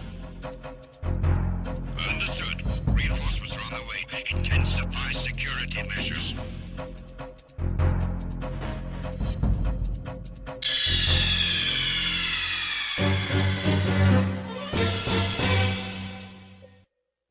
Right, I return. Freshly hydrated. Let me just make sure I've got things sorted. Good. Alright, I believe, if I'm correct, if I remember this correctly, as soon as I walk in this room and examine the fireplace, there will be, I guess it's an optional boss fight, because you can just run away from it, which is what I did first time I did this. I've got a decent amount of ammunition. I can use a shotgun, that's fine. To be fair, I might try fighting this guy. I think I should be fine. Am I going to do it on my first go? Who knows? Oh, I need to open this. Shit. Okay, not yet. 107. Note to staff, since it's taking you so long to the conference room, you might as well drop by room 107. Quite a mess. Okay. Go to room 107. I'm determined to get the dog ending today, though, so I'm going to go ahead and do that.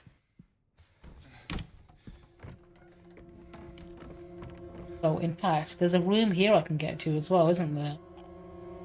Room 202 I can get to. Let's go check out room 202 before we go down to the first floor.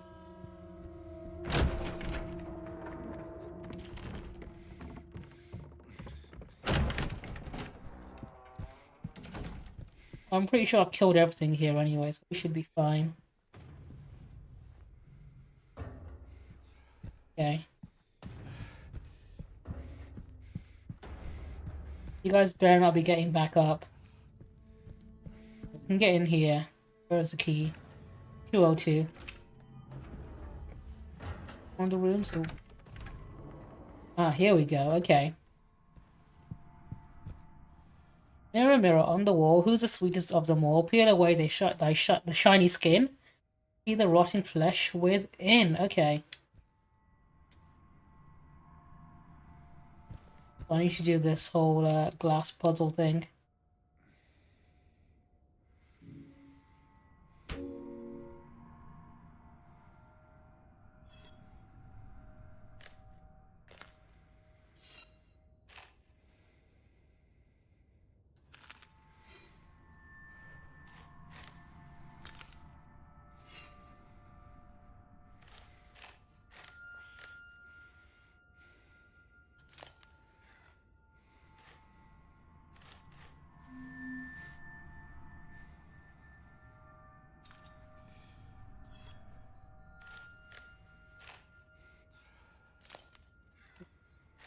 From what I can tell. No, doesn't.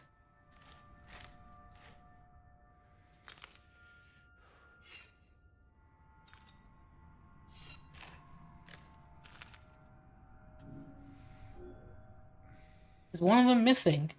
It is. We got a missing piece. Okay. I bet it's in the other room. There it is. Easy.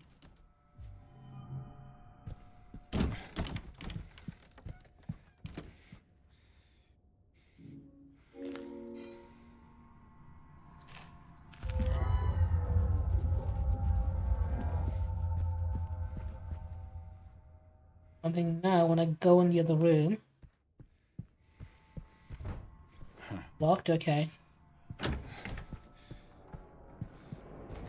Should have changed. There we go, that's one of the figurines.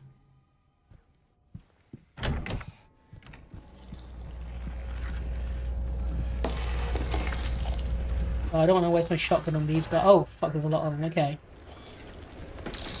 Shit.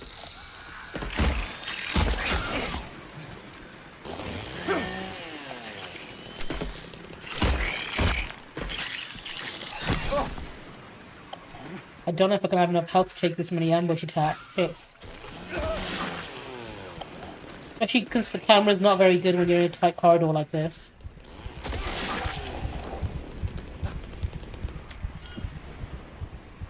Sure, there's one more. Sure, I counted another one. But I think it went in the other way, so... Oh, okay. My health is like... non-existent. Okay,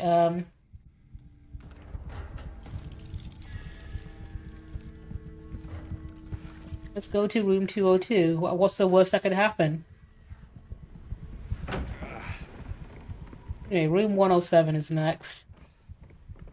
Listen, if nothing hits me on my way there, we should be fine. As long as I don't take any more hits, we should be a-okay. All I have to do is hit them and not let them hit me.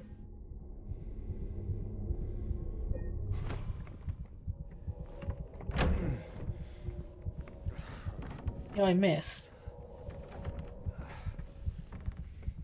No, okay, I thought there was an item I might have completely overlooked. Room 107, which way are we? All the way over there, okay. I mean, 1 HP is more than enough, right? It's more than I need. Might even be excessive, actually.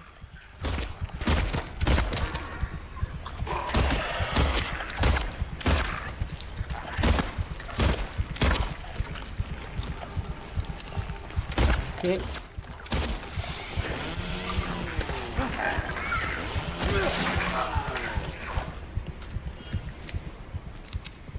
See, none of them even managed to hit me. In fact, I think there's one more enemy left. I counted 3 of them. He's gone to hide. I think I see him. Try to ambush me. Nice try. Almost had me, but I'm too good for them. Room 107, there we go. To be honest, I expected worse, but note to staff, and while you're at it, be sure to sweep up the leaves out in the garden, then you can get back to the fireplace. Okay. The manager of this hotel sounds like a right pain in the ass. Did anyone leave any syringes in here I can inject myself with? Any leftover needles? No. Of course I can't be that lucky. Oh, there we go. That's something.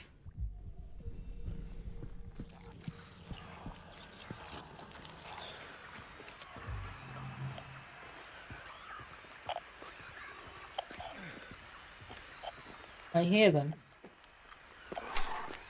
Shit, you're dangerous. You get the chainsaw.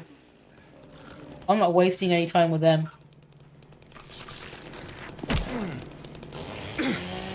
Shit, no, it's gonna kill me. Fuck.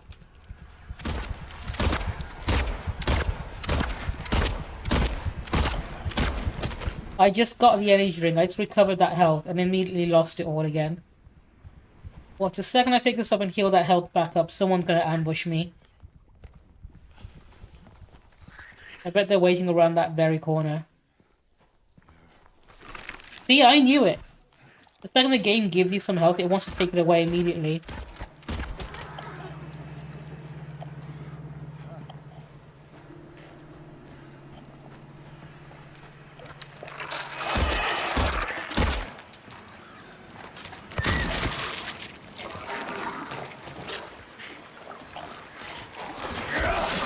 Oh, I need to move away from you. You're gonna explode.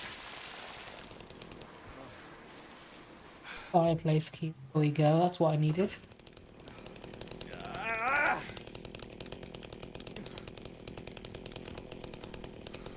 What else is happening around here? Anybody leave syringes or bullets lying around? Quite uncommon in America, apparently. Oh, you stay down. Oh, there's a bit I've not checked. Open this? No, not yet. Okay. I've not checked down this end. Nah, nothing. Okay. You can go back inside to the fireplace.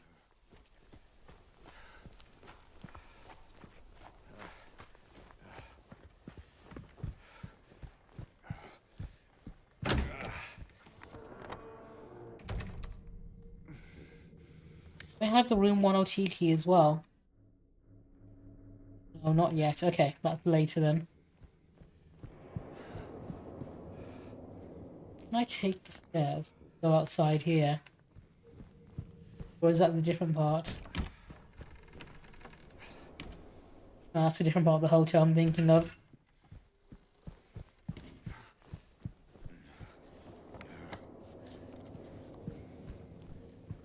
Hopefully these guys are done jumping up and trying to ambush me, and they'll just stay down and say, know what's good for them.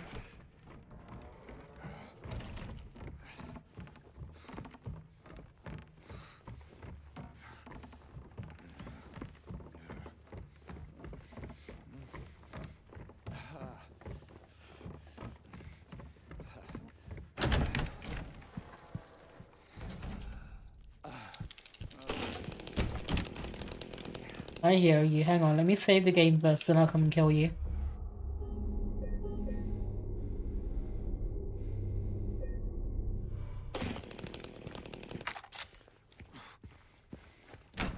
Sorry, boys.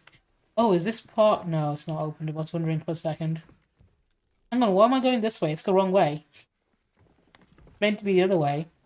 I'm just too used to coming to this side. I completely forgot I'm supposed to be going the other way now.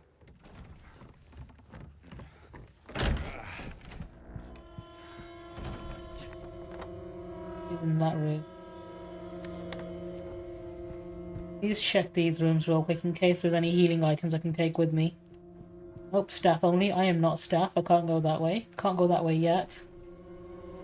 I am not yet employed by this hotel.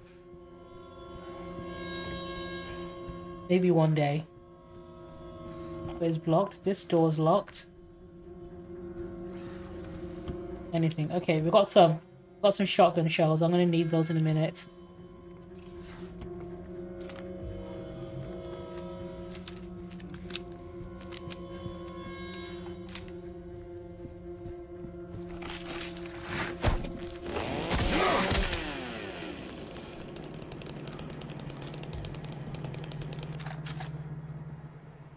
Okay.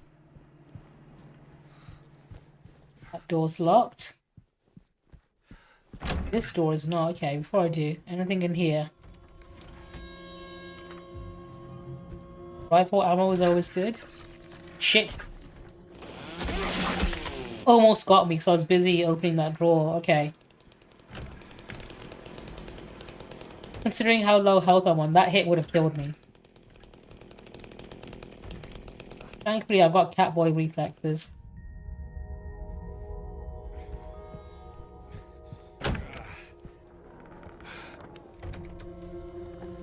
Not check this room.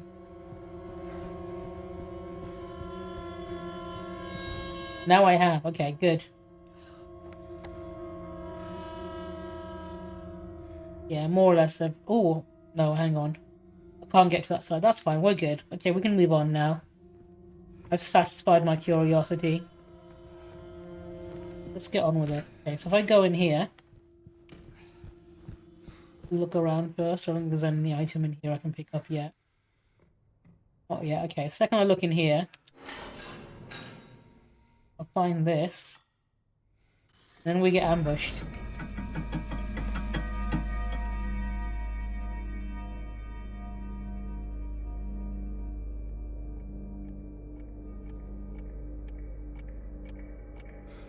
God damn it.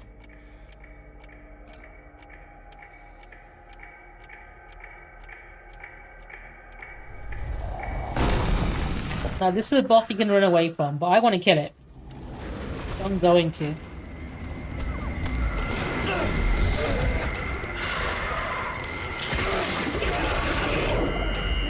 Can I do it without wasting any ammo? That would be an interesting one.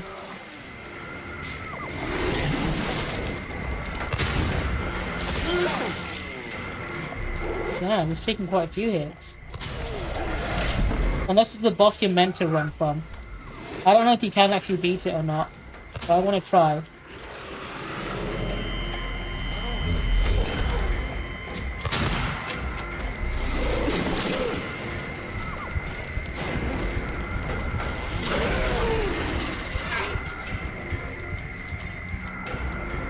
Oh, it turns out you can. Okay, interesting. I thought it was one you had to run from because last time I did this, it literally took all my ammunition.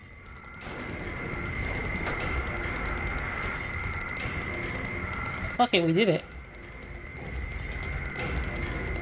Chainsaw MVP. What you're supposed to do is you're supposed to give it a run around and then you're supposed to, like, in a blind panic, push this and escape through here. Which is very difficult to do when you're being attacked by a big flashlight monster.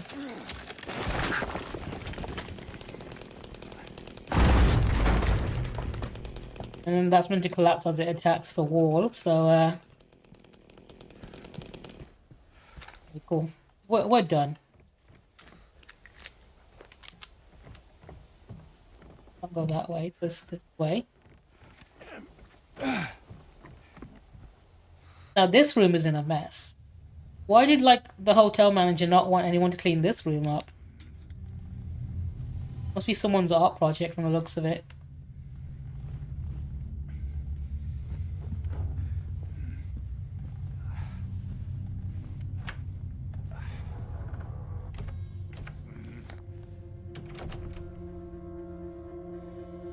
We're going at.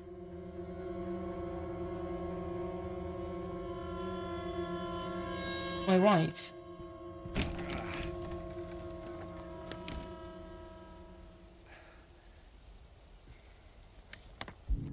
Item for two of these. We want to.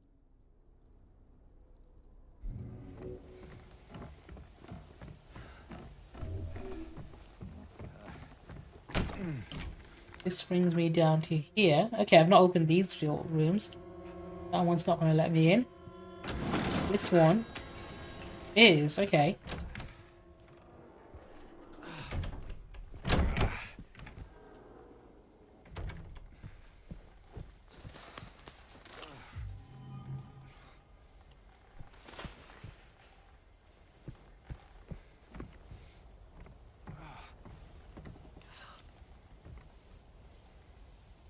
Not much I can do at the minute.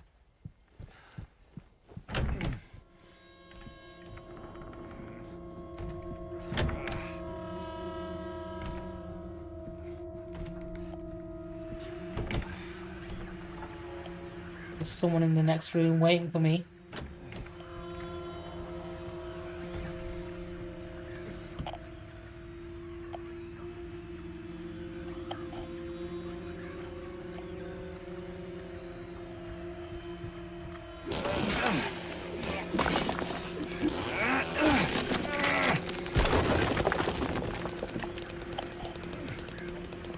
Where are you at? There you are.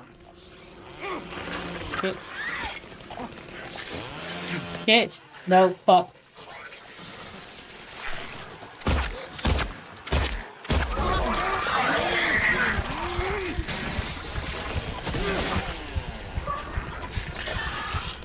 Okay.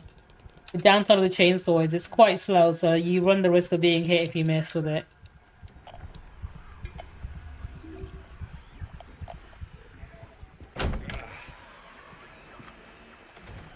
You know what? Let's switch to shotgun. I'm not taking any more chances. In fact, you know what? You can get the chainsaw while I get the chance to jump on you like this.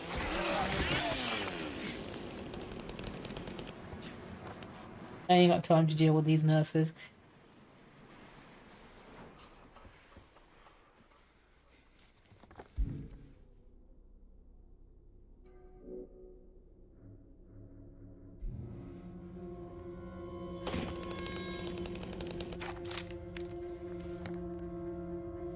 Go from here.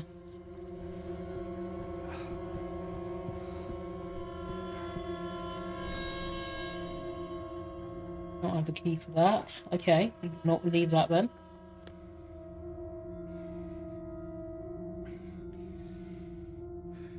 Where have I not been?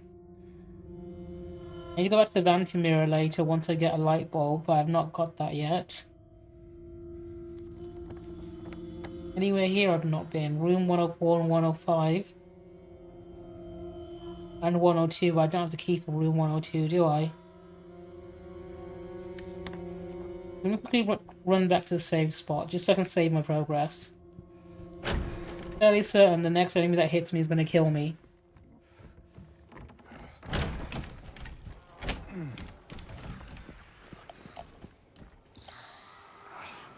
There's one in this room. I'll pretend I don't see it.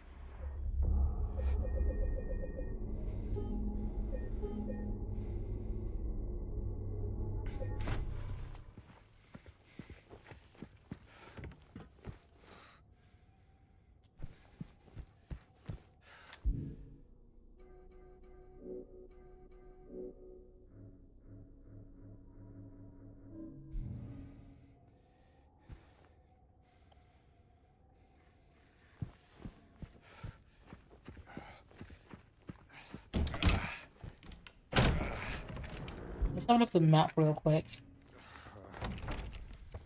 Third floor, where have I not been? Open that door. Yeah, I've not been to the utility room. Go do that.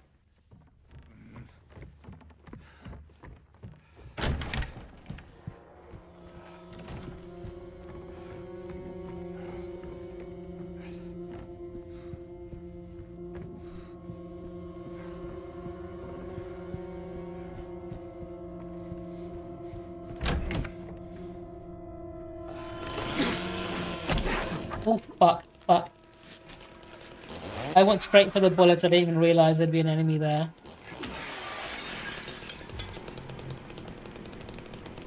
Oh, there we go, this is what we need.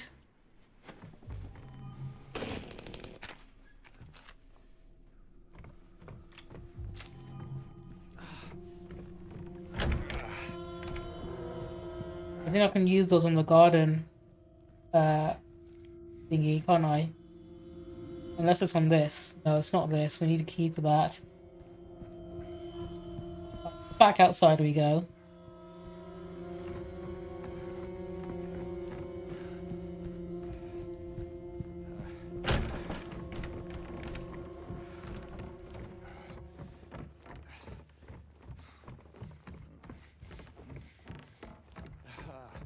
We go back out. Do you know what? I'll drop a quick save.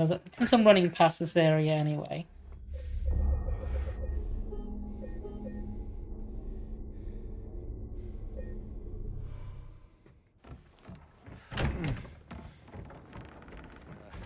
Victory's so fragile right now. If someone sneezes on James, he'll die.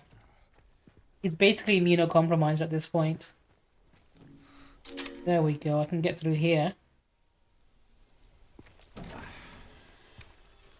I believe there is an ambush here as well waiting for me, if I remember correctly. Once I grab this light bulb.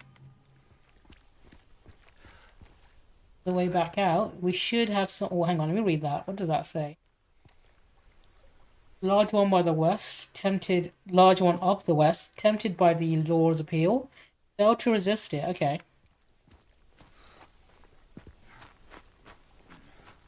Oh no, maybe I was wrong about that. I was pretty sure on the way back you'd get ambushed by a nurse or something. In that case, do you know what? I'm not gonna argue against it. If they don't want to attack me, I'll leave them to it.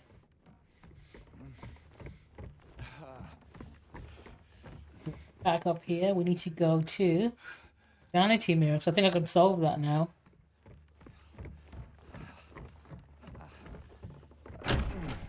Well, there you are.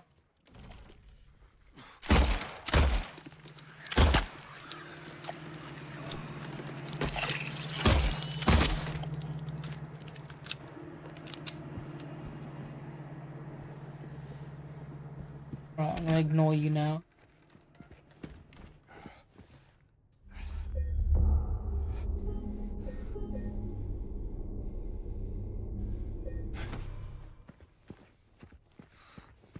Okay, what I now need to do is take a light bulb in here. I need to paint the light bulb first, so combine that with the red paint.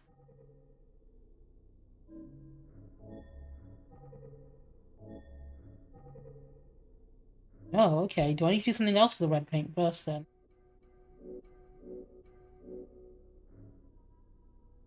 Cannot be opened by hand. I need a fucking can opener, don't I?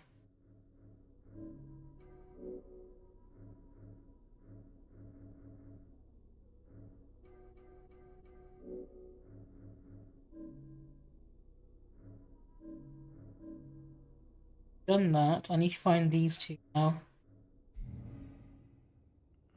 Okay. We're not quite out of the woods yet. There's one more thing I need to get.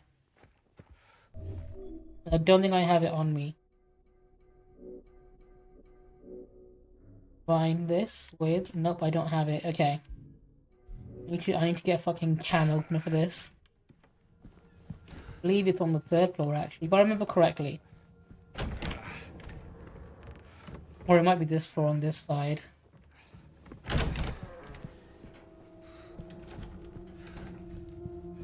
Please find the door that was in the picture.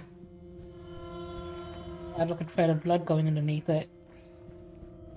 Which I'm pretty sure is on the 3rd floor, but I'm going to double check by checking all of these rooms before I go ahead.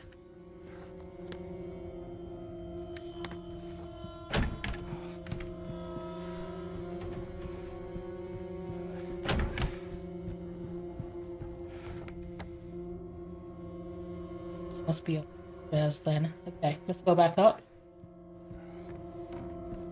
Oh, I do. I'm gonna hydrate before I fucking dry out my throat again.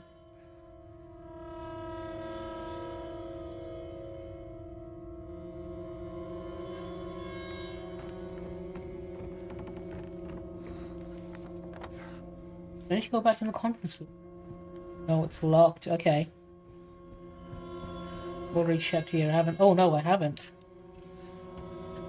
I almost left that rifle ammunition. I mean, it's only one bullet, but I want it more than anyone else does, so I should have it. Padlock. I think I can open that now.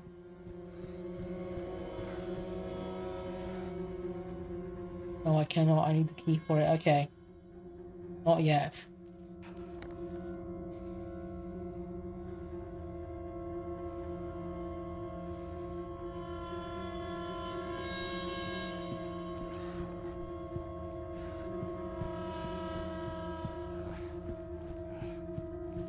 Was it not here? There we go. That's the door with the blood. So it should be in here, right?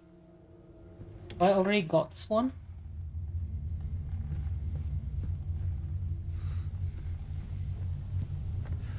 Or is it the room with all those birds that I just completely went by and ignored? This is where I came from.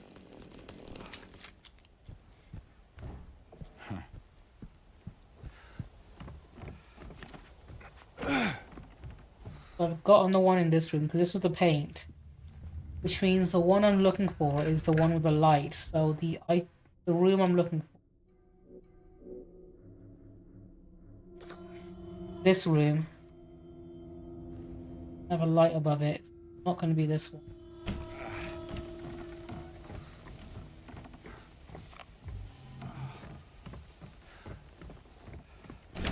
Down here.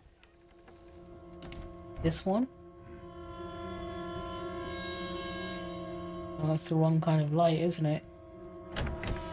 No, I think it's this one. It is this one.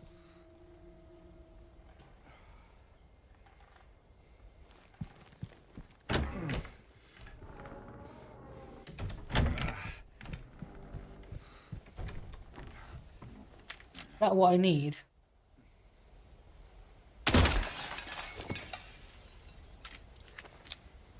Get that. Okay, okay.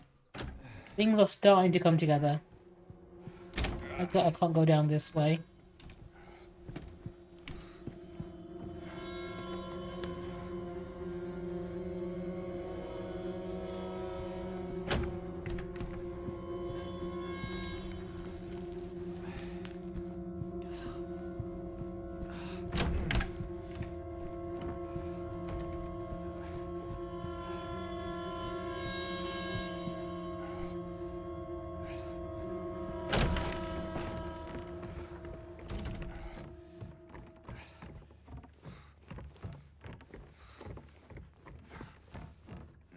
He's doing a lot of running around today. It's leg day for him.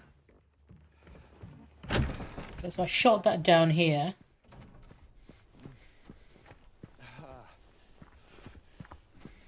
Where would it fall down to? Would it fall down to...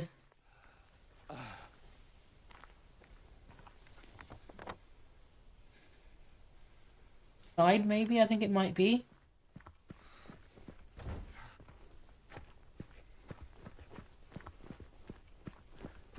What room would that have been?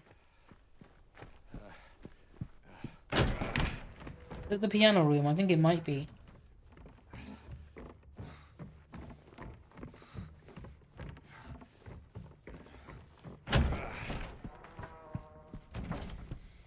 Yeah, it was here. Okay.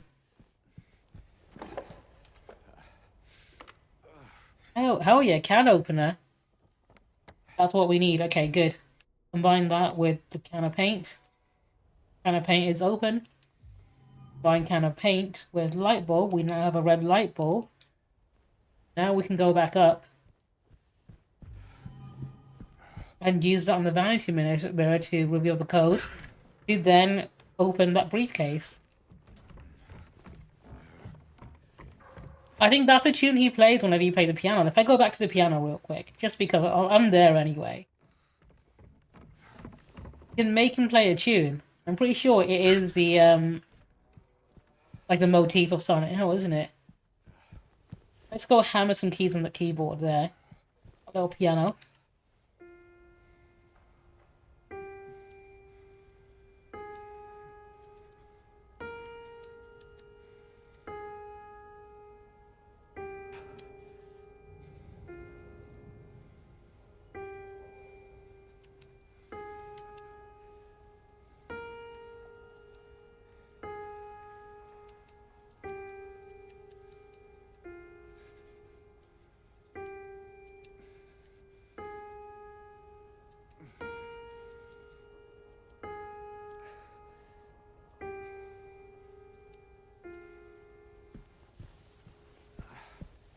Anyway, back to what I was doing.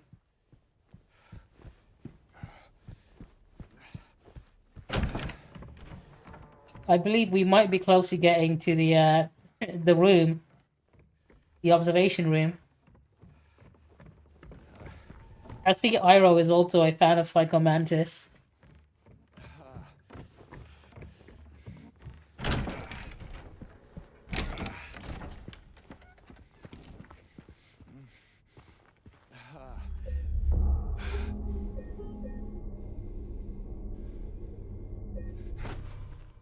Alright, let's do this. I shove that light bulb in here. Love and lust was the answer the whole time. Who would have guessed?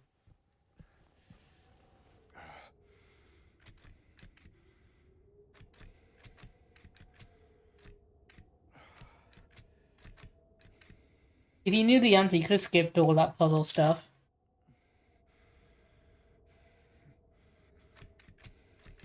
just put the answer in, but I didn't want to cheat it.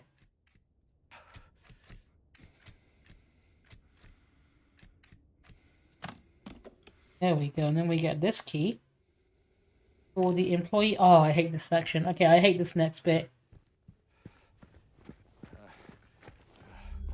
I'm not a fan of this next bit.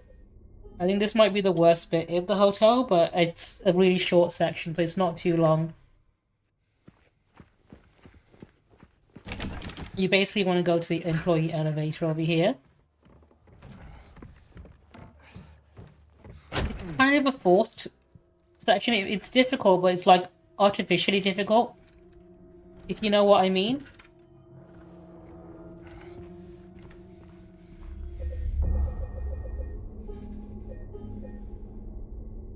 Because what you have to do for this section, right, you need to put all of your items in here, so you go in without any weapons or items or healing items. I don't have any healing items to put in there. There we go. Now we are fully itemless, not even a flashlight. You can get in here.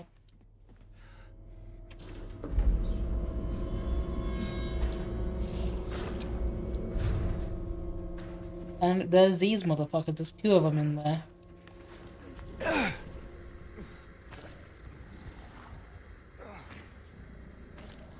Seven golden rules for employees. Employees should report for duty on time. Should not be absent without valid reason. Should report for duties in well-pressed uniforms. Should not take off their uniforms while on duty. Should maintain a polite and helpful attitude. Should help maintain a positive public image of the hotel. Should immediately hand out any lost items. Okay. Or you hand in any lost items.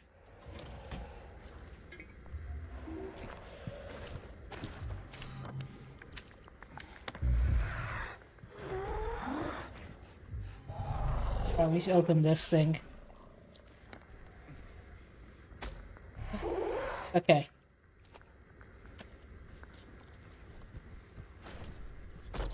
Let's go. Oh fuck, let's not go that way. Or at least wait for him to go fine.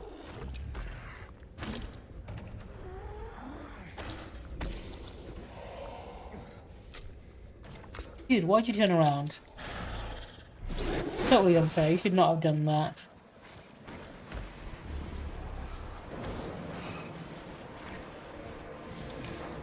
I am very calm and collected when it comes to spooky games. I'm good at handling my horror, so you won't see me jump or scream at spooky things like that. I'm very good at keeping my nerves. Like, if you're someone who wants to watch, like, horror games being streamed, at the same time you don't want your ears blown out by someone over dramatically screaming to get clipped and go viral, I'm your guy for that one. As you saw just then when I just completely walked right past that dude. Whereas most people would probably panic and scream and run into a... Yeah, she could not handle this. I don't think she can handle watching me play, actually, because she'd get scared by proxy. I think whenever I do stream, she sort of has me on a second monitor, but she has to have it sort of muted and hidden away.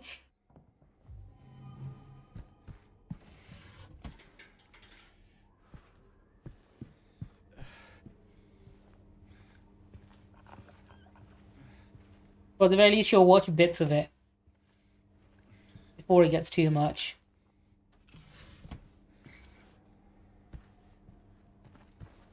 I need to get more than that. I'm pretty sure there's more items I'm missing before I can attempt that puzzle. Door open it is, okay.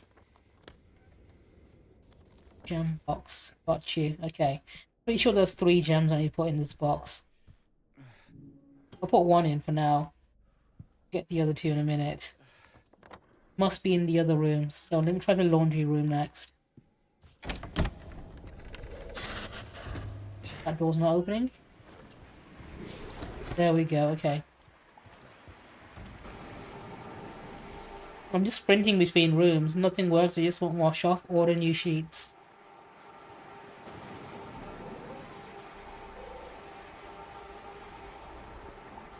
Dude, I am very good when it comes to being dexterous, like controlling like hands and stuff. To the point where I've never spilled a drink apart from one time I can think of in my entire life that I spilled a cup of coffee, right? And it was when I had a cold, and I was carrying the coffee up to my room, and I sneezed whilst holding it, and it was full to the brim as well. I think that's the only time in my life I've ever spilt coffee. Like, I've been very good at not spilling drinks anywhere near my desk or keyboard or anywhere else. And the one time I did, it was literally out of my control. It was an involuntary action by my body. But I'm very good when it comes, because I don't want to spill on anything, that's why. Because I take good care of all of my things, like my keyboard and my desk and whatnot. Like, I eat and drink here all the time, and I've never dropped any food here. I'm generally quite a clean person.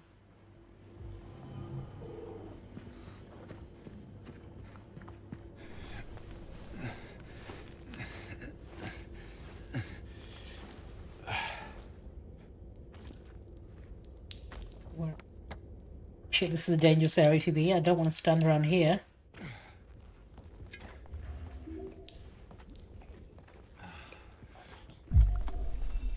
Right, we're back to full health at least. That's a good thing. How long am I going to manage to stay at full health?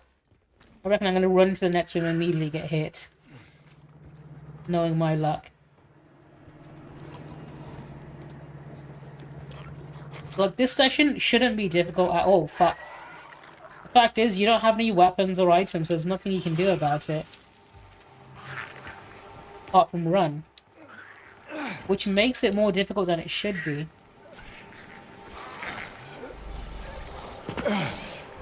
Which way are we going? Right ahead, okay. Should be this way, I think. Nope, wrong room. Should be this room. Alright, we've got another puzzle to solve. The answer is on the wall directly in front of me. We put these in first. We've got 3 gemstones. They sort of dictate the shape of the thing in the middle. And we need to make it look like that thing on the wall over there. So we'll try and get as close as possible. Okay. First things first, blue gem goes here, but in... No, not there.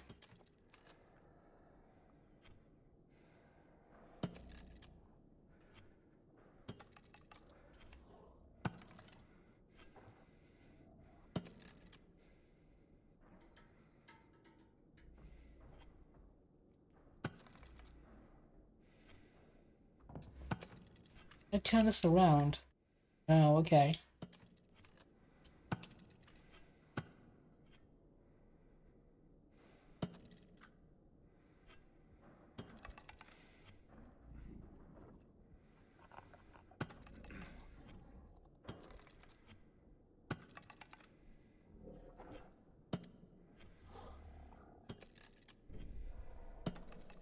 It's that way, okay, in which case...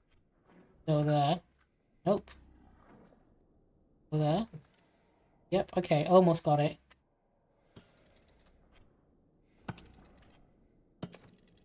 There we go.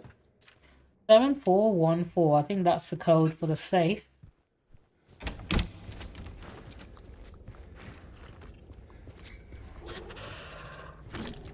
Excuse me.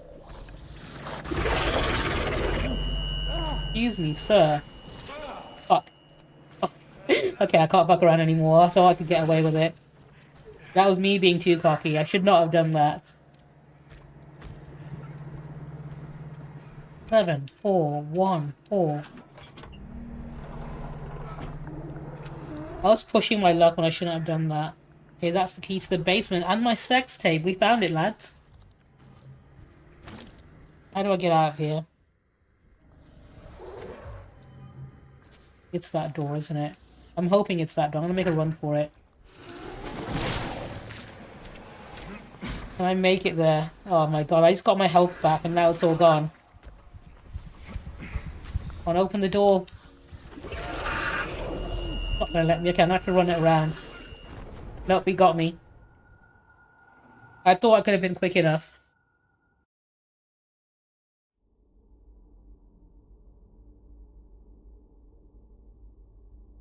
Oh, do I have to do the whole puzzle again? No, I got it. Okay. 7414. We can do. What should I? Should have waited for that guy to move out the way. Yeah, you stay out of my way. Worst part is there's two of them. I need to time it just right. Oops, wrong thing. 7, 4, 1, 4. Sex tape acquired. Let's go.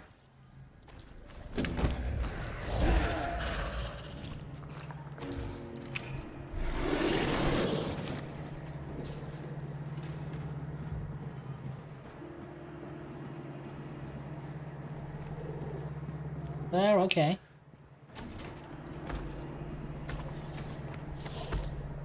Oh, still got quite a lot to do. Okay, in which case,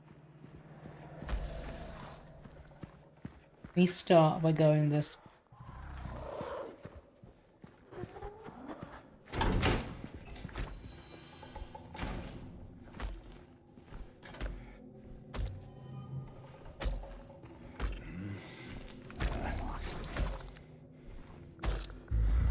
Oh, let's not go that way. I just took one look at that guy and thought, oops, this is not where I want to be right now. I want to go in the opposite direction. Okay, let me plan my route. Liquor storage, I need to go to there. I need to drink his problems away. Excuse me.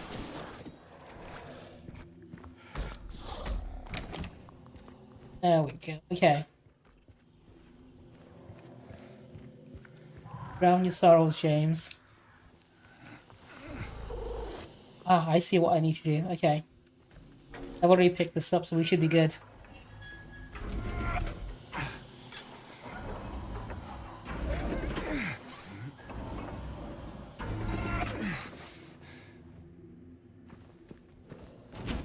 Okay, now what do I do in here? Oh, hell yeah, we got some drugs. Okay. I'll inject myself with that later. Venus, but oh, hang on, is that somewhere I can get to?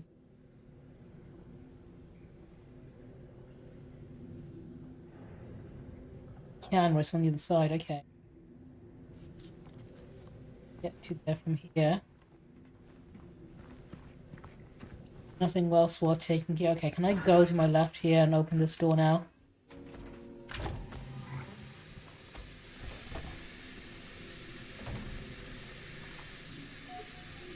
Damn it, do I need to pick up that valve?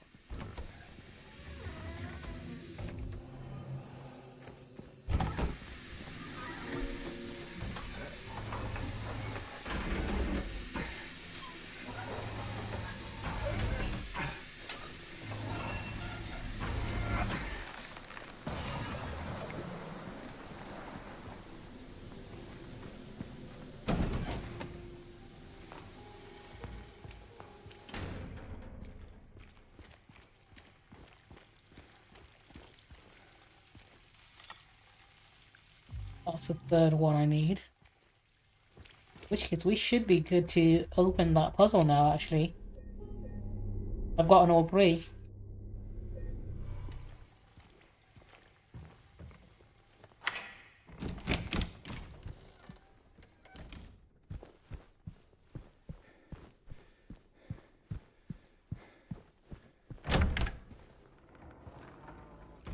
Been here before, okay.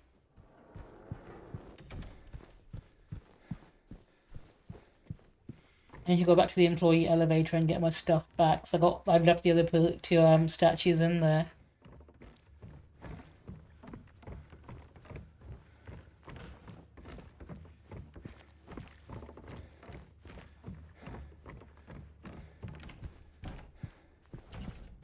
That whole section is very tedious because it makes you have to run all the way back here for it.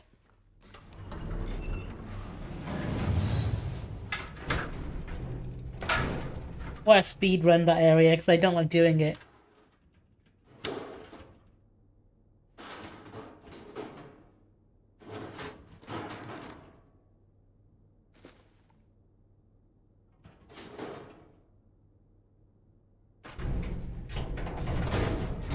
Okay, got one last puzzle to do.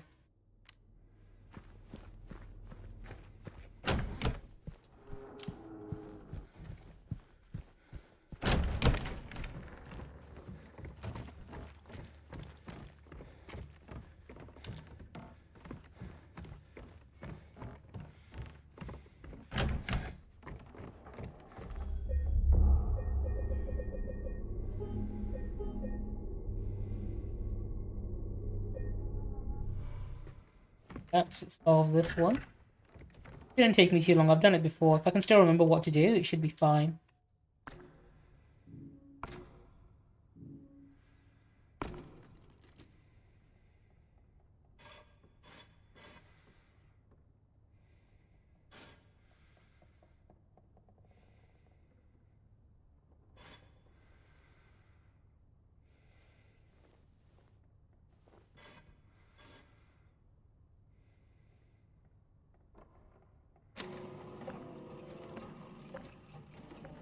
Got 2 out of 3, right? It's just that one left. Okay.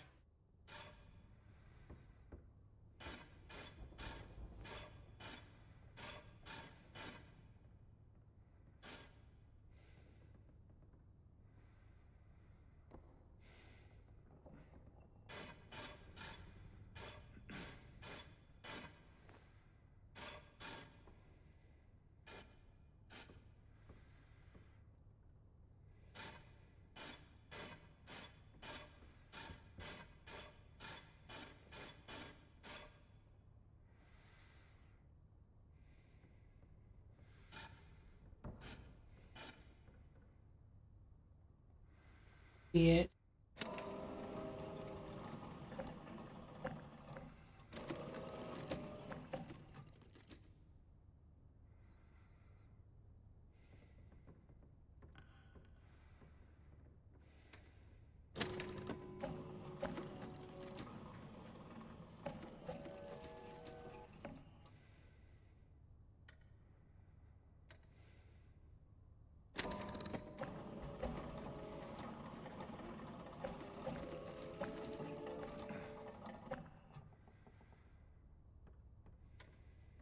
Yes.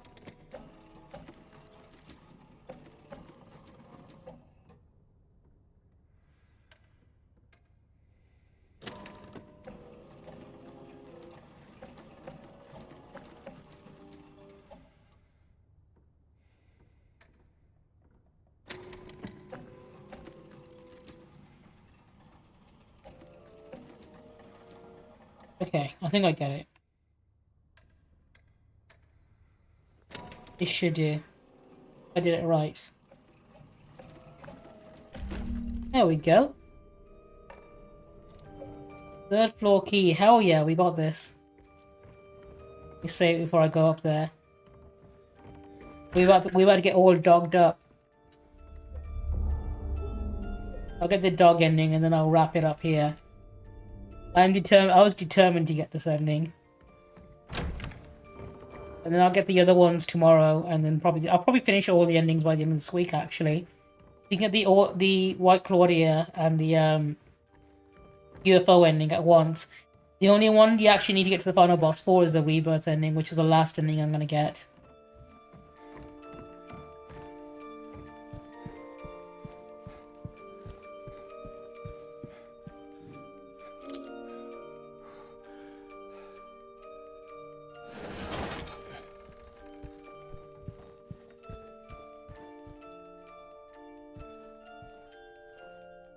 Anyway, so the room that's the special place is room 312, which is where you want to get to. But if you want the true canon final ending of this game, you want to go into the observation room right here. And to get in here, you need to find this key. And when you use it, you get the true ending of Silent Hill 2.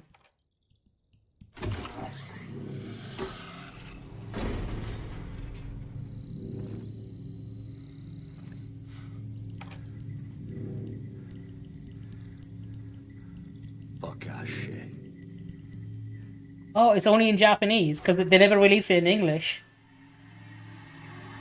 True mastermind behind it all. No, that's not Japanese. Have they not dubbed this in English?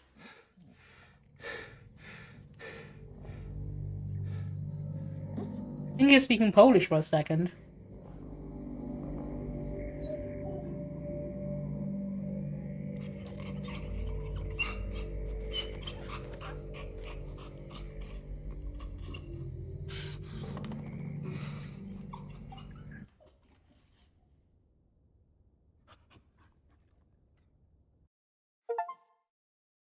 true mastermind has been revealed.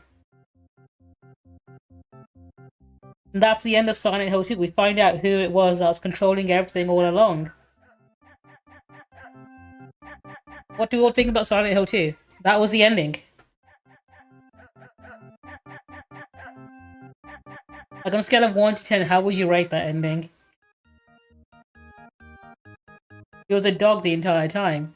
But yeah, it looks like they haven't dubbed that scene in English, because he started speaking Polish, which I think is the language of Bloober Team. Because they're a Polish studio, I believe.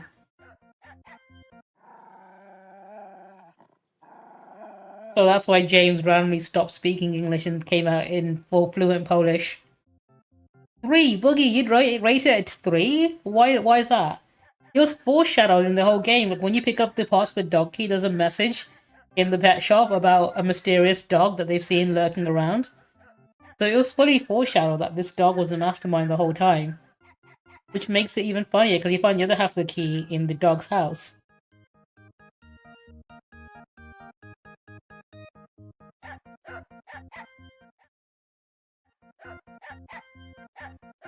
This is a well thought out ending. A dog has actually been watching James the whole time and causing all of these things to torment him. That's the ending. That's the twist. It was at the very start of the game, so you probably weren't watching me stream. You might have missed the first couple of streams of it, but yeah. When you go to the pet shop, there's like messages left behind by the owners of the pet shop about a mysterious dog they've seen that feels like it's been watching them. Clearly, it was a mastermind this whole time. Anyway, I'm gonna skip the credits. As much of a banger that song is. I've gotten 3 out of 8 endings. So the next ending I'll probably get is going to be the White Claudia one. I need to find out how to get the Key of Sorrow ending. I've not looked that up yet, but I should look that up. Just so I don't miss it. Favorite weapon, chainsaw. I've been cutting everything in half. Pretender Saw, hello, thank you for the follow. I have just finished Silent Hill 2 on the hardest difficulty, and we got the dog ending. Almost a marathon. 50 kilometers marathon, yeah. Did I enjoy it? I fucking love it. I'm gonna go back anyway and get the other ending. I got the joke ending because it's the closest. I was really close. I was determined to get it on this stream. Tomorrow I'm probably gonna get the UFO ending. In fact, I can get the UFO ending now. Let me do that. I can do it right now. Hang on. Continue. The dog ending. So the dog ending is you end up in a hotel room and you find out that the true mastermind behind Silent Hill was a dog this entire time. It was a dog just randomly pressing buttons in a room. So all of the horrors that I've been like tormenting this entire time was just a dog in a room pressing random buttons. Yeah, with the screens and everything.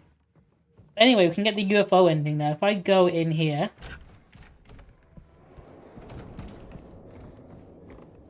I go all the way back up. I open this. Yeah, it's real. It's a canon ending.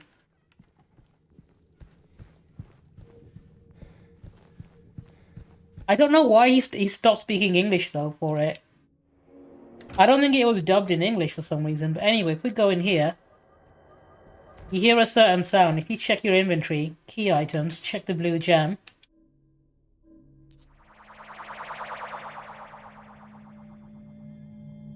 I think that's all I needed to do, right?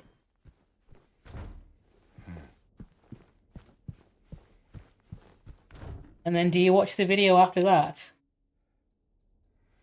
Watch the sex tape after watching the gem. One moment, I just realized something. Let me snooze that ad because I don't want an ad to play during this ending. I hope I did that correctly.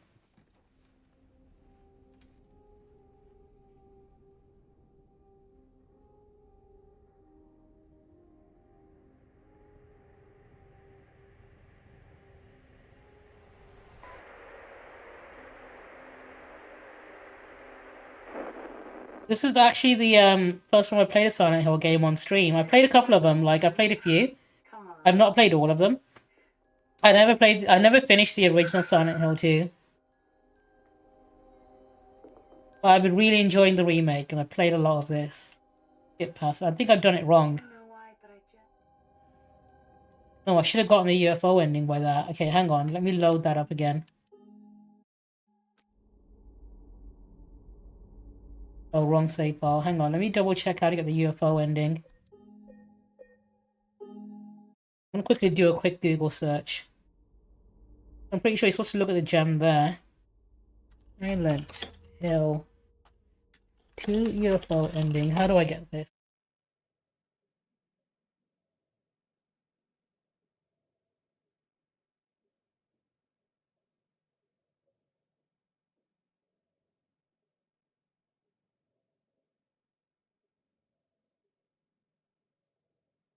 Next to the window in room 312 of Lakeview. That's what I did, right? Next to the window. Or was I not close enough to the window? Is that what's the issue? I did it in the middle of the room. Let me try that again. We're gonna go right up to the window and do it.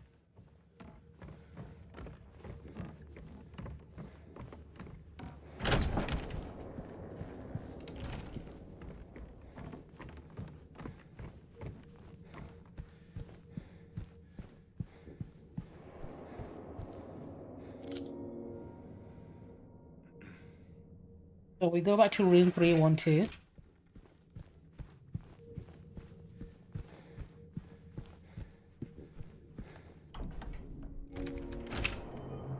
I think we need to go straight to the window. And then use the gem.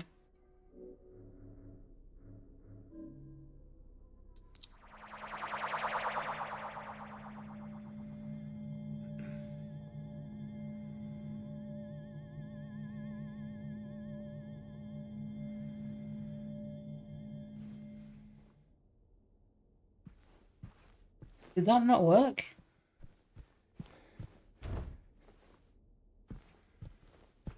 That apparently should have triggered the ending.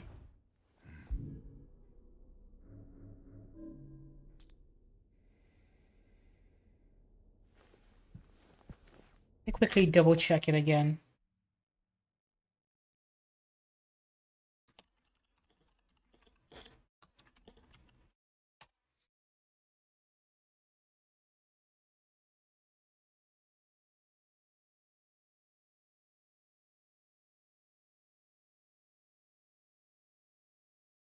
Let me quickly watch a video guide so I can make sure I'm using it in the right place.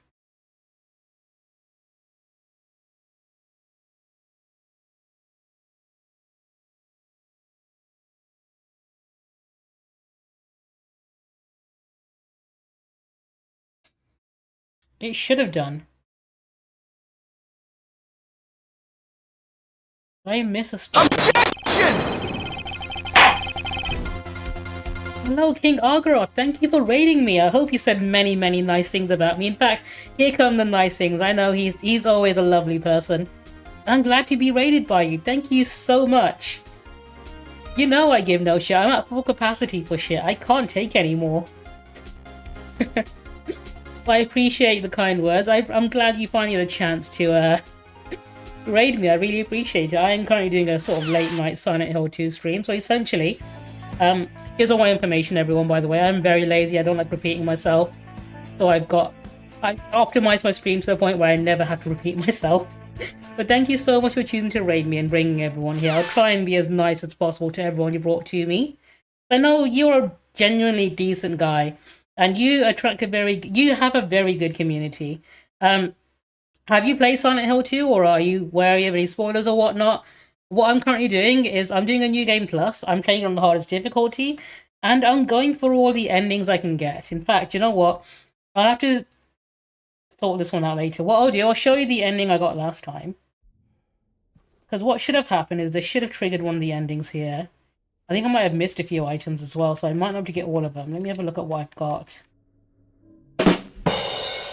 Challenge run, sort of. It's more of a completionist run. I play all games on the hardest difficulty. So I'm just a capital G gamer like that, minus the bigotry. That's what I like to say. No, do you know what? No spoilers here. In fact, I'll show you if you want to see one of the joke endings you can get in the game. I'm more than happy to show you that one.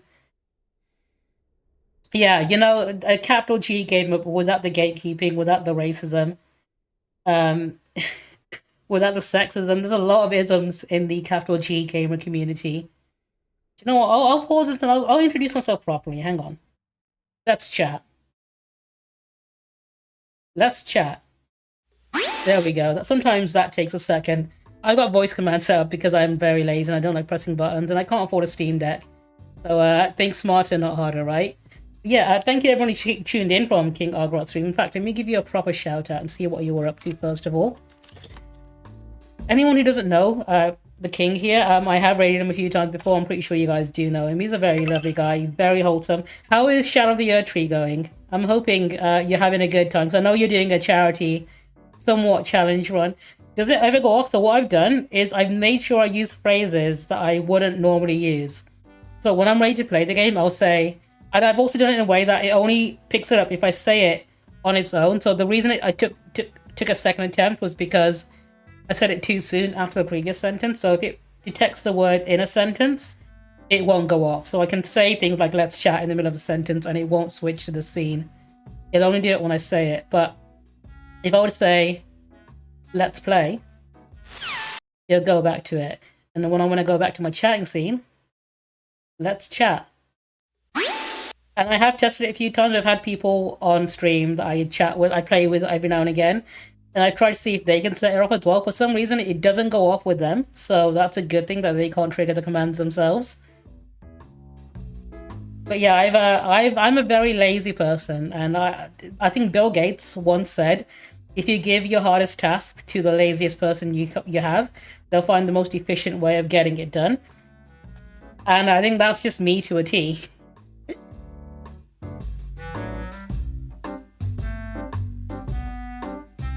Pretty but empty. I mean, that is most FromSoft games. Like, they age very well because they got very strong art direction.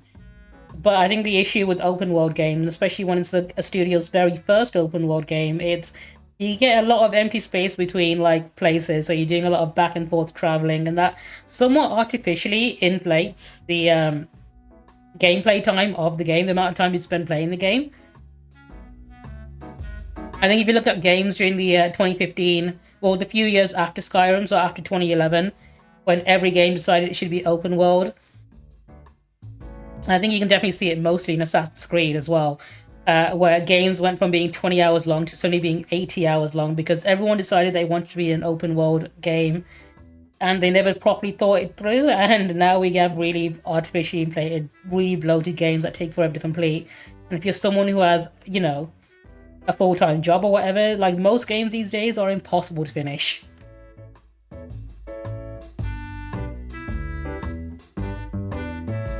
I think you might have had the same issue as me. Do you use the stream elements like OBS Live plugins? I realized I was having the issue where OBS would keep crashing whenever I tried to use certain plugins, and Move was one of them, and I realized the Stream Elements plugin was the one causing the issue, so I just got rid of it, and now I have default OBS.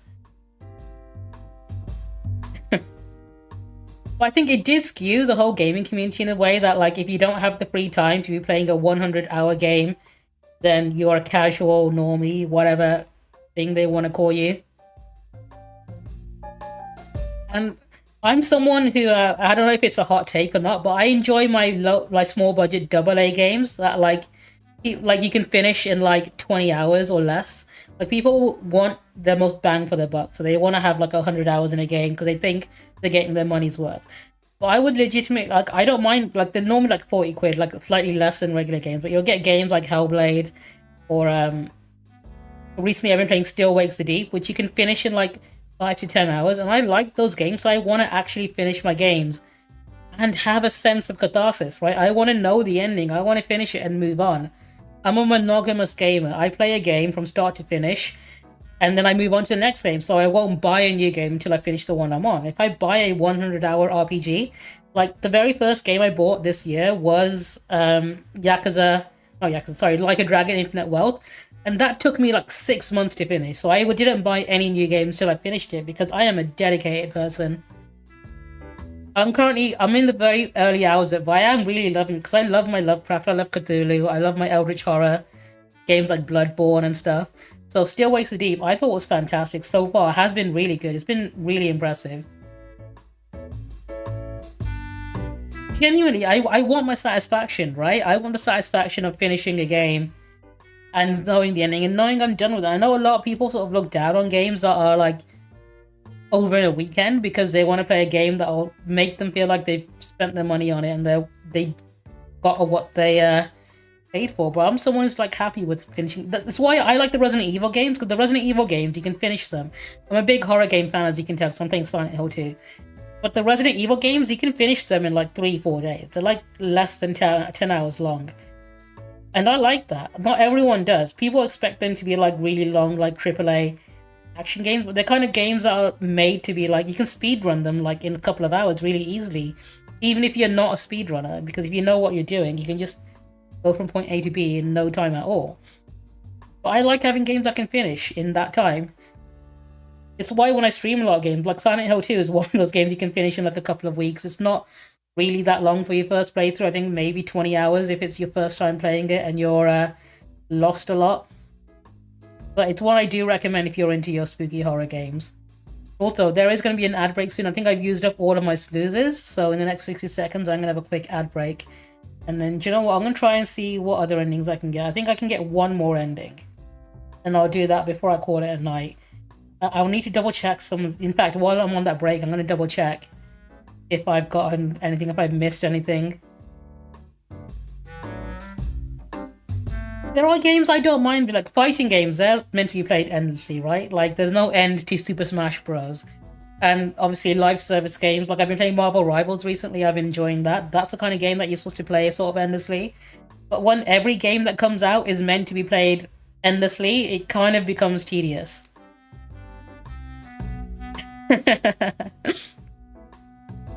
I don't know, maybe it's because I like, when I engage in things, I want to be fully engaged with it. When I'm reading a book, I don't read any of the books. When I'm watching a movie, I want to make sure it has my full attention, so I don't have my phone with me or anything. I'm the kind of person who's very, I don't know, maybe I'm just detailed oriented like that, or I'm just very good, or I want to enjoy something to the fullest. That's why I'm not satisfied if I'm too busy being distracted by anything else. But yeah, I think there'll be an ad break in a few seconds. When that ad break hits, I'm going to quickly pee and then double check what I need to do for certain endings. And then I'll come back and maybe I'll play the dog ending again. Maybe I'll check if I can get another ending. I'm pretty sure I can get one in that room, but I'm not sure why the UFO one didn't trigger, unless I missed a step earlier on, which I might have done actually. In which case I've screwed myself off and I can't get the ending anymore, but I can get that some other playthrough, I think. I don't know, maybe I have the opposite of ADHD, because I know a lot of my friends who do have it struggle to focus on one thing, whereas I'm the kind of person who likes to get things done. Anyway, while that ad is playing, I'll be back in just a minute. Be right back. I'm recalling the attack team. Return to your positions. Increase security.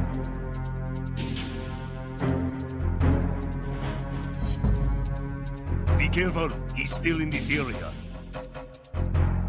Understood. Reinforcements are on their way. Intensify security measures.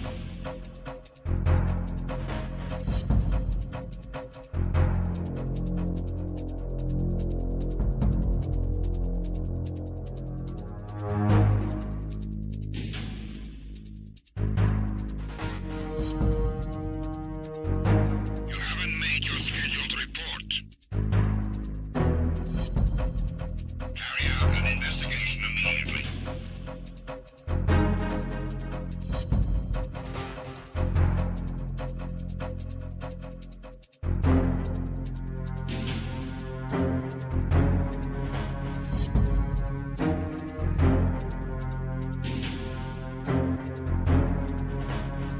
It was nothing. All clear. The situation is normal. All clear. All personnel, return to your stations. I'm recalling the attack team. Return to your positions. Increase security.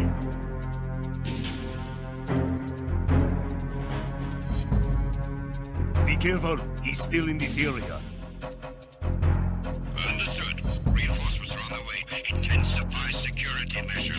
You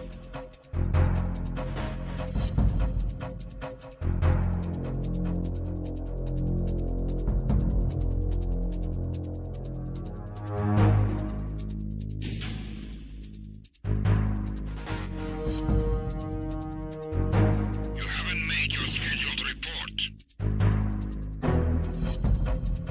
Carry out an investigation immediately.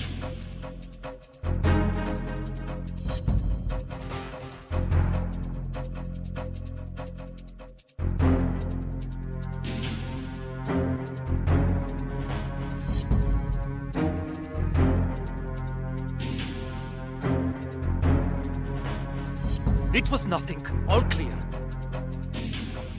The situation is normal. All clear. All personnel, return to your stations. I'm recalling the attack team. Return to your positions. Increase security.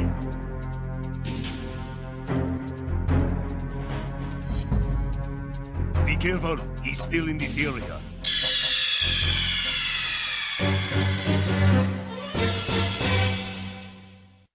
Right, I return Boogie. You get an extra medal for getting that question right, so let me give you that. So I quickly looked up and I realized where I screwed up. I should be able to fix it. So I'm supposed to use the blue gem before I got on the boat. So I need to go all the way back to here, which was an hour ago, which I can do tomorrow, so I might do that. Thankfully, I saved it before I got on the boat. But I need to use the blue gem before you get on the boat, and then when you use it in that room, it'll trigger the ending. So it's not. I've not locked myself out of it. On the other hand, I have missed out on one item, so I can't get that ending. Unfortunately, Connor, it won't. I know it's. I mean, it's not hit midnight yet, so I don't know. I don't think it will reset on midnight. It's 24 hours since it was last used. There is one ending I can get. So what you want to do is you want to use key item, White Claudia. If you drink that for a special time at a special place, if you drink that first and then you watch the sex tape. Yeah, I'm missing the goblet, which was in the Historical Society. I completely missed that.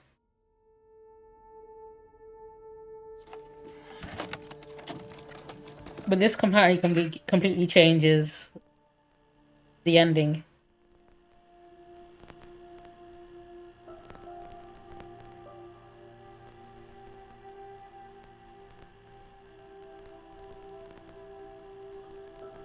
I'm gonna have to do the whole hotel room again, just to the hotel puzzles again, just to get the UFO ending. But we'll do that tomorrow.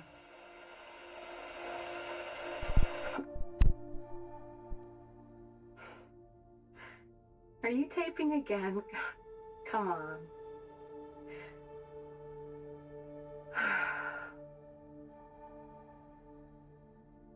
This is also one of the brand new endings the studio made for the game, so it's not something that was in the original game. I don't know why, but I just love it here. They made 3 brand new endings. I've missed one item, so I'm gonna miss out on getting one of them. But I can still get 2 of them. No worries, dude. Have yourself a good night. Thank you for raiding me and sending such lovely people my way to say such nice things to me. I really appreciate it, and I hope you have a good night, dude. It's too bad we have to leave. Promise you'll take me again, James.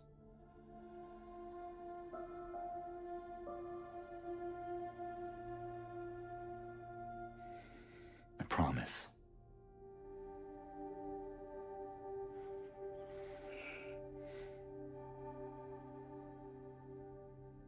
Come on, we need to finish packing.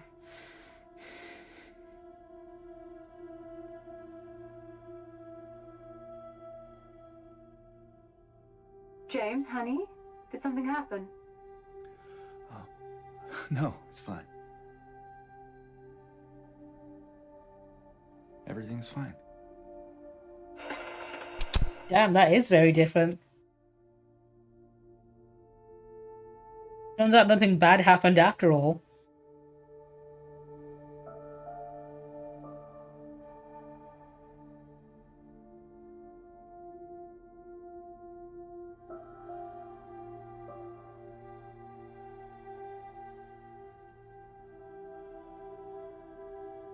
I guess they had to have at least one happy ending for him, right?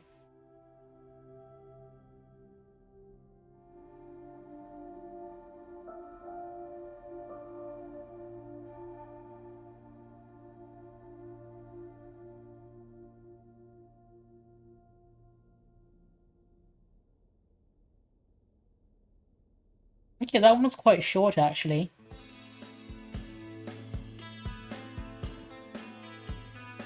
Alright, we're gonna focus on getting the UFO ending next time. In fact, let me skip past this. That's the Bliss ending. What, 4 out of 8? What I'll do, let me load up. I can't go. I've not got a save that goes as far back as the historical society, so I can't do that. But the lake, if I go there, I must have missed a sound when I was there. There's normally a sound when you need to look at the gem.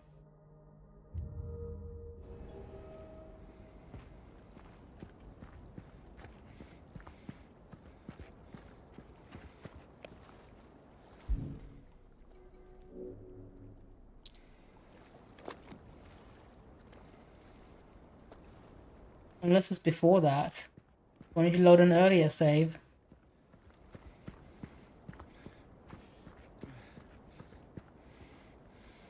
It might be even earlier than that.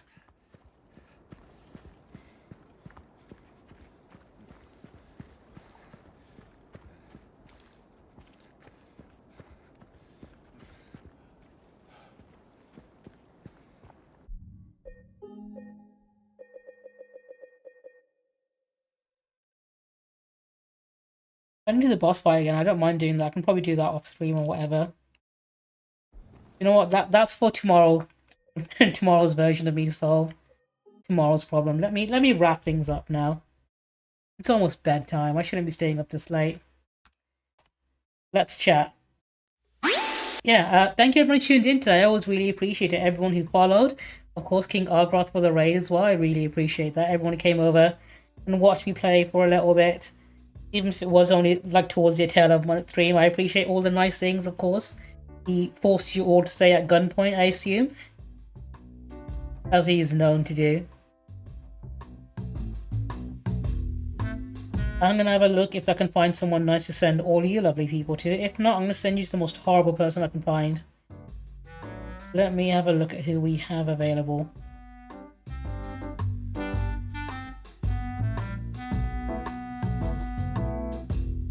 A number of people. I imagine a lot of these people are going to be going to bed, so I don't want to send you to someone who is going to do exactly what I'm doing, and that's end stream. Let's have a look. How long have you been streaming? I've never rated you before. I do enjoy watching you.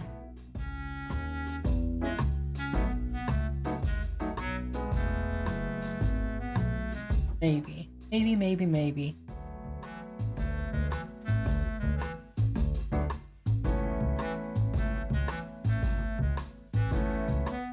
Okay, I might as well send you to Pirate Soft because I know he'll probably be streaming for quite a while. I enjoy watching him every now and again.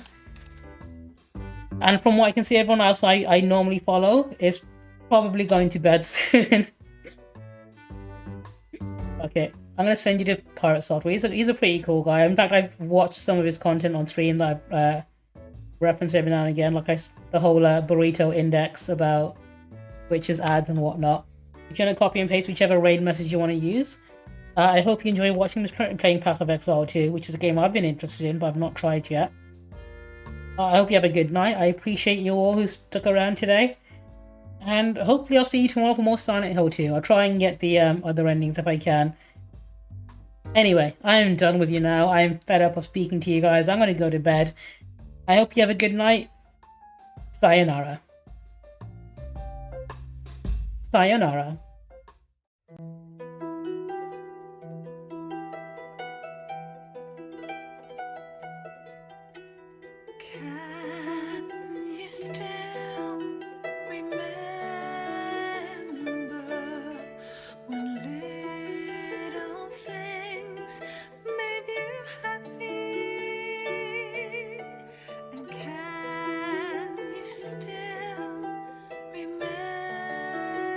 Remember